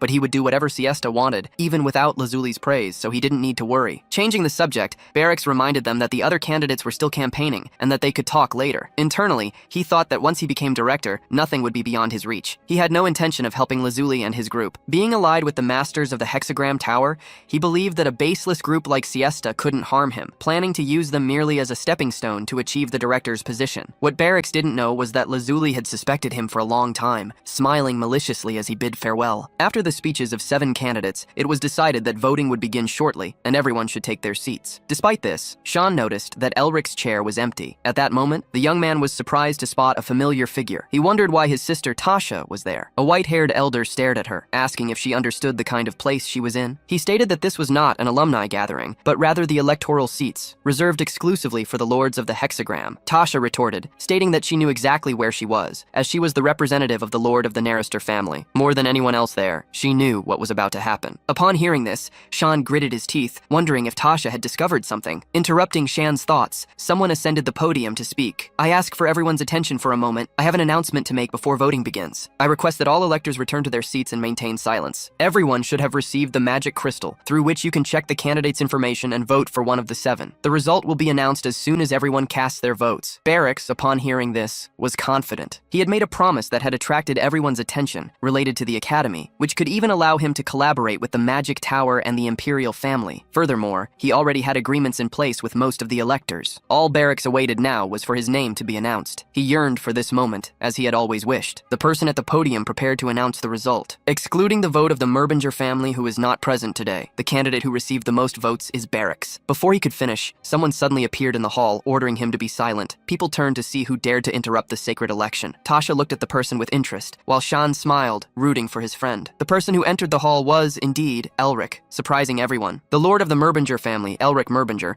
as Duke of the Radiant Star and electoral representative, has come to exercise my small yet significant right to vote. Barracks felt a chill upon seeing Elric. The people around became euphoric, remembering the nickname Disgrace of the prestigious magic family. Many were incredulous, as they had heard that Elric was supposed to be in a coma. Ignoring the murmurs, Elric walked slowly towards the podium. Barracks was sweating, unable to believe he was there. Some people began to point at Elric, shouting, "Elric! What is the meaning of this disturbance? How dare a mere student cause confusion in the director's election?" As he walked, Elric cast a spell on his body, changing his clothes. "Do you underestimate the laws of the Empire? At this moment, I am not a student of this academy, but a Duke of the Empire and an electoral representative." The elegant white suit Elric now wore perfectly matched his refined style. The empty chair in the center belongs to the Merbinger family. Is not the lord of the Merbingers granted the honor of founding director? Barracks hastily stood up, stating that he was happy to see Elric in good health, but emphasizing that he should not interrupt, as the voting had already concluded. He then ordered the election winner to be announced, but Elric interrupted him. Used in Academy Election Law, Article 7, Session 2. When an issue raising suspicions about a candidate's integrity is found before the end of the election, a new vote must be held, provided that the majority of electors agree. Elric advanced to the podium, greeting Rivern as he passed. I, the Duke of the Radiant Star, Elric Merbinger,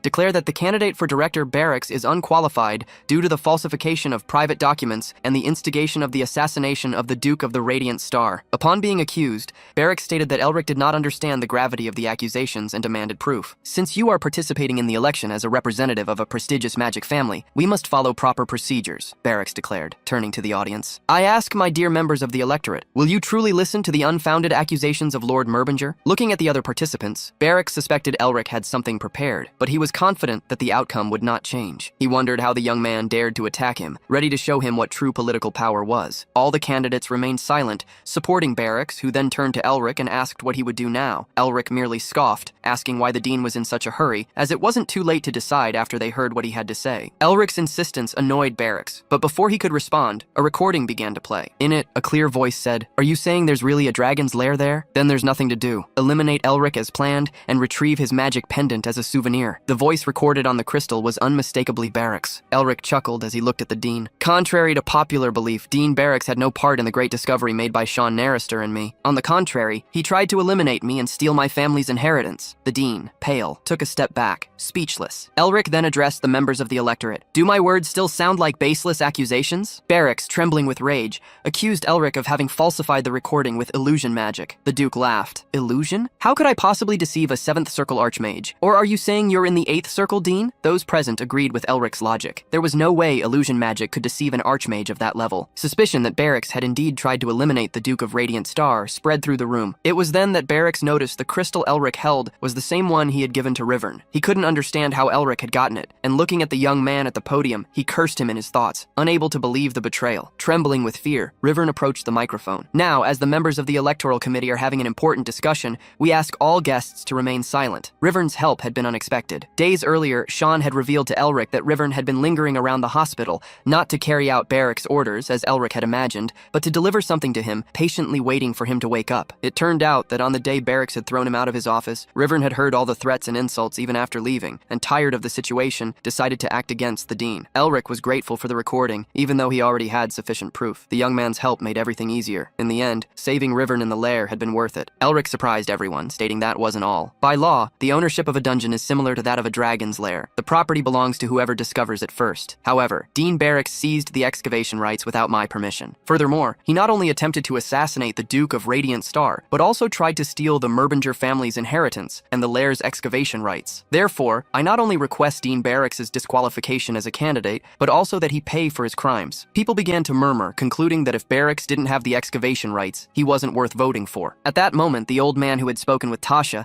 commented on sensing a magical presence in Elric, questioning if he didn't suffer from the blockage disease. Another person mentioned having heard that Elric was in a coma, but that now he seemed perfectly fine. Everyone looked at Tasha, asking if she knew anything. Smiling, the woman replied that the matter concerned her brother, but that wasn't the most important thing at the moment. In a desperate move, Barracks claimed the crystal had been tampered with, and that an analysis would prove it. Gritting his teeth, he watched the director's position slip from his grasp and feared his own head would be next. He had hoped Lazuli would help him. However, looking in his direction, he saw him next to Sean. In an instant, Lazuli put on his glasses, revealing his true identity, Carl, Sean's aide. Sean had already mentioned Carl during lunch, explaining how his aide was relieving stress by playing with Barracks' mind. At that moment, both Elric and the dean bared their teeth, the dean furious at having been deceived, Elric delighting in his rival's expression of despair. Elric smiled at the members of the electorate and declared that, with everything resolved, they could resume the voting. The election proceeded smoothly. After it concluded, the elected individual ascended the podium to thank them for the trust placed in him, accepting the position of director of Uzdan Academy. Mephisto, who was flying above Elric, was speechless. He couldn't believe Elric had made such a brazen deal and asked if he was a genius or completely insane. The young man retorted, saying that moments like these were precisely for getting his part of the deal, as he needed to cancel his academic internship and secure the scholarship. Changing the subject, Mephisto asked if Elric would let Barracks get away unpunished since the dean was fleeing. Scoffing, Elric asked if he was referring to the bald old man. Then, by mistake or perhaps on purpose, he transmitted the message directly to Barracks and laughed. He began to walk towards the dean, sending more sonic provocations. "Oh,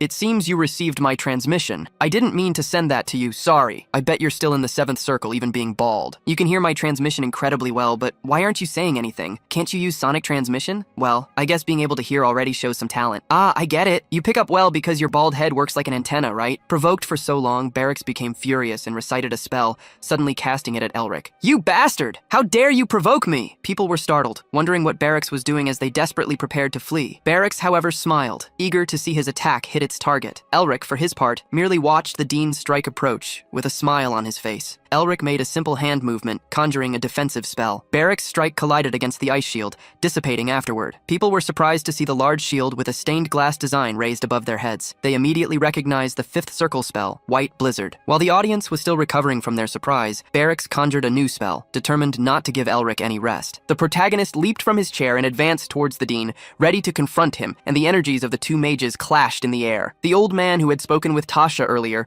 was stunned to perceive the magic around Elric, recognizing it as the magic of Lacente's hero. People were impressed that someone had managed to block a sixth circle spell, Lightning Shot, and even more surprised that this person was Elric, the young man they had previously considered the disgrace of the prestigious magical family. They couldn't believe that someone with the blockage disease was capable of using magic. Elric gritted his teeth, though he was excited. Blocking Barracks' attack had been more difficult than he'd imagined. After all, Barracks was still a seventh circle mage despite his advanced age. Seeing Barracks launch more lightning bolts his way, Elric scoffed at the old man, who seemed to have forgotten where he was. Suddenly another person snapped their fingers, interrupting the battle. In an instant, a large fire attack landed right in front of Elric, blocking Barracks' assault. The one responsible for the interference was Tasha. "If an old geezer like you keeps being a nuisance, you'll end up getting cursed at by the young students." Beside her, the Redbird Witch, stood a magnificent phoenix. Elric recognized the young seventh circle mage, Shan's sister, famous for having personally tamed a phoenix. Elric hadn't expected the veteran Tasha to get involved, but with her intervention, the fight took on a different scale. Several other figures moved,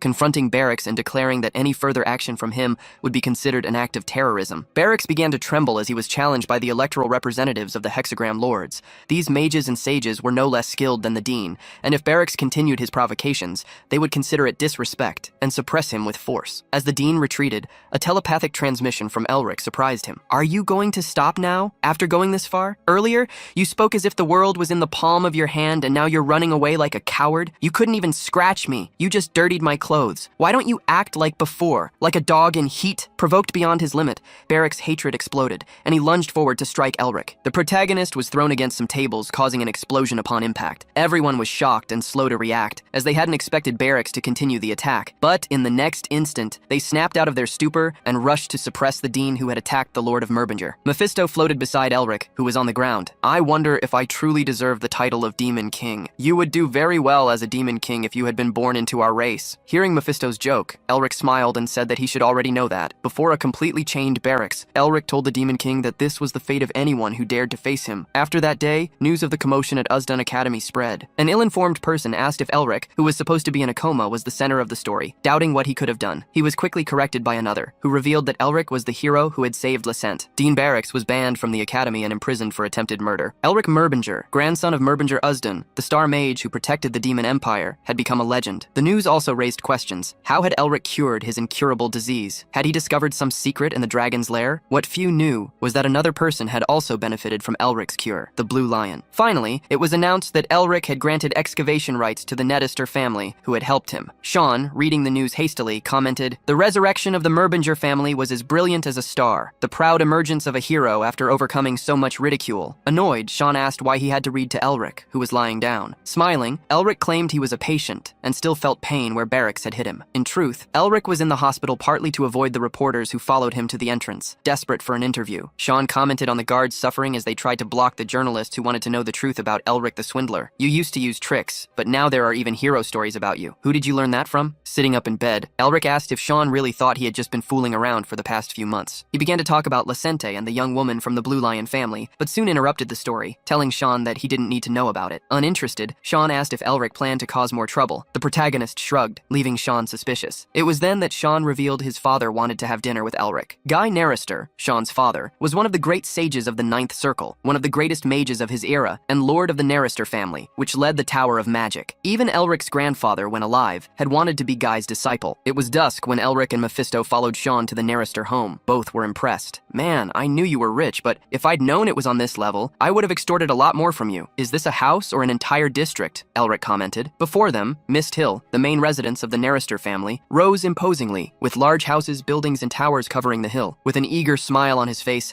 Elric promised himself that one day he would surpass the Narrister family. Running to catch up with Sean, Elric heard that his own sister would also be joining them. Surprised, he asked why his friend was only telling him this now. Sean handed Elric a letter, reminding him that the past few weeks had been very frantic, and that Elric should have contacted his sister sooner. Taking the letter, Elric read her words. "My beloved little brother Elric, I heard you're going to the Narrister family's home. Don't bother them until I arrive, and be prepared. If you run away, I will make you suffer." Upon finishing the letter, Elric was terrified. Tears welled up in his eyes, anticipating the worst. Seeing Elric's reaction, Mephisto snorted, remarking that, apparently, there was a demon in Elric's family he himself was unaware of. Noticing his friend's tearful expression, Sean reminded him that his sister was an angel, as long as he didn't cause trouble, and how hard she had worked for him to get into the academy. Elric, of course, was very grateful, but warned Sean that if he knew his sister's true face, he wouldn't speak so highly of her. Hearing Elric badmouth his sister, Sean smiled, asserting that she was still much better than his own. There was a reason Tasha was called a witch. However, Sean didn't notice the signals Elric was making to him as a red-haired woman was approaching. Sean continued to criticize his sister, oblivious to the fact that she was already standing beside him. After everyone recognized her as a genius, her personality became unbearable. We can't even call her human. Hearing her brother's disdain, Tasha delivered an ultimatum. "I believe I said I'd give you a beating next time, didn't I? It seems you truly want one." Looking to his side, Sean saw, terrified, his sister, and his fear was palpable. After disciplining Sean, Tasha thanked Elric for his help during the election. Elric gratefully said she didn't need to have interfered, as he could have handled the situation himself. Sean, with a swollen face, sarcastically asked if his sister was interested in Elric. Tasha replied, threatening to hit him even harder. While the duo exchanged barbs, Elric smiled, but suddenly his gaze froze. Sean and Tasha, distracted, continued walking and complaining about the long distance to their father's residence, commenting on the traps scattered along the way. It was then they realized Elric had disappeared. Now, in an unknown place surrounded by smoke, Elric searched for Sean and Tasha but couldn't find them. He began to run, sinking deeper into the darkness. After some time, he stopped. An image resembling an eye that pierced his soul appeared before him. It was high-level magic, demonstrating the power of the Narrister. Elric felt the different elements around him, harmonized by the wind, as if the entire place was a complex web of magic. As he tried to comprehend the situation, a voice emerged. "You are seeing something very interesting, child." The surrounding smoke took shape, and Elric found himself in the palm of a hand. The voice returned. "Do you know what you are seeing, or are you merely looking, without understanding?" Ignoring the voice, Elric knew that getting lost within such powerful magic was dangerous, especially without permission. He was before an archmage, likely of the Seventh Circle, and his mind began to search for a way out. The voice, noticing Elric's silence, laughed. "Ha, ha, ha. Are you trying to ignore me? I can hear your thoughts." Determined to escape, Elric used the obscure magic, extinguishing all light in the area. The old man, observing the labyrinth, was surprised as his vision was blocked. He murmured to himself, "Uzdan, you left too soon, but it seems you've left an interesting descendant." Deciphering the labyrinth's secret, Elric began to find a way out, but was interrupted by a large man who appeared before him. "Already trying to leave? Even when things are getting fun? Since you coveted something that isn't yours, you must pay the price." Outside the labyrinth, Sean was worried and suggested to Tasha that they call their father. At that moment, a figure appeared. The true Blue Mist Palace was opened. What happened here? It was Guy Narrister, Sean and Tasha's father, and leader of the Narrister family. Sean stammered as he tried to explain the situation, stating that Elric had disappeared even before they passed through the entrance. Guy, quickly understanding what was happening, concluded that his great-uncle must be involved, as his mental health was deteriorating. Sean, worried, emphasized that Elric was the Lord of the Merbinger, and that if anything happened to him, it would be a disaster. Tasha, surprisingly, praised Elric, stating that he managed to make Sean, normally indifferent, worry so much. Guy also showed curiosity, wanting to see how skilled the new Lord of the Merbinger was, the ancient family that had always stood side by side with the Narrister in the Tower of Magic. Besides Guy, another person was also curious about Elric, the old man who had thrown him into a mountain range. Looking at the place where he had fallen, Elric immediately conjured a shield. Mephisto, Otto, and now this old man. Elric wondered why all the old people around him were so crazy. Blocking the first wave of attacks, he tried to calm himself. Understanding the situation was his priority. As he defended himself, he realized that the mana of the place didn't possess just one attribute, even though the Narrister family's characteristic was the use of wind. He concluded that the old man was manipulating the wind to give form to other elements. The hot wind, carrying the fire attribute, transformed into steam, and the wind's light concentrated to form a mist. When the cold wind, with the ice attribute, condensed the mist, a powerful wind blew, sealing his movements. Elric understood that if the old man was powerful enough to control the wind in such a way, creating a tornado would be trivial for him. He wondered if the elder had even formed the mountains with the wind, and that irritated him. Feeling provoked, Elric decided to decipher what he still hadn't understood. He had already experienced something similar in Lysente, where his other magical attributes, except for ice, were weak. Determined to apply the method he used there to transform the mana flow, Elric planned to convert the wind into ice magic, reorganize reorganizing the mana circulation to connect the soul's speech to the seals and thus reduce energy consumption. Remembering the battle in Lasente and everything he had developed there, Elric wondered if he would be able to use other elements along with his ice magic. Even as the wind attacked him, he remained calm. A blue light appeared before him, and as the attack was about to hit him, the mana in his heart expanded. Mana flowed through his arms, coursing through his entire body, and a symbol appeared above him. As the energy spread, the seal on his arm began to glow. At that moment, the old man who guarded the labyrinth murmured a few words, releasing Elric from his control. When Elric reappeared, Sean and Tasha were dumbfounded. Sean commented that it took at least 24 hours for a sixth circle mage to exit that place, while Tasha stated that she herself had taken almost 5 hours. Elric, however, had taken only 46 minutes. Mephisto, observing Elric, also noticed something. The seal of cruelty on the protagonist had evolved to 5 stars, something even he considered high-level magic. Elric had not only stolen it, but evolved it to an extraordinary level. Seeing the two siblings, Elric asked why they weren't worried if he was alright, even after going through so much suffering. At that moment, a surprised voice emerged from behind them. Amazing. During the director elections, I heard that your blockage disease had been cured, and now you're already a 6th circle mage. Upon hearing that Elric was a 6th circle mage, Sean was shocked. Tasha, in turn, was frustrated to see her record broken by her younger brother's friend. Sighing, Elric extended his hand to greet the man in front of him, apologizing for the late introduction. Guy shook his hand, saying, I apologize for what you just went through. I'm sorry for the sudden inconvenience. Elric replied that there was nothing to apologize for, as it had been a good experience. Seeing that Elric understood and didn't mind, Guy finally welcomed him to the Nettister family home. Ahead, Sean called for Elric to hurry, as his mother and younger siblings were waiting. Looking at the trio in front of him and those waiting for them, Elric smiled melancholically, thinking of his own family before following them. Elsewhere in the capital, at the Blue Lion residence, another family was celebrating. Isabel, upon entering her father's room, saw that he was awake and sitting on the bed. Excited, she ran to hug him. Herman hugged her back, joking that his grown daughter still acted like a child. Caressing his daughter's head, he asked how she had managed to wake him, since not even the doctors could cure him. Crying with joy, Isabel explained that Elric helped her, and that she wasn't the one who woke him. Upon hearing the name, Herman, the Blue Wolf, was surprised and confused. After Isabel told the whole story, he let out a hearty laugh. Ha ha ha ha ha! As expected of the prestigious magical family, the Merbingers have always been the light that illuminates the darkness. Dressed in his formal attire, Herman was preparing to leave. Isabel, concerned, asked where he was going, reminding him that he needed to rest. Adjusting his clothes, Herman replied that given the situation, his health was secondary. If there is someone so talented, I must find them, even if I have to travel to the ends of the continent. Donning his armor, Herman smiled at his daughter. If there is such a righteous child in a corrupt world, there is no greater reason for me to go. In another castle, a man knelt before his master, reporting on the defeat of the Blue Wolves, Isabel's escape, and the family's resurrection, which was now prospering. The man asked if all of this was the work of a mage. Paul, the master, inquired about Herman's brother, and was informed that he was traveling with the Blue Falcons,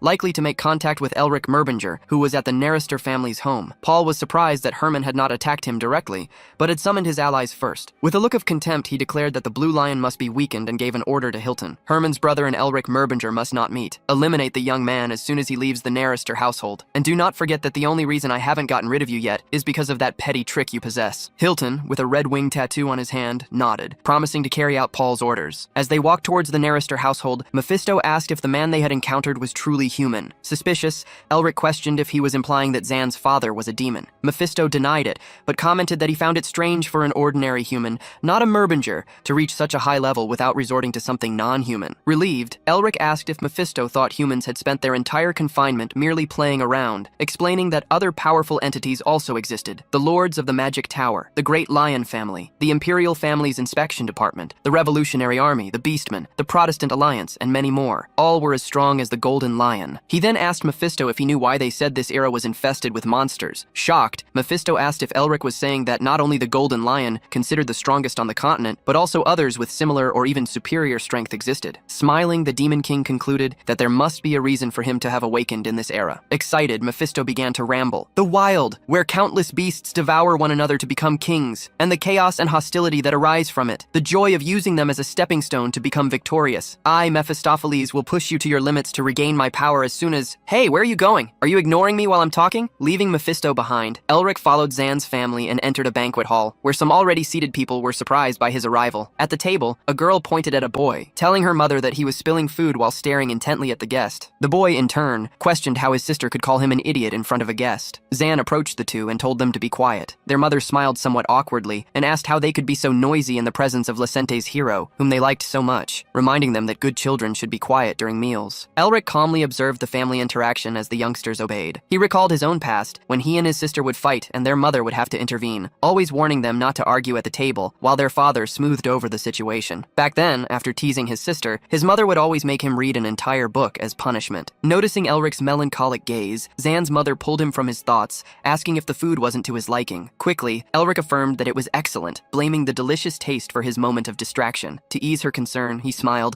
and commented that eating in company was always a joy. Later during tea, Guy commented that he had heard Elric had handed over the excavation rights to the lair to the Narrister family. Elric confirmed, stating that he had always been indebted to Zan. Guy then took a long sip of tea and asked if he harbored any resentment. Tasha was surprised by the question, while Zan, with his eyes closed, remained silent. The fall of the Merbinger family was a delicate matter. It made no sense that a family with centuries of history, one that had led victorious wars, could fall overnight. The imperial family's ostracism, the hexagram's political maneuvers, and the betrayal of those Elric trusted all contributed to his family's ruin in the name of politics. In response to Guy's question, Elric stated that he harbored no resentment. Everyone had their circumstances, and he knew that the Narrister family had not contributed to the Merbingers' downfall. They simply couldn't help due to political issues. Elric could blame them for merely watching, but he questioned if he himself would have had the courage to act differently if he were in the same situation. Mephisto, furious, muttered in his mind, "Why is a Merbinger treading on eggshells before a mere Narrister? The hexagram was nothing more than puppies chasing the Merbingers' tails 1,000 years ago. Besides, you hold the same rank as lords." Elric chuckled internally at Mephisto's indignation, reminding him that his family had long lost its power. The Demon King then asked why Elric was there. Maintaining a neutral smile, Elric mentally replied that he was there for his friend,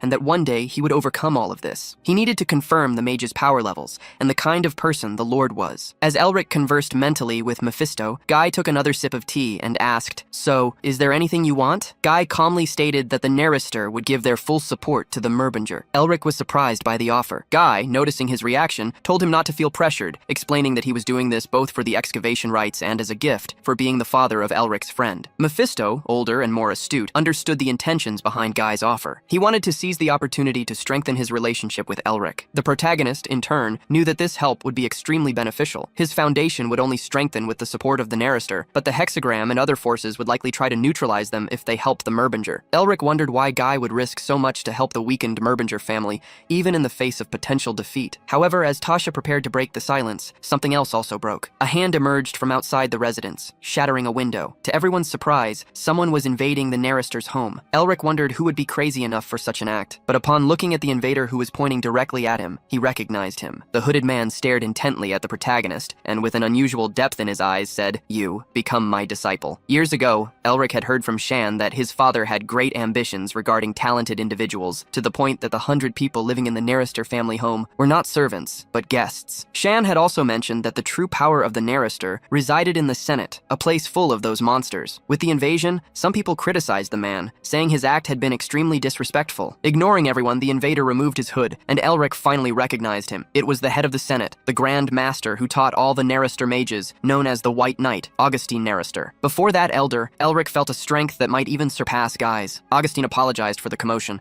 calling himself a hasty old man and admitting he had made a mistake. Guy, however, didn't seem to mind and asked what brought him to his home. Pointing at Elric, the old man repeated his words. He wanted the young man, whom he accused of having no shame, to be his disciple. Realizing Augustine was speaking of Elric, Guy replied that it would be difficult for the Grand Master to take him as an apprentice, as he was one of the 4 dukes of the Merbinger Empire. To everyone's surprise, Elric walked up to Augustine and made a formal salutation. "I, Elric Merbinger, Duke of Merbinger, greet the leader of the Narrister family's Senate, Master Augustine." Mephisto, as well as Tasha and Shan, was shocked by the protagonist's greeting. Augustine, equally surprised that Elric recognized him, asked how the young man knew who he was. Elric revealed that his father had mentioned Augustine before he left, saying that if the Merbinger had a pillar like him, they wouldn't have collapsed so easily. Augustine, knowing that Elric's father had no contact with his son, was intrigued. Elric, however, merely explained that the old man was quite well known, so it wasn't that unbelievable. Augustine chuckled, praising Elric's sharp tongue. The young man retorted, saying he would take that as a compliment, and asked if that wasn't precisely why the master wanted to make him his disciple. Both Shan and Tasha were dumbfounded by the exchange. Now that Elric knew him, Augustine thought things would be easier and got straight to the point, asking if he would accept being his disciple. Elric smiled and asked how the Lord of Merbinger could become the disciple of the Grand Master of the Narrister. Stating that the offer was undeserved, he asked Augustine to reconsider. Augustine began to tremble with irritation, asking if Elric hadn't learned anything in his blue mist labyrinth. Elric, however, retorted, saying that was something he had obtained by coincidence while escaping. Augustine grew even more furious, accusing him of having stolen his magic. The protagonist, smiling,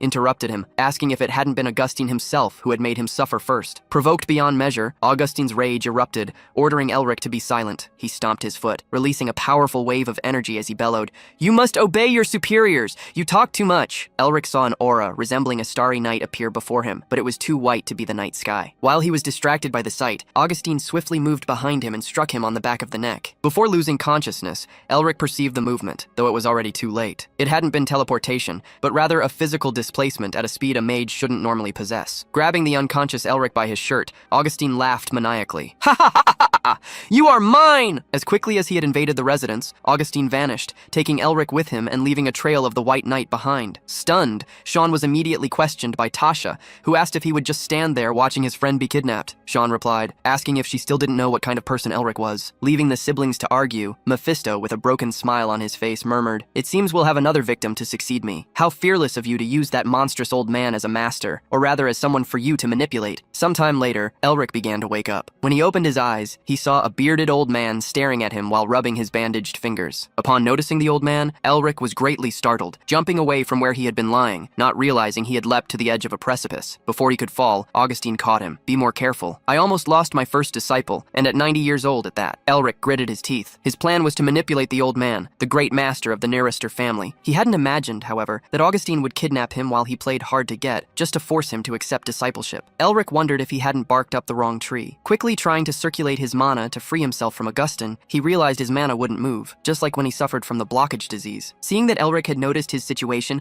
Augustine praised his quick perception. "What did you do?" Elric asked urgently. "I'll explain later. Don't rush," the old man replied. "Can you see what's at the bottom of the abyss?" When Elric replied that he saw nothing, Augustine threw him directly into the abyss. "Then go see for yourself, you crazy old man!" Elric shouted as he fell. Seeing him fall, Mephisto appeared beside him, laughing. "You've finally found someone your match." Elric was surprised to see the Demon King. "Finding people like you is child's play," Mephisto said. "Have you realized your own importance yet? Help me," Elric cut in, "or we'll both meet a tragic end." "And what could I do?" the Demon King asked, not very eager to help. "Teach me the seal of original sin. That way we can save ourselves from the fall." Laughing, Mephisto asked, "Who are you trying to fool? Despite the blockage in your mana flow, you can still use the mana present in the atmosphere." Realizing he hadn't fooled Mephisto, Elric clicked his tongue and did as the Demon King suggested. He used the atmospheric mana to create a wind vortex and reduce his falling speed. With that, he managed to slow down, though not enough to avoid the impact, which caused a large crater in the ground when he landed. Elric gritted his teeth, frustrated by the dangerous situation he had just gone through. His face was bleeding from the fall. Ignoring it for a moment, he wondered where he was. Although he knew the continent's geography, his current location was unknown. Suddenly, he heard the old Augustine's voice. "We are in the Blue Mist Labyrinth. The true Blue Mist Palace is merely an extension of this place. Putting that aside, I restricted your mana, but to think you would use atmospheric mana to conjure magic. It seems I've chosen someone very talented. The place where Elric had fallen was a ravine at the foot of a steep mountain range. Why are you doing this? If you intended to make me your disciple," Elric asked Augustine. "I still want you as my disciple," Augustine replied, "but I won't teach you anything related to the Neirister exactly as you said." "And what do you intend to teach me?" Elric asked, curious. "Although I am the head of the Neirister family's senate, I am also the leader of a school called Grassland. The knowledge is passed down to a single individual, and it has nothing to do with the Neirister. So I wonder if there's any problem with you wanting to learn this." Elric had never heard of Grassland in history books, but Mephisto seemed to recognize the name. The Demon King couldn't believe those persistent bastards still existed. Mephisto explained to Elric that the people of Grassland, originating from the east, bothered him while he was active, as they used magical martial arts instead of traditional magic. Elric was surprised to learn that these people were so ancient. Interested in learning about magical martial arts,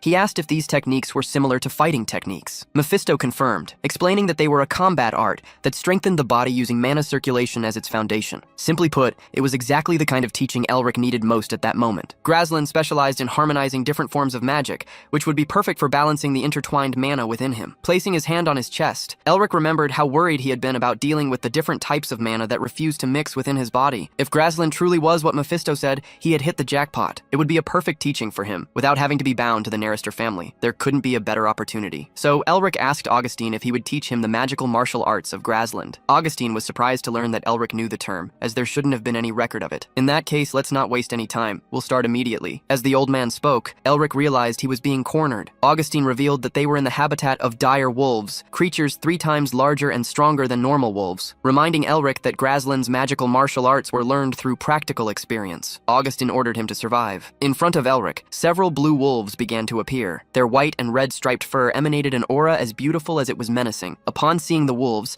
Elric shouted, calling Augustine insane and asking how he was supposed to survive with his mana blocked. At that moment, another person appeared behind Augustine, asking if everything was all right, as the boy was nothing more than a novice who had started learning magic less than a year ago. Augustine commented that although Elric was inexperienced, he still had skills. The old man thanked the person for the borrowed wolves. Watching Elric flee from the creatures, the man commented that it would be bad if the wolves started to acquire a taste for human flesh. After some time, seeing how bloodied Elric was, he asked Augustine if the boy wasn't in trouble, especially as Elric, kneeling on the ground, was about to be attacked by a large wolf leaping at him. Ignoring the concern, Augustine ordered the man to keep watching. Suddenly, a blue light appeared in Elric's hand, and in the next instant he delivered a punch to the wolf, sending its teeth flying. Surprised by the creature's defeat, the man beside Augustine commented on the feat, but the old senator merely boasted, saying he had expected it. As Elric pulled out one of the wolf's sharp teeth to use as a weapon, Augustine commented that he was different, and that he was sure he would pass the test and complete the objective Grasland had been seeking for hundreds of years. However, Augustine stated that Elric was still weak. Then, he asked the man beside him, who was smoking a cigar, to introduce himself. It was Dillity, the creator of the Revolutionary Army. The Revolutionary Army was an organization so secret that not even the Empire's investigation office had been able to uncover their identities. Its executives were as powerful as the masters of the Magic Tower and the Lions. The group existed to free the continent from tyrannical empires, making it the most notorious terrorist group in the world. And one of the former executives of this army stood beside Augustine. Mounted on a large tiger,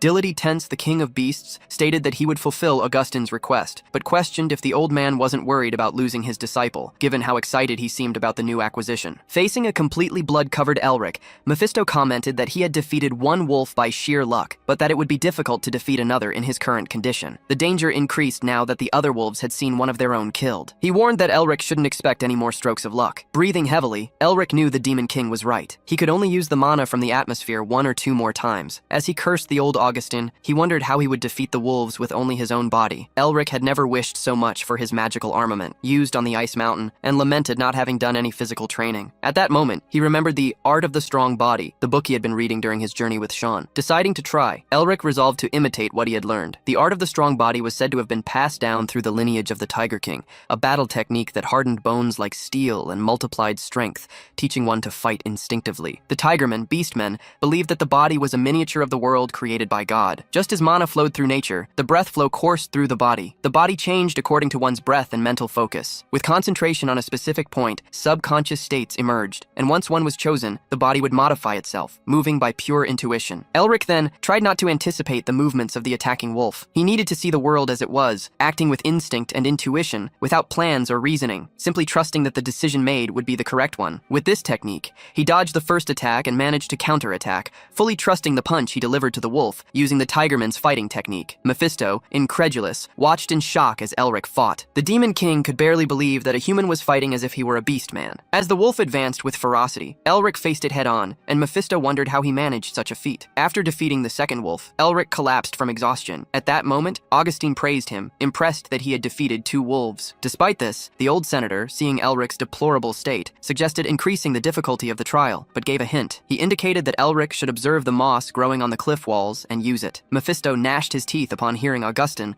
calling him a crazy old man, as he seemed to be enjoying Elric's predicament. Panting, Elric asked not to be compared to Augustine. The next instant, Elric stood up, tied his cloak around his waist, and defiantly asked Mephisto if Augustine hadn't ordered him to hunt all the wolves. Determined to complete the task, Elric decided to see who would emerge victorious. With unwavering resolve, he faced the wolves for 10 long days. Sometimes time seemed to fly, while on other occasions, it passed slowly. At one point, he and Mephisto went to the walls to investigate the moss Augustine had mentioned. To their surprise, the moss was red. Mephisto, shocked, revealed that it was a plant from the demonic realm, known as the Resurrection Plant. Since the plant possessed magical energy, Elric assumed he could restore his strength by consuming it. Mephisto explained that for ordinary humans, the flower growing on the moss only served medicinal purposes, but it might work for Elric, who possessed demonic seals, potentially even increasing the level of his seals. Using these flowers, Elric continued his battle against the wolves. Mephisto still wondered how such a plant existed in that place, and if it meant there was a connection between the location and demons. He also suspected that Augustine had brought Elric to that place on purpose. Despite Mephisto's suspicions, Elric saw the situation as an opportunity. Although he was furious about being put in danger,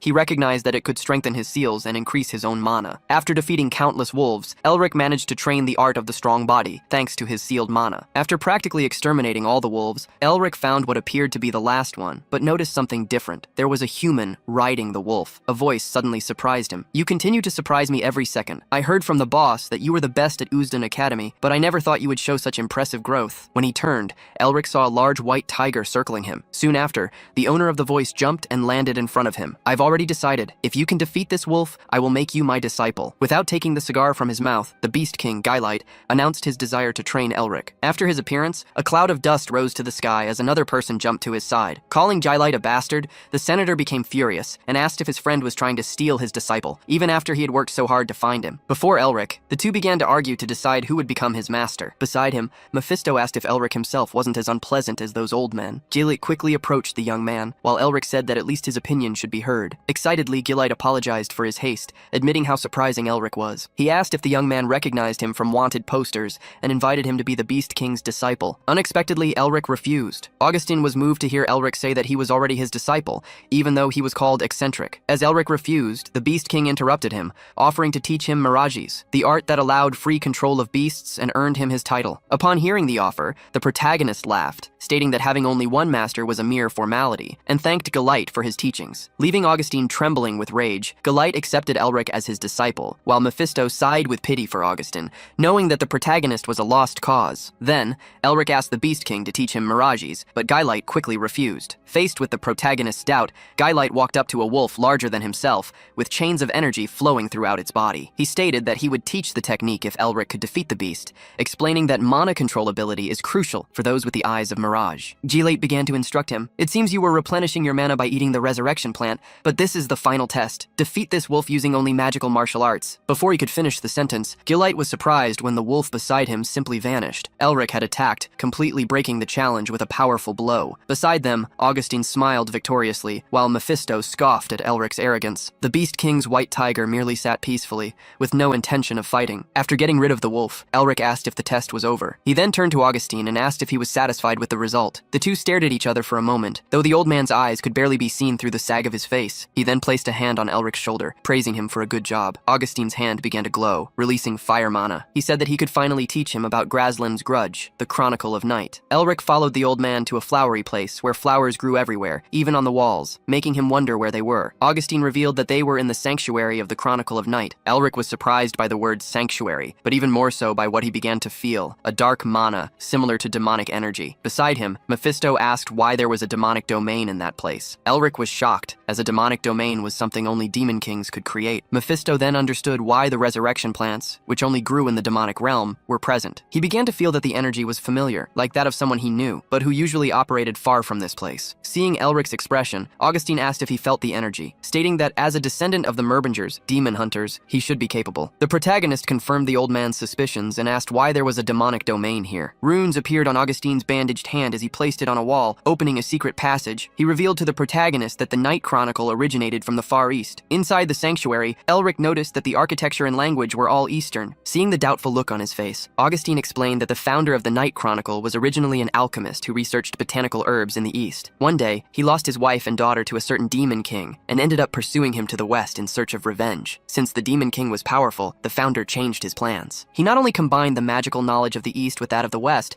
but also incorporated the power of demons, without discrimination, to become stronger. Hearing the story, Elric asked if the founder's grudge lasted until the present day. Augustine confirmed, saying yes, the grudge had lasted for nearly 1,000 years. "And since you accepted me as your master, that means the revenge isn't over yet." "No, it is already over." Elric was confused by Augustine's change of tone, but the old man explained that the reason was obvious. Surprised, Elric understood what Augustine meant as soon as they entered the grand hall they were led to. Mephisto, beside Elric, commented that the founder, despite his humble origins, must have been very powerful to accomplish what lay before them. Elric was surprised that Mephisto recognized the demon mentioned by Augustine, and even more curious about how strong Augustine himself must be, having faced such a creature. Pulling Elric from his thoughts, Augustine stated that that battle was nothing to boast about, as many variables occurred and a victor was not decided. He then revealed that, just like the founder, he had set a new goal. As he looked at the great sealed demon before him, as immense as the hall they were in, Elric heard Augustine's voice. "I decided that I would determine the victor of that battle through a disciple who would come to me someday. My disciple, you will be responsible for this. We shall see if the demon is more powerful or if it is your master's techniques." Looking at the sealed demon, Elric asked the old man if he was saying that he would need to fight that creature. Augustine explained that Elric was almost right, but in fact, he wanted him to fight against the demon's seal, since the young man, despite being human, could absorb demon seals. Surprised, Elric took a step back, as a sign of caution. Augustine raised his hand, asking Elric not to be nervous, and asked why a master would reveal his disciple's secrets. Despite the old man's words, Elric still gritted his teeth and kept his guard up. The old man then began to remove the bandages from his arm, wanting to show Elric something to maintain mutual trust. As the bandages bandages were removed, a black arm covered in scriptures was revealed. Augustine commented, "Every person has a technique they cannot reveal to anyone. I am the same. In my case, I have the arm of a dark elf. Unlike normal elves who lived in the Forest of Light, dark elves inhabited the gloomy underworld and were followers of demons. They were almost extinct due to the Empire's oppression, being considered a demonic race." Augustine asked Elric if he knew that transplanting body parts from other races was a forbidden practice of black magic, especially if the race was demonic. Faced with Elric's surprise, Augustine stated that no one in the world, besides Dillet and Lord Nettister, knew this secret. He then asked Elric if he now felt more comfortable, since both knew each other's secrets. The old man apologized for having discovered Elric's secret while examining his body when he was unconscious, but stated that now that he knew the young man could absorb seals, he could not let him leave, for the sake of the sanctuary. Admitting that it was merely an old man's greed, Augustine allowed Elric to make whatever decision he wished. Dillet and his tiger watched the protagonist, curious to see what decision he would make. Even the Demon King Mephisto was curious. Elric pondered Augustine's words. He agreed that what the old man was doing could be considered greed, a pursuit of self-satisfaction regarding something that had already passed. However, he saw no problem with being greedy or having a goal, as he had his own. Therefore, he could not turn his back on someone who strived so hard to achieve their goals. With his hands clasped, Elric bowed before Augustine. "I, Elric Merbinger, Lord of Merbinger, pay my respects to the heir of the Night Chronicle, Lord Augustine Nerister, as your humble disciple." As he straightened up, Elric smiled at the old man, who returned the gesture, thanking him. Turning to the sealed demon, Elric wanted to know if all he needed to do was absorb its seal and asked Augustine what the creature's name was. Augustine revealed that he didn't know the demon's exact name, but that on its journey from the east to the Empire, it had been called by various names wherever it appeared. However, in the Night Chronicle, it was known only as the Wild Beast Yu. Now knowing the demon's name, Elric moved forward with determination, ready to begin. Yu was a demon king, whom even Mephisto respected. If Elric could absorb the seal of this being, it would be a great achievement. Standing before the demon surrounded by seals, Elric paused and asked Mephisto how he should go about absorbing a seal. Surprised, Mephisto became irritated, asking why Elric was acting so arrogantly at the last moment if he didn't even know how to do it. Elric confronted the demon king, stating that he needed to do this since Augustine was desperately asking. Then, he asked again what he should do. Mephisto, however, didn't know how to explain the process of extorting a seal. As for demons, it was as natural as eating. Elric sighed, realizing he was in a complicated situation. His magic pendant wasn't reacting. In the case of the Seal of Cruelty, things happened naturally due to the designation given by Otto. Elric then thought of the most obvious solution he could try. He used soul speech to cast a spell with the intention of absorbing the demon. The next instant, the creature reacted, releasing an enormous amount of demonic energy that startled even Augustine and Dilithy. The seals imprisoning the demon began to break away with the released force. During his week of training, Elric had not only prioritized martial arts and the strong body technique, but also the harmony between the various forms of mana within him. He tried to apply this principle, connecting his seals to soul speech magic, and it apparently worked. As the demonic energy covered the entire hall,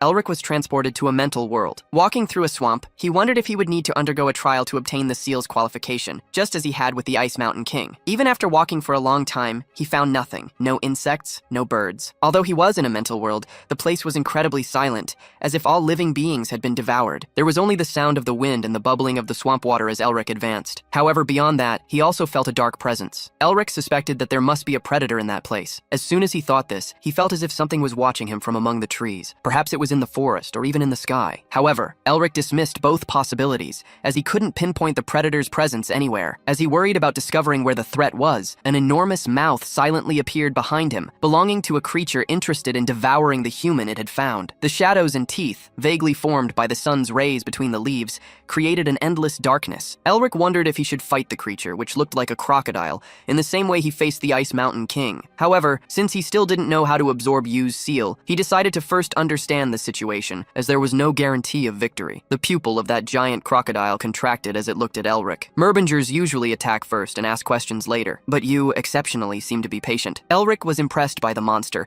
which instantly discovered his identity. As it observed the protagonist, the demon noticed something else more interesting about him. Looking at Elric's arm, it found Mephistopheles' seal. With another glance, it also noticed the dragon heart and asked if he knew how to use soul speech. Elric gritted his teeth, feeling the hunger in the predator's voice as if he was being targeted as prey, and planned to attack as soon as he found an opening. At that moment, the demonic creature showed its teeth again, excited by the new prey. Then it leaped towards Elric, attacking him with its enormous jaw full of sharp teeth. Its intention was to possess Elric's body. Young Merbinger, remain hungry, crave more and more, and satiate your greed and ambitions. As he was attacked, Elric found himself unable to move his body. Thus, as the predator claimed they would meet again, Elric was devoured, only to awaken shortly after in the sanctuary hall. Seeing him standing there, Augustine and Dilithy wondered if he was already finished. Mephisto, standing beside Elric, was surprised and instantly irritated to see that that the Demon King had surrendered so easily. Elric was surprised to see that the seal on his hand had changed, wondering if seals were truly so easy to obtain. Mephisto revealed that this was the only thing Yu could do, as he was at the limit of his capacity to maintain the seal of extinction. Because of this, he had paralyzed Elric's body to grow back to his former size, but had delivered a seal several times weaker than the original. Recalling Yu's words about meeting again if Elric yearned for more, the young man began to wonder if the demon was asking him to elevate the seal to its original form. Stating that Mephisto had gained a new family member,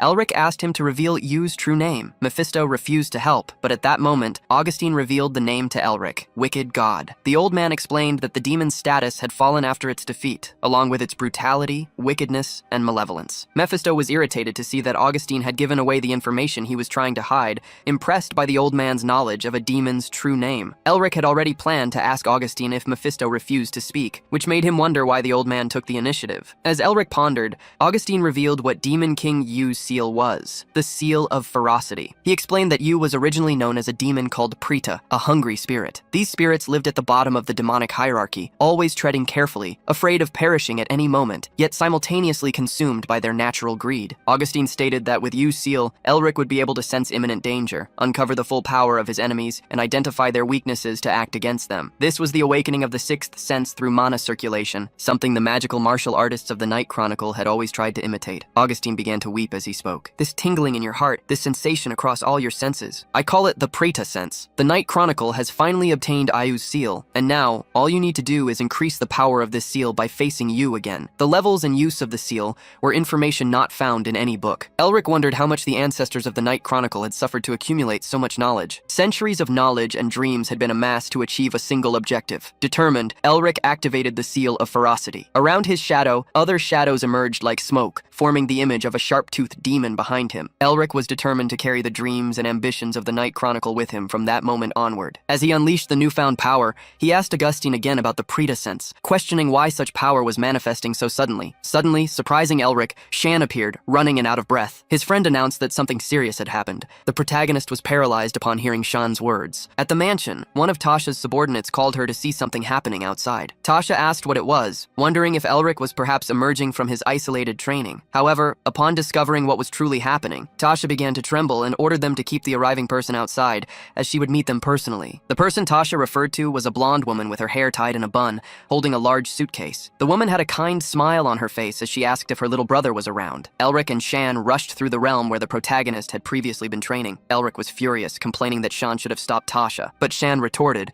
asking how he could stop his sister, the witch, and why Elric was blaming him for something that was clearly his own fault. Shan also warned of something even worse. Tasha's competitive spirit had grown in recent days because of Elric. As she headed to meet Elric's sister, Tasha recalled him saying that his sister Hayes had made sacrifices her entire life for him. To Tasha, this meant Hayes should have less talent for magic than her brother, who suffered from the blockage disease. However, the fear Elric felt for his sister indicated there was more than just a typical sibling relationship. Tasha was curious to know what kind of person Hayes truly was. Hayes was received at the Narrister household, where she was informed that Elric was indeed there, but that she could not enter without an invitation. Concerned, Hayes asked them to call the third young master of the Narrister family, Shan. However, the guards informed her that they had received orders from the young lady of the family not to let Hayes pass. As Hayes wondered why Shan's older sister would do such a thing, Tasha appeared, greeting her and introducing herself. To Tasha's surprise, as she tried to provoke the girl, Hayes bowed politely, introduced herself, and stated that she had heard many things about Tasha through Elric and Shan. I've heard you are truly graceful and dazzling like a flame, but it seems those descriptions were mere understatements. It is truly an honor to meet you. Hayes got so close to Tasha that she disconcerted her with the compliments. However, in the next instant, she opened her eyes and asked why Tasha had blocked her path. Hayes said that despite thinking hard, she couldn't understand why Tasha was preventing her from entering. Tasha hastily explained that this was the main house of the Narrister family, the first star of the hexagram, and therefore, not just anyone could enter. After all, despite the characteristic hair and eyes of the Merbingers, someone could be using a disguise. Hayes calmly looked at Tasha and asked what she should do for Miss Narrister to believe her. Tasha frowned and stated that if Hayes truly was the daughter of the Radiant Star Duke and a member of a prestigious magical family, she would believe her if Hayes defeated her in battle. Hayes, however, replied that she couldn't use magic. Tasha observed her with a spell, noticing a powerful energy around her, and asked if she would fight with her aura. Incredibly, Hayes said that Tasha might get hurt, which made the Narrister heiress even more excited for the confrontation. Tasha snapped her fingers, stating that what they were doing was just to confirm Hayes' true identity. Then, she caused a large explosion. Before she was hit, Hayes, who was among the guards, disappeared. In the next instant, she held a large hammer in her hand and asked if Tasha had ever played tag as as a child. At the question, magic circles appeared in Tasha's hands as she evoked fire spells. She replied that she had played a lot with Sean when they were children, and saying that she had never lost to her brother, launched large fireballs towards Hayes, asking if she was good at the game. Hayes swung the hammer back, stating that she had also never lost, but that due to her overwhelming desire for victory, she had broken her brother's head a few times. As she finished speaking, Hayes launched her hammer against Tasha's attack. Tasha was surprised to see the weapon coming towards her, but smiled before ducking to dodge. She was impressed that a member of a prestigious magical family was a martial artist, but what surprised her most was that Hayes could swing a sledgehammer weighing over 100 kilograms with ease, even without using aura. As she watched the hammer fly, Tasha noticed something on the handle, a skull symbol. This meant that Hayes was a member of the continent's strongest mercenary group. After the hammer hit its target, Hayes smiled and said that it was 1-0. Tasha, furious, stated that she would no longer go easy. However, before the two could face each other again, someone used magic to push them apart. Tasha was surprised, asking what was happening as she felt an energy pass through her. Hayes looked in the direction from which the magic had come, and in the next moment, grabbed the person who had cast the spell by the neck. The gasping Elric and the surprised Tasha watched the interaction between the Merbinger siblings. Elric, being held by the neck, complimented how healthy his sister seemed to be. Trembling and gritting his teeth, he asked if he had interrupted her fun with Tasha, and asked his sister to calm down a bit. Hayes then spoke calmly to her brother, but with a look that seemed to penetrate his soul. "Elric, let's have a talk, shall we?" In her office, Tasha held a piece of paper. She, who was awaiting information about Hayes, discovered that such data was being rigidly controlled. She sighed, commenting that she had expected it, as Hayes must be a powerful mercenary of the Black Skull. This group, having countless enemies and missions to fulfill, kept the identities of its members in strict secrecy. Crossing her hands, Tasha declared that she would take the opportunity to form a friendship with someone her age. It was difficult to meet a member of the Black Skull, as they maintained no relations with anyone except the Grey Lions of the Great Lion family. Therefore, Tasha wondered what would happen if Miss Merbinger truly was a member of this group. Creating a friendly relationship with the Merbinger house would already be advantageous because of the Radiant Starduke, but with this new factor, the Nerester family would have nothing to lose. So, Tasha asked her secretary if the two siblings were still playing. Outside, Hayes ran after Elric, holding her enormous sledgehammer. He, fleeing desperately, asked his sister to talk with words and not with blows. Hayes mocked her brother. "It seems you've become quite conceited with all this fame, haven't you? Now you even know how to use magic and have learned to be rebellious." The protagonist's sister continued to pursue him relentlessly, brandishing her sledgehammer in his direction. Thanks to his instinct, Elric managed to dodge, avoiding serious injuries. He remembered how Hayes had always been like this since they were children. Whenever he got into trouble, she would try to break his legs so he wouldn't cause any more problems. As Elric tried to evade his sister's attacks, Mephisto watched the scene. He had never seen Elric so frustrated, which showed just how much Hayes was truly a Merbinger. However, the fact that he sensed aura instead of mana coming from her, even though she was a Merbinger, made Hayes even more intriguing in his eyes. It was the first time he had seen something like that in that family. More impressive than a Merbinger using aura was the leap Hayes made into the air. As she aimed at her brother, she wondered if he would be able to dodge her next attack. Elric then conjured a shield to defend himself from his sister's aerial attack. The hammer struck the shield with force, making Elric grit his teeth as he tried to reinforce his defense.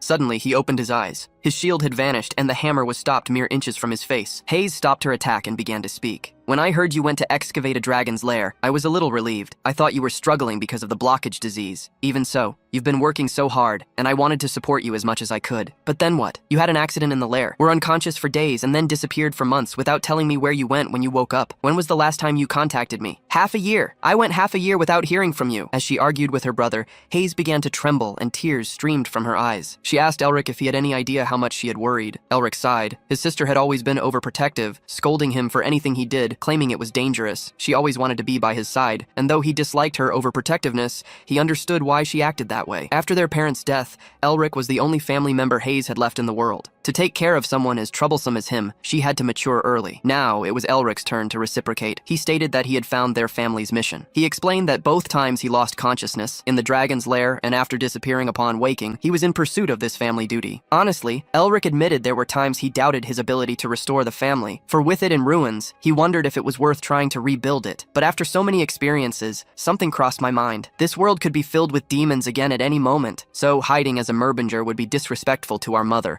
our father, and our ancestors who fought, risking their lives. I am going north. There is a mission left by our ancestors there. No matter how dangerous it is or how arduous the path, I will not give up. Just like our ancestors, I will fight until our home, our world, and every place I step shines like the stars. As Elric spoke, images of the challenges he had faced in recent months flashed through his mind. Now, looking at his tearful sister, he saw a smile on her face. She smiled at his determination and scolded him. "If you run off without a word again, I will truly bash your head in, understand?" Elric was dumbfounded dumbfounded to see his sister breaking the familial mood. Mephisto, who had been watching the affection between the siblings, had his head bowed, deep in thought. The next moment, he stood up, frustrated that Hayes hadn't hit Elric a little more. Setting that aside, he cursed humans for always being sentimental in the most trivial situations. That night, under the bright moonlight, a man stood in a thicket by a river. He held a small object with red wings in his hands, offering it as a sacrifice for the grace of Lord Azazel's resurrection. 3 months later, Elric was sitting on a mountain in the kingdom where Augustine had taken him to train. Suddenly, an eagle soaring in the sky swooped down towards him. Elric, blindfolded, was undergoing training. He extended his hand, and the next instant, the eagle landed on his arm. Gillette, who was sitting nearby, praised him, surprised by how quickly Elric had perfected Mirage Ice. At the exact moment of the praise, a gust of wind swept past his shoulder. Before him, Augustine blocked a punch thrown by the protagonist. The old man also praised Elric for mastering the sense of presence, and stated that he had already done everything he could there. Now, Elric would gain further insights through real battles. Removing his blindfold as he sat up, the protagonist felt relieved that the training was over, as he had spent all that time blindfolded, seeing no one. Augustine, already elderly, had a moment of nostalgia, remembering the day Elric begged him and Gillette to become his masters. Gillette, in turn, cursed the insolent disciple. Elric mocked the two old men, recalling how they tormented him in the name of training. Setting that aside, he thanked them, saying he had learned a lot from both. Hearing his words, the bearded old man asked if he was trying to flatter them. Knowing Elric was heading north, Gillette asked him to bring back some souvenirs when he returned. Upon hearing the Beast King talk about souvenirs, Elric wished he would never see the two of them again. But with a relieved smile, he leaped into the sky, flying while wishing his masters a healthy life. Seeing the protagonist depart, Gillette turned to Augustine, his boss, and asked if that farewell didn't remind them of the old days, when they crossed the continent with Seth. Remembering how those days were full of adventures, Augustine expressed his sadness that they were now spending the rest of their lives in that place. Asking Augustine what Seth would say if he were with them, Gillette heard his boss reply that Seth would complain about how they were waiting for death in their caves, like old men, even though they weren't yet 100 years old. Augustine sighed, saying he didn't want to be called a boomer by Seth. Gillette agreed, stating that they were still young adults. Setting that matter aside, Augustine questioned how Elric could leave such good masters to go north alone. Grumbling like a grumpy old man, he stated that he would teach him good manners in the future. At the Narister residence, Tasha met with Elric, receiving the excavation rights to the lair and thanking him warmly. As he handed the rights to the Narister, the protagonist asked why she was being so formal with him. Tasha explained that she had prepared a carriage for Elric to depart for the north, assuring him that she would take care of his presence at the academy so he would have a smooth journey. Elric gave the lair rights to Tasha because he knew she was a dragon fanatic, and he was impressed to see her happier than he had imagined. Thus, he supposed that his relationship with the Narister had become even closer, and that everything had ended well. Thinking about his debts, Elric remembered one person in particular. He recalled that Lady Isabel would contact him as soon as he arrived in Carnoy, and wondered how she had forgotten about him. Setting that thought aside, Elric decided to go to the carriage. In a forest, a man with a sword complained about how Poe was hurting his feelings. Surrounded by bodies, the Blue Wolf wondered how Poe thought that only that many enemies were enough to face him, even if he was weakened. A person next to Herman stated that Poe must be impatient, as he had already lost many Blue Wolves, and that if Herman allied with the Merbinger, he would be in danger. The person speaking was Isabel, now surrounded by her siblings. As she left them behind, she stated that she would take care of the Walla house in her own way. Herman asked the other three to take care of Isabel, while he would meet with the Radiant Starduke to thank him personally, and then decide how to deal with Poe. Nearby, some hooded people walked together. One of them asked why Poe had not yet become the Blue Lion, and the answer was that distractions had arisen, but that he didn't need to worry. The man, who was the same one who had made an offering in the river, said he thought it would be easy to eliminate the Blue Lion with the reflux disease, but was surprised to see that the Merbinger house, even fallen, was still in his way. He stated that it was not yet time to deal with the Merbinger, and that Poe Walla should quickly become the Blue Lion. Then, he called Hilton, the captain of the first squad of the Blue Wolves, saying that when Poe became the Blue Lion, his body and soul would be used to serve Lord Azazel, even if only a little. As several crows flew over the group, Hilton assured him that he didn't need to worry. Outside the main house of the Hilton family, a carriage was stopped. The protagonist, inside it, put his hand on his head, worried. He was planning to go north and, speaking to the coachman,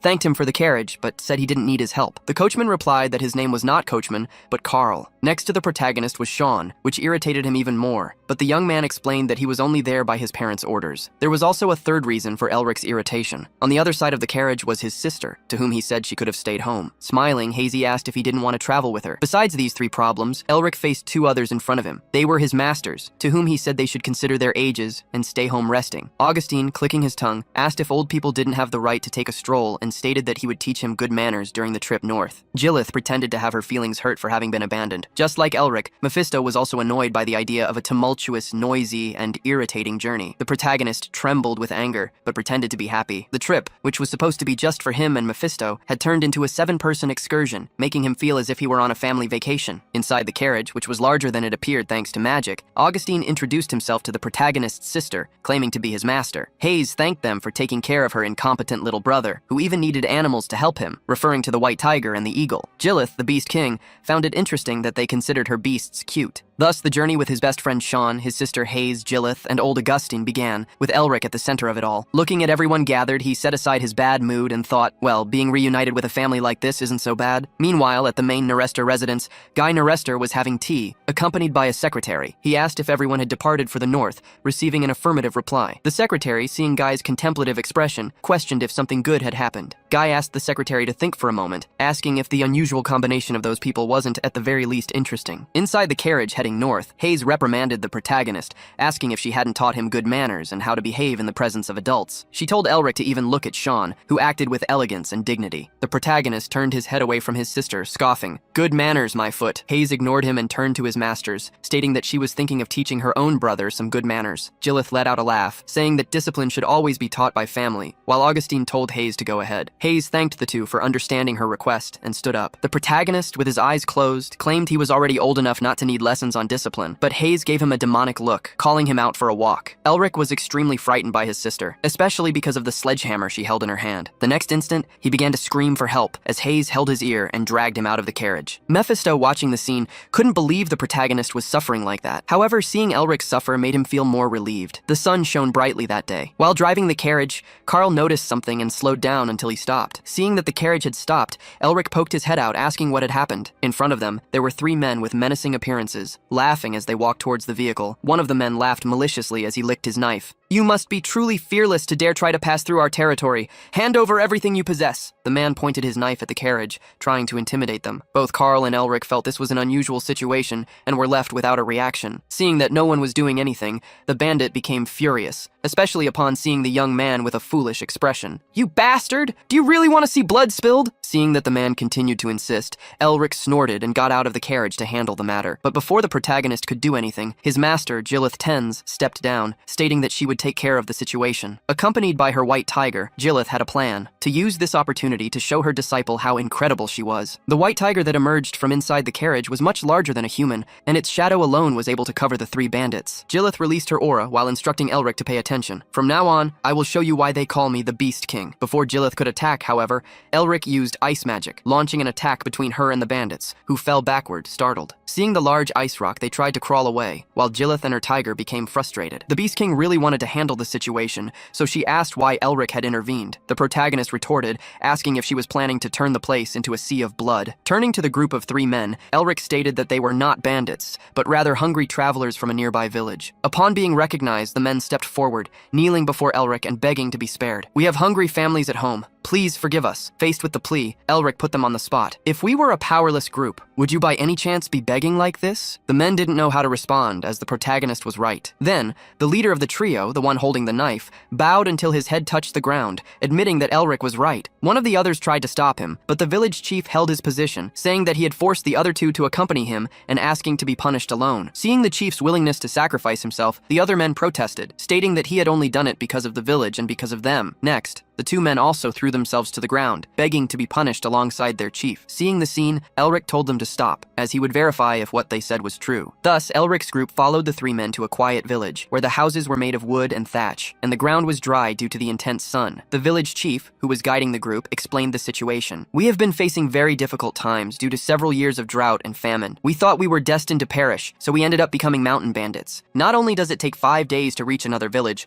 but we also cannot leave to look for work, as our livestock is weakening." While the man spoke, Mephisto, who was following behind the protagonist, sensed an energy and began to investigate. The village chief, at that moment, was crying with his head bowed. Augustine began to think about the country's administration, recalling that it did not reach this remote location to help them. Thus, he asked Elric if they shouldn't forgive those men, since they had a good reason for what they were doing. The protagonist remained silent before Augustine's request, who then posed a contemplative question to him. "To look upon those who are suffering is a noble's duty, isn't it?" Elric agreed with Augustine, which deeply moved the village village chief. He quickly bowed his head, thanking them for the forgiveness. While the chief apologized and promised never to steal again, Mephisto flew up to the protagonist, fluttering agitatedly above him. Seeing the Demon King restless, the protagonist asked what the problem was. Mephisto then surprised Elric. Although it is weak, I detected a demonic energy in the fields ahead. As Elric paid attention to the dry fields, he felt the same energy as the Demon King, growing tense. The group proceeded to the location indicated by Mephisto. Looking around, all they saw was a desolate situation. The entire field that could be used for planting and grazing was dry. Augustine, beside the protagonist, stated that he felt nothing and asked if Elric sensed anything. He merely confirmed that they were in the right place. Mephisto, beside him, sensed that something was buried somewhere. Since I brought you here, you must keep your promise to hand over any demonic energy you find to me. The protagonist clicked his tongue, stating that he already knew that, and questioned if Mephisto was suspicious of everything. Knowing something was buried, Elric decided to disturb the earth. He asked everyone to step back a few paces while he made his own mana flow. The protagonist's mana transformed into a soul speech, Pierce, causing a massive ice stalactite to emerge, which then crashed forcefully into the ground. The powerful impact created a large shockwave, forcing the weaker individuals to shield themselves. After the strike against the ground, Elric jumped into the hole he had created. There, he found a buried chest. Augustine quickly followed the protagonist, asking what he had found, and Elric presented his discovery. When he opened the small chest, a demonic energy exploded from within, surprising both him and Mephisto. Augustine was shocked by the energy that suddenly appeared. After all the demonic energy dissipated, a small statue was revealed. Upon seeing the statue, Mephisto was surprised, asking why it was in that location. The god of demons possessed 4 servants, the great kings who governed the demonic realm: Mephisto, the original sin; Chaitan, the end; Lilith, the fornication; and lastly, the tyrannical king who commanded the majority of the demon king's army, Azazel, the insanity. Azazel desired many things from the human world, far more than the others, and many countries were destroyed because of his invasions. Elric understood that the small totem might have been made by Azazel's worshippers. However, Mephisto stated that it was more accurate to say the totem was used for sacrifices, and became curious as to how Elric knew about Azazel. Elric revealed that he had heard of him in a book at Otto's bookstore. He then questioned if the villagers were being used as sacrifices to revive Azazel. Mephisto analyzed the village's state and concluded that this was the most likely possibility. With a look of disgust, Elric asked what the demons were planning while hiding in the human world. Pulling him from his thoughts, Mephisto asked him to quickly absorb the demonic energy and hand it over, as promised. While Elric conversed with the Demon King, Augustine approached. He declared that the situation was a serious problem, as traces of demons, which should have been eradicated 30 years ago, had been discovered once again. The item needed to be sent to the administration department. Hearing this, Mephisto cursed Augustine for standing in his way. At that moment, Elric gave a wide smile and agreed with the guildmaster, leaving Mephisto furiously surprised. The Demon King questioned their agreement, but the protagonist merely sighed, asking Mephisto to consider what would happen if he absorbed the energy from an object about to be sent for investigation. Elric then handed the small chest containing the totem to Augustine. With a suggestive chuckle, he told Mephisto that if the Demon King taught him sealing magic, perhaps he could do something about it. Mephisto, however, bellowed that he would not. Without wasting time, Augustine handed the chest to Sean, ordering him to take it to the administration department immediately. Seeing his opportunity slipping away, Mephisto quickly asked Elric if he would like anything else, promising to teach him about any subject except sealing magic. While everyone was distracted, a sinister voice suddenly emerged. "This looks delicious." A malevolent energy passed by Elric, moving towards the chest being handed to Sean. A being with enormous teeth snatched the chest and swallowed it whole. Mephisto roared, furious that the demonic energy, which should have been his, was stolen. Confused, Augustine did not understand what had happened and asked Elric for an explanation. The energy that consumed the chest returned to Elric, gathering in his seal. He then explained that, apparently, you had taken the item. The Demon King Mephisto was furious with you, releasing all his energy, but Augustine and Sean, who could not see him, noticed nothing amiss. The protagonist then stated that that small totem by itself could not have devastated an entire village to such an extent. He suggested they should look further, as there might be something else. Far away, somewhere in those lands, there was a candlelit cave. Inside, a group of people worshipped an enormous statue of a demon. One of the men, kneeling with his head on the ground, suddenly felt something. Noticing the ritual leader's abnormal reaction, the other cultists asked what had happened. The leader merely murmured, questioning if an infidel dared to stand in the way of the great master's ritual. Hearing his murmur,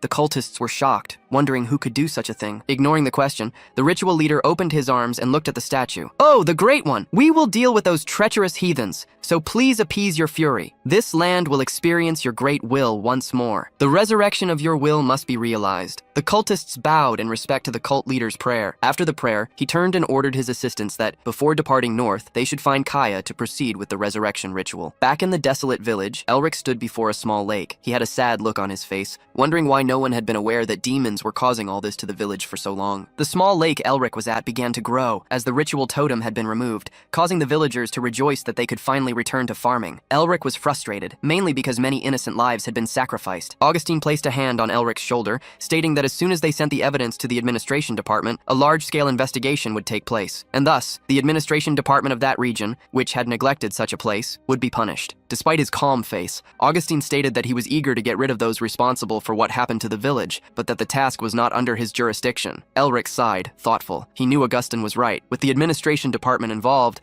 the demons would not be able to act irresponsibly. Therefore, Elric's highest priority now would be to locate the Temple of the Flower and Full Winter. Elric was confident that, after completing his objective, he would set out to get rid of the demons. While he rested, the village chief approached him to express his gratitude. Elric stood up, stating that now that the drought had been resolved, the village chief could take good care of the villagers. With that, they were about to leave. Before Elric departed, the village chief asked him to stop, inquiring about the name of that noble mage. Elric smiled and declared that his name was Elric Merbinger. The villagers were shocked, as they knew the name of Elric, the Duke of the Radiant Star, and also a hero. Upon hearing the name Merbinger, the village chief smiled in peace, for he knew that the star of the empire was rising once again. The carriage moved forward, with Elric's group being guided by Carl. At one point, Carl, who was now acting as the coachman, asked Elric to step out and take a look at something. Elric was surprised, wondering what had happened now. As he poked his head out of the carriage, he was met with several people dressed in suits. The group walked imposingly, claiming to be from the Imperial Family's inspection agency. Its members wore black masks to avoid identification. Their leader crossed his arms, staring at Elric,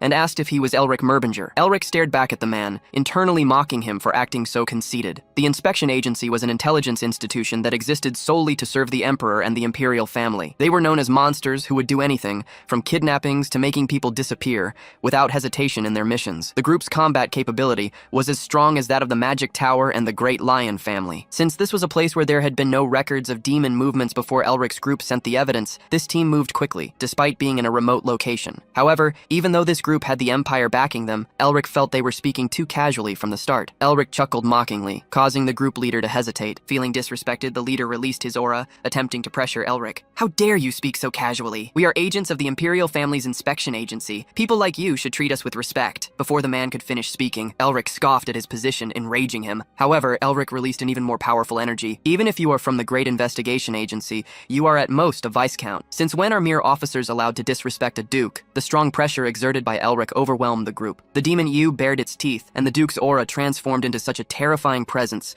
that it made all the investigators fall to their knees. The leader couldn't understand what was happening, much less comprehend the strength Elric possessed, which seemed to be on par with the most titled mages. The man looked back towards a colleague who signaled him. At that moment, he removed his mask, preparing to apologize. He placed a hand on his chest, bowed slightly, and asked for forgiveness for his ill manners. Seeing the scene, Mephisto scoffed at the investigator and praised Elric, stating that when it came to showing who was in charge, the Duke always won. Elric replied to the Demon King that he wasn't trying to show off, but merely giving them the response they deserved. If he didn't, he would be looked down upon and stabbed in the back. After replying to Mephisto, Elric threatened the agency leader, stating that he would report him if he made such a mistake again. Although the man said he would keep that in mind, he gritted his teeth, harboring deep resentment. He was convinced that Elric was just an arrogant man boasting about his title. As he gritted his teeth, he heard a voice that shocked him. "Do you consider yourself lucky? To think someone would dare treat my student with such disrespect? If it were me, your head would already be a mere marble." Before Augustine Nerester, the White Knight, the man felt his chest would explode. Besides the physical pressure, he suffered an overwhelming mental shock upon realizing that Elric was a student of one of the most powerful people in the Magic Tower. Gritting his teeth, he swore to himself that he would kick the asses of everyone in the intelligence agency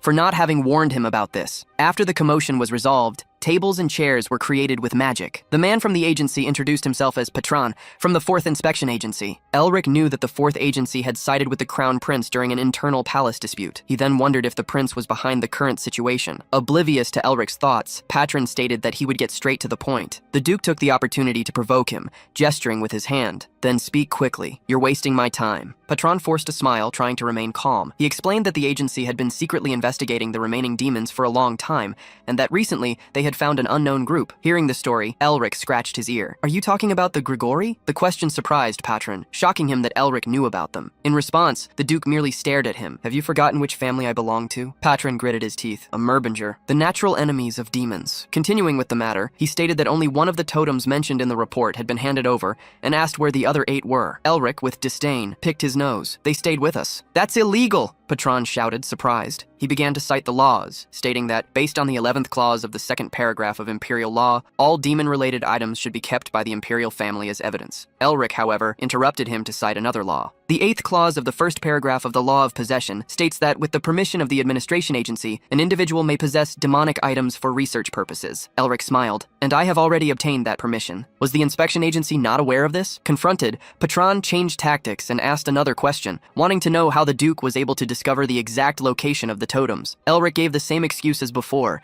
telling the man to remember which family he belonged to. That's a very vague answer, Patron retorted, annoyed. At that moment, Elric stared at him, looking deep into his soul. So you're saying my family should hand over its secrets to the inspection agency? Patron gritted his teeth, cursing Elric internally for always using his family as an excuse for everything. Not wanting to prolong the conversation, Elric stated that he had already answered enough. With no way to detain him any longer, Patron thanked him for his cooperation. With that, the inspection agency's carriage departed. Seeing Elric watch the carriage drive away, Sean stepped down from the vehicle, impressed. You are very brave. You dared to go against the all-powerful inspection agency. Elric's sister also descended from the carriage, praising him and stating that if he hadn't done anything, she herself would have bashed those men's heads in. Gillette, however, warned him that the inspection agency was quite persistent when they kept an eye on someone, questioning if it was all right to leave things as they were. But Elric countered his master's idea. As you know, I'm not the kind of person who lets things end like this. As he spoke, Elric gave a chilling smile that worried Shan. I am the kind of person who does not forgive those who are hostile to me without good reason. That night, in the middle of the forest, Patron knelt before a figure seated on a stone, expressing his shame and apologizing. The figure ordered Patron to raise his head, releasing a magical aura from his ring. The one who is ashamed is not you, but I, the Crown Prince. As the two men interacted, they did not notice the presence of a bat observing them closely. It was a familiar with Merbinger's blood, who had just found a big fish to catch. The prince continued, confessing that he was the one who wanted to meet Merbinger, but he had been blinded by envy, underestimating his opponent and acting irresponsibly. Seeing the prince disparage himself in such a way, Patron did not know what to say. In an apologetic tone, the prince stated that he had brought disgrace upon the group because of his own incompetence, but Patron immediately asked him not to speak like that. The prince then changed his tone, stating that all of this had happened for personal reasons and that the priority now was to exterminate the remaining demons. Patron bowed, understanding the command. Getting to the point, the prince asked if Viscount Gareth was truly one of Grigori's subordinates. Patron confirmed, explaining that all the totems and demonic items found led back to the Viscount. Upon hearing the information, the prince gave an order. To gain an advantage in the War of Succession, we must subjugate these demons. No mistakes will be tolerated. After giving the order, the prince departed. Patron watched him leave, while his mind turned to an old passion he was still unable to forget, Lady Isabel. He knew the prince had no choice but to prioritize politics over her,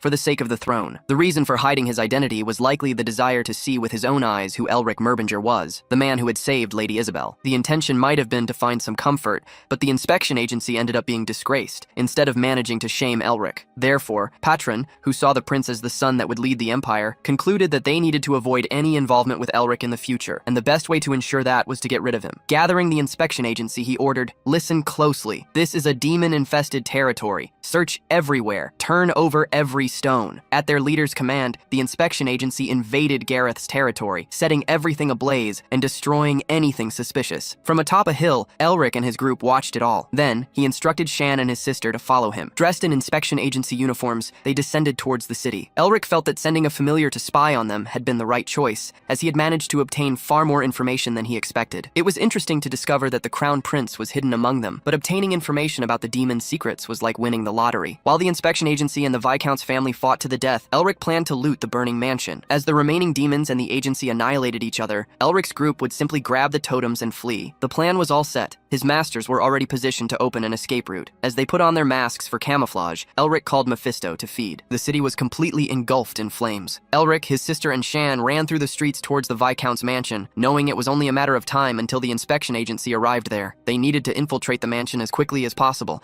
hiding in strategic spots to avoid being caught during their rush. In a short while, they arrived at the Viscount's imposing estate. Upon arrival, they were met with a large wall protecting the premises. Elric, who led the group, decided to bring it down with magic. The air around them drastically cooled as dozens of ice arrows materialized, aiming directly at the wall before them. The ice arrows struck their target squarely, demolishing the wall. Inside, soldiers and mages panicked, wondering if the inspection agency had already reached them. With the path clear, Elric struck a heroic pose and told his friend Shan to enjoy the show. Summoning dozens more arrows, he attacked the interior of the estate, eliminating the remaining guards. As the men fell, a winged demonic being emerged from within the mansion. Upon seeing the creature, Elric warned Shan that the teachers would take care of the citizens, giving them the freedom to fight with full force. The two advanced against the demon. On the ground, Shan conjured his magic, Wind Slash. Invisible blades soared into the sky, striking not only the initial target, but also other demons that were appearing. For there was not just one, but several flying demons now advancing against them. Suddenly, Hazy appeared in the midst of the battle, brandishing her warhammer. Heeding Elric's warning not to hold back, she delivered a powerful blow that crushed several of the creatures in midair. Shan's eyes widened at the strength of Elric's sister. Hazy then turned to her brother and, placing her warhammer on her shoulder,